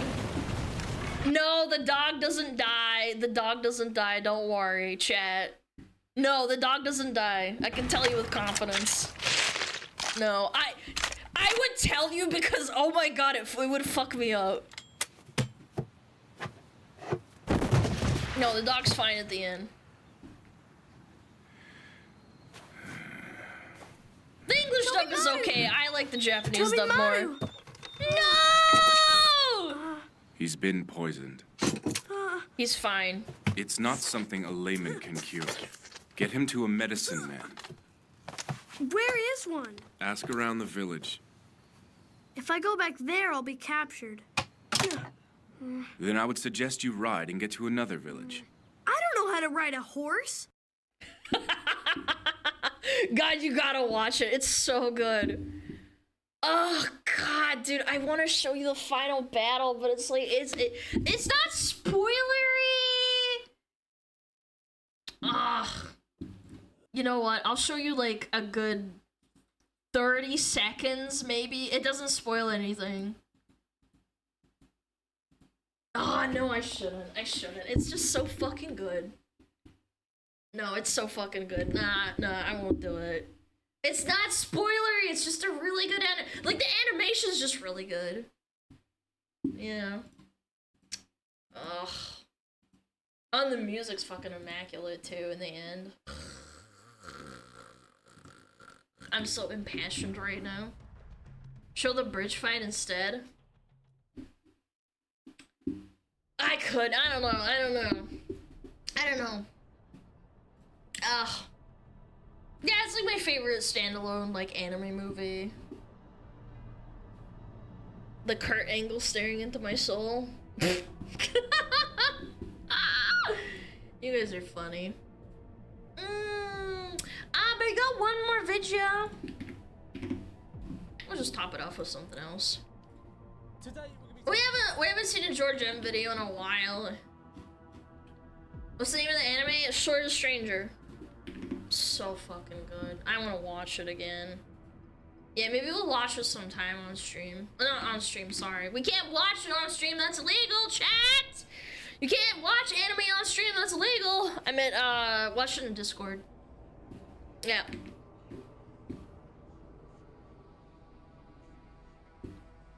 Yeah, we'll watch it on Discord or something together, that'd be sick. Okay. Alright, let's do it! People obviously lying. Population, me. Today we're going to be taking a look at people committing the cardinal sin of lying on the internet from the subreddit r/thathappens. Chat, you would never lie to me. My son's birthday is 3/4. I'm guessing that means the 4th of March because this post is American and they do their dates wrong over there. Like how does their date system make any sense? How does month, day, year? That's what I've been trying to say. Why do you do it that way? The day changes every day. Why would you not put it first? Any sense at all. Like, I think most countries do day, month, year, and some countries do year, month, day. Both of those make sense. The American system makes no sense. But anyway, my son's birthday is 3/4. He walks into college US history. The professor asked, does anyone know what day inaugurations were held on from 1793 to 1933? My son answered March 3rd. He was then asked how he knew that. He said, my mum taught me. I was homeschooled. The professor said, you already know more than I'm going to teach. You've got an A, don't bother. Oh my god, this is so cringe. We're coming back Anime to class. pro-tag moment. Yeah, of course he did. Of course he did. Yeah, that happens. Your son answered one question in class and the teacher just went, yeah, you can leave now. Yeah, I'm not going to teach you anything you don't know. Of course that happens. My girlfriend took her 20-year-old daughter to a clinic for some small thing. The girl talked to an intern for 20 minutes. Then the intern came out and told my girlfriend that she didn't have a daughter, she had a son. And that we needed to get her on a transition path ASAP. Luckily, my girlfriend is not woke and pushed back. Today, the girl is fine and still a girl, but if my girlfriend had been weaker, the poor girl would now be stuck in the transitioning I'm mess. so confused, So I take dude. issue with the people who say this sort of thing doesn't happen. Yes, it does. No, it doesn't. What the fuck? What you think when someone they say clinic, so I'm guessing they either spoke Like to a a family doctor clinic. or a nurse. You think doctors and nurses are just there like trying to convince people to become trans? Fucking shut up. This is the most unbelievable story ever. Had to refuse selling alcohol to Joe Biden. Oh yeah, of course you did. Let's hear this one. So Joe Biden was in... It shouldn't happen, Chad. It shouldn't happen. So sure You're Joe a Biden was doctor. just nipping down to the corner shop. It shouldn't happen. So Joe Biden was in my line, and when I scanned his Bud Light, I told him that I had to see his ID, and he laughed and said that he's the former president, so I don't need to see his ID. I told him it's the store policy, and we ID everyone, and he said Joe Biden was in my line. If Joe Biden was in my line, I'd take a picture. that for security reasons, I don't care for politics and all that shit, but it's like, oh my god, man. he can't show his ID. Yeah, I mean, It's that Mr. makes Joe sense. That he can't Biden. show his ID with his address on it. I don't know, why am I saying this isn't true? This isn't a true story. I said that he couldn't buy the alcohol in that case, and he got so mad at me, and he told my manager about it, and I got fired for just doing my job. Well, you didn't, because this just didn't happen. But even if this story was true, you deserve to get fired for that. He's like 100 years old. What do you mean you need to see his ID? I had selective mutism and didn't utter a word until one day I He's got a so solo fucking in a old. chorus concert. Let him have his fucking ice cream and alcohol. Why do you have to ID him? It's so cringe. Even if it was true or real. I mean, this is obviously a lie. My first time speaking was singing to a crowd of people. Of course it was. Does this person live in like a fucking Illumination movie or something? That's beautiful. Who on earth would give a solo to a person who doesn't speak? That's true. There's a big flaw in this person's fake story. Finally, okay, this is a LinkedIn. This looks like a LinkedIn post. I know a LinkedIn post when I see it, or is this Facebook? I don't know. I don't. It care. looks like Finally, Facebook. I get the I'm not respect gonna I lie. deserve. Lol, for the cool guy in the Cybertruck, man. I wouldn't dismiss this purely because there are people who unironically think Cybertrucks are cool. I'm not gonna lie. No. He was wrote them himself. Chat, you do not understand. There are people who actually think they're cool. Is it you? No, I do not. I think Cybertrucks are ugly.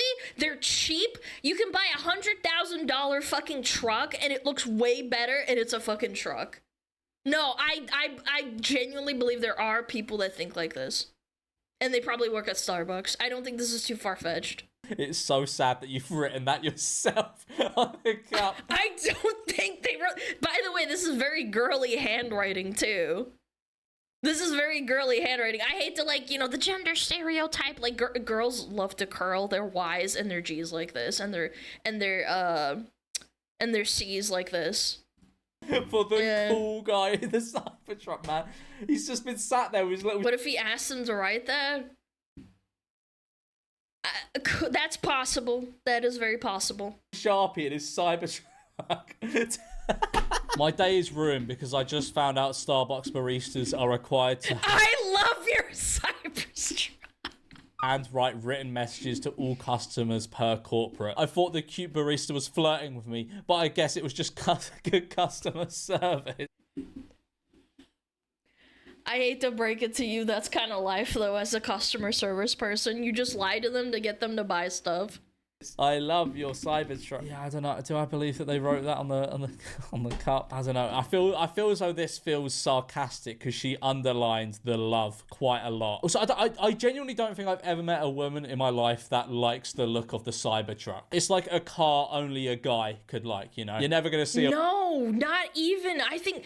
Dude, they're so ugly. They look like something out of a fucking badly rendered video game. Like a car only a guy could like, you know? You're never going to see a woman cutting about in a Cybertruck. Oh my god. That's not true. I saw a woman in a Cybertruck and she looked like a Karen.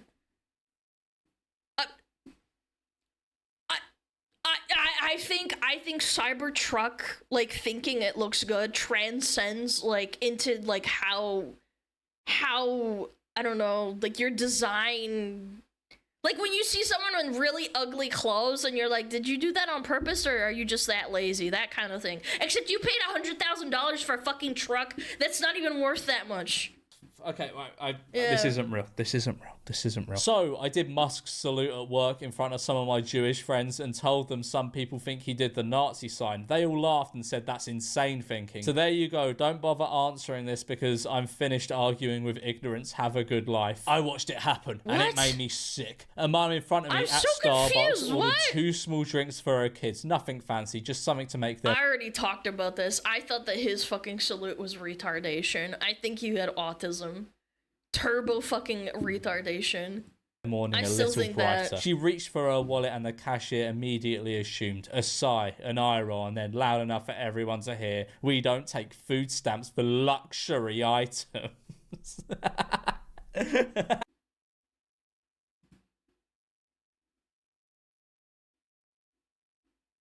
We don't take food stamps for luxury items. Starbucks is not a luxury item, excuse me? What? Definitely happen. No, what? What? Luxury items. Yeah, that definitely happened. What bullshit.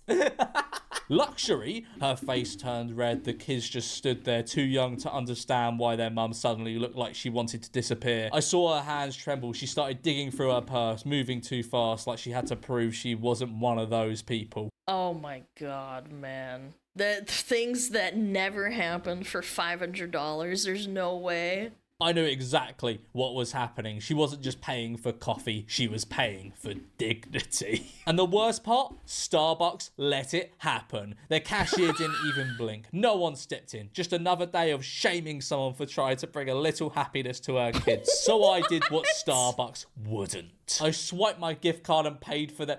I think if you're wanting to... If you think someone wants to gain back... Starbucks isn't even luxury, it's just expensive and overpriced. What? It technically is a luxury item, it's just not expensive. I've seen people on food stamps pay for food stamps to pay for Starbucks. I have. I'm pretty sure you can. You shouldn't, but you can, I'm pretty sure. Back their dignity, you should probably just let them pay for it. I swear it was food stamps. This didn't happen. Why am I saying that? She looks at me, eyes glossed, barely holding it together. Thank you, she whispered. She wasn't used to kindness, like she was used to people like that cashier making her feel less. No, you generally cannot use SNAP benefits food stamps at Starbucks. It's considered a luxury. Hot prepared foods and like those at Starbucks are not generally used. Huh. Does not accept food stamps. However, some of our licenses, particularly those... Oh, okay, so selected things can be bought. And if you go to a Starbucks inside of a Target or a Publix, you can use EBT because it's a sub store inside of the Target. Yes, that makes sense because I went to a Target and that's where I saw it. So yeah, okay, so I was technically right, but also it is a luxury product. You're right. So we're all right. Then this never fucking. This person has made up a total fantasy story to make them seem like a hero. No cashier has ever spoken to someone like that. Yeah, and to be fair, you wouldn't call them out like that as a customer. Like you're already working at Starbucks. What? Was your day, 8-year-old? I just worry they're doing I still wrong. don't buy it. Doing what wrong? They separate everything so we can't understand anything. Who says music isn't really math or math isn't science really? Someone made categories, but the world is a mushier than that. Your 8-year-old is fucking stupid. A guy whistled at me at the gym. 30 minutes later, I saw him going to the treadmill. Used my phone to hack it. All right, Neo. Use your phone. Treadmill hacking. Make it go really fast so this fat ass stops running so slow. Yeah, that happened. To hack the treadmill and set it to 50 miles an hour. He fell on his ass and the owner gave me a free 12-month subscription. And then everyone in the gym cheered. I saved this young man yesterday. Oh, you're so great, man. You're so great. He turned 22 and finally he has some money. At the restaurant, this girl, why is it capitalized like random words? That's so jarring to read something like that. Anyway. I used to know someone that would type with every single capital letter. Like, every single one would have a capital letter. Really, really weird. At the restaurant, this girl was trying hard to make him go out to... German capitalization, incorrect. Some is not a noun. Only nouns get capitalized in German. Trying hard, go out to downtown. No, downtown would be capitalized. No, it doesn't even make any sense. Fuck, man. It's hard to read this shit out loud. This girl was trying hard to make him go out to downtown and take her with him. I can tell he had no experience. I pulled him to the side. I told him to focus on his future and ignore her. What? Why? She was irritated when I said that as she walked away. He realized how easy she walked away. These girls are professional users of this who fucking wrote this? These guys, I guess this is supposed to say are. These girls are professional users of men. Any dummy willing to spend his money on her so she can have a good time on somebody else's wallet, then she will go to the next. In 10 years, frick women. Man can have the world. In 10 years, a woman will just be old. Stay focused, man. We don't age like rotten fruit. We shine as we get older. Well, it's good to see this guy's handling the divorce well. This is clearly a post-divorce post. Like, nobody who hasn't been recently divorced would post some shit like this. I love this. We shine as we get older. ... Kingdom Heart. What are you, Sora? Stay focused, man. We don't age like rotten fruit. If you get with that slag, she'll take the kids. She won't let you see them. Teen, Mum, why is that lady staring at me like that and flipping her hair? Is she flirting with me? Yes. Me spots the 30-something-year-old clearly scoping out my 15-year-old. Stay here with your sister. I'll be right back. To the woman, if a man was doing what you're doing right now, he'd be considered a predator. This is predatory behavior. You clearly, in your mid-adult years, have zero business. Flipping your hair? I don't know. I think it's weird, but... It's acting flirty like that. Get your inner teen in check before I check you. Her runs away. That absolutely... Flipping her hair. What, you turn around, there was just a 30-something-year-old woman going, oh, and looking at your 15-year-old. I told my dad that is weird, but I don't know. I was going to see you today, and he thought it would be funny to jump on me to wake me up, and he gave me a hickey. I was like, really? Yeah, that old chestnut. Your dad jumped on you and gave you a hickey. Yeah, that happened. Me walks into a crumble cookie and gives my name for the order. The crumble cookies are fucking grim, by the way. They're gross. I totally agree. If you don't know what they are, they're like this. They're this American cookie company. They've got like shops and stuff. They're not even good. That's the most criminal part. They're like 99% of them are ass. And each cookie is like at least 600 calories. That's kind of what they're known for, just having like really calorific cookies, like cookies that are really bad for you. I tried some when I went to America, and they just taste the chemicals. They're fucking horrible. They're actually grim. Usually if something has a lot of calories, it's because it has a lot of butter and a lot of sugar and a lot of like stuff that, you know, is like, it's like nice. It just like crumble cookies just taste as straight chemicals. They're grim. But anyway, employee hands me cookie. Your name sounds familiar. Oh yeah? Looks at me and hesitates. Are you by chance a writer? Taken aback. Yes, I write dark romance. Yes, the ones about the wedding party in a mansion with the games. Grinning like an idiot. OMG, yes. Yo, I've never met a reader out in the wild. I'm still sure. You know what? I believe this. I don't know. You know, I feel bad because it's like these people have these scenarios because they're never gonna meet a fan. If I saw someone talking on Twitter about, you know, meeting a fan in the wild, I would probably not believe it's real just because VTuber viewers don't go outside. But at the same time, I kind of don't want to make fun of them because I feel bad. Believe it. I believe this person. Why not? They could be like a semi-famous author for all I know. You know, like I believe that. They're just fantasizing about meeting a breeder out in real life. You know, it's not. My that co-workers bad. were suggesting places to get lunch: Mexican, Indian, Syrian. Except Syrian? That's an obscure cuisine to go to for lunch. Syrian? I honestly don't think I've ever seen a Syrian restaurant in my life. Anyway, I said, how about that German place? They all stared at me. What? I said. They all started calling me a bigot, saying I must be a Nazi to want German food and that is racist to eat white food. You guys are gonna laugh, but I think this actually does happen. I'm not gonna lie. I remember, chat, hear me out. This is not a one-to-one. When the war between Russia and Ukraine happened, I love to go to a Russian restaurant in my local area. I told my friends I wanted to go, and one of them had a friend with them that was new, and they said, oh, well, why would you want to support Russian cuisine? They're all just fucking Nazis and horrible people anyway. And I'm like, are you for real right now? This is like not 5 years ago. How many years ago? It's been like 3 or 4. Right before I started streaming too, and it actually blew my ass apart. They also cancel. I've heard of actual stories of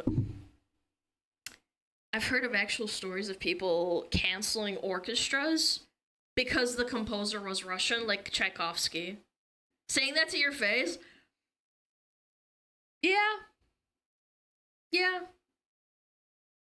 I don't think this is far-fetched. I don't know about the whole Nazi, bigot, German food, eat white food part, but the people like this actually exist. Did they know? No. I let them know, though. I said, yeah, that's crazy. It's almost like those people living in America are not the same people that are in the war, right? Like, I know, crazy thought. It's racist to eat white food. Nobody has ever said that.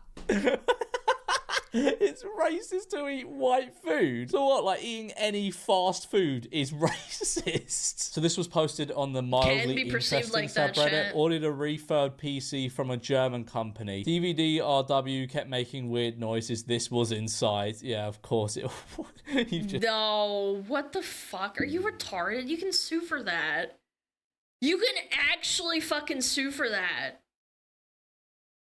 If it's tied to a company, yeah, you can fucking do that. What the fuck? In Germany, it's a crime to fucking to do like the fucking sign.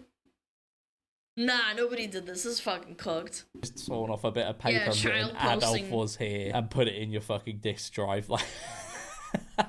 So I'm on the phone with my mum and she mentions Trump, the border, and deporting legal citizens. Dead ass, we both hear, this call is now being recorded. So we both pause. Did you hear that? Did you touch your phone and prompt that? The phone just said we're being recorded. Neither of us had touched our phones. Shortly after that, this call is no longer being recorded. And 9.3 thousand people on Threads, which is a lot of people for fucking Threads, liked this tweet and believed it. That's a botted fucking thread. If I ever, who the fuck uses Threads, bro? Yeah, fucking, we need to have like rational thinking classes, I think. My 15-year-old just looked up from the couch and said, ever think about how Santa Claus imagery is just like Christian iconography? Which makes sense. He's basically America's chief deity. He's like any other god, omnipotent, watching us all the time, insisting on good behavior, punishing or rewarding. Your 15-year-old knows what the word iconography, knows what omnipotent means, and knows what religion represents capitalism.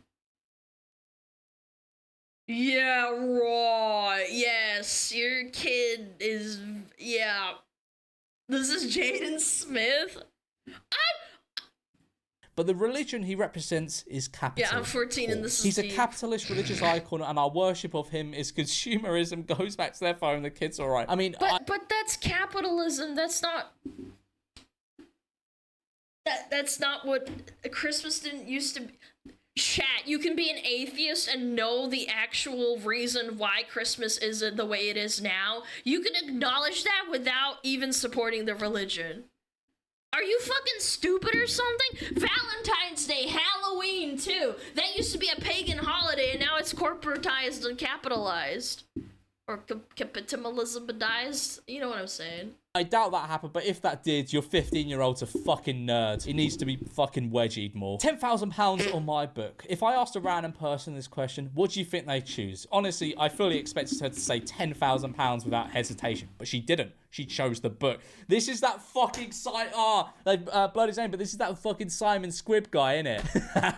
Who's Simon Squibb? I don't even know. This did happen, but it was like a TikTok video. He does these like on the street interviews, and he asked someone like 10,000. I don't know if it was 10,000 or 1,000. But I saw a clip of him offering someone money or his book, and the fucking idiot chose the book. And he was like, "Oh, why did you choose the book?" He's like, "I feel as though I would get more knowledge from the book than." Sorry, my camera stopped there right in the middle of my fucking rendition. But the person was like, I blacked out. Yeah, I feel as though I'll get more knowledge from the book than I would from the money. Would you like my book signed by me, 30 years of my knowledge, or £10,000?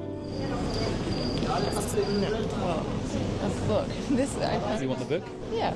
Really? Yeah. Yeah, that's believable. £10,000. That's over, like, I think that's $13,000 to $15,000. Like, are you out of your fucking mind? Bookshelves. Really? It felt like a child answering like a trick question at school. I don't know. I feel as though they only say that because they're put under pressure by the cameras and they feel as though it's the right answer to say. But she didn't. She chose the book, and let me tell you, she chose correctly. Here's why. No, she didn't. She could buy the book with. She could buy several copies of the book with £10,000. Had she chosen the money, it would have just been spent, dwindling down to zero eventually. Not if you put it in investments. Instead, by choosing the knowledge in my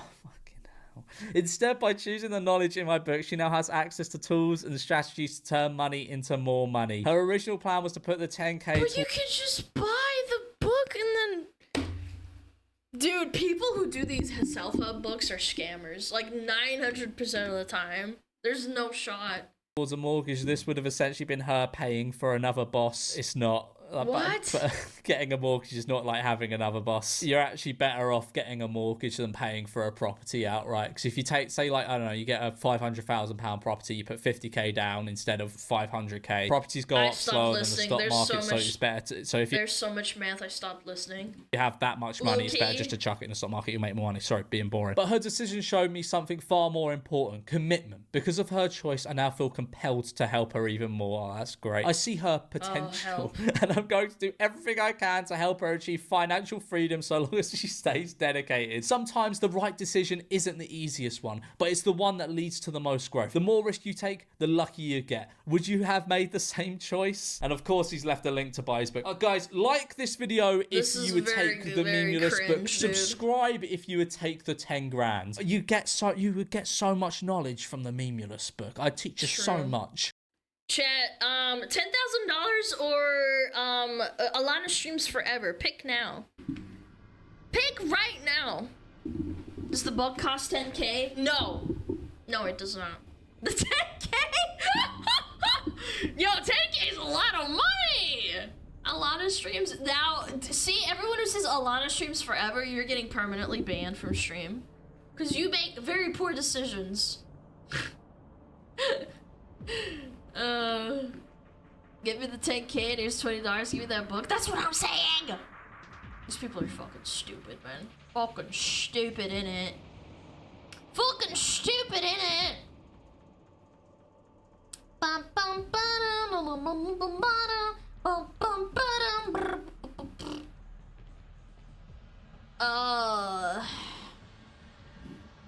Ooh, I know.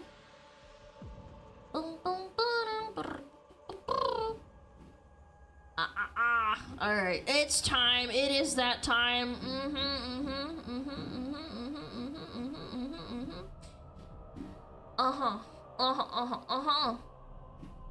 What do we read?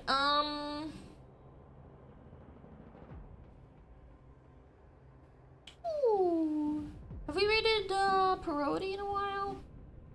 I think we rated her probably like 3 weeks ago, I forget. Cha-Cha? Do you guys want to rate Cha-Cha? I don't care. We can rate Cha-Cha. Chat, what do you think?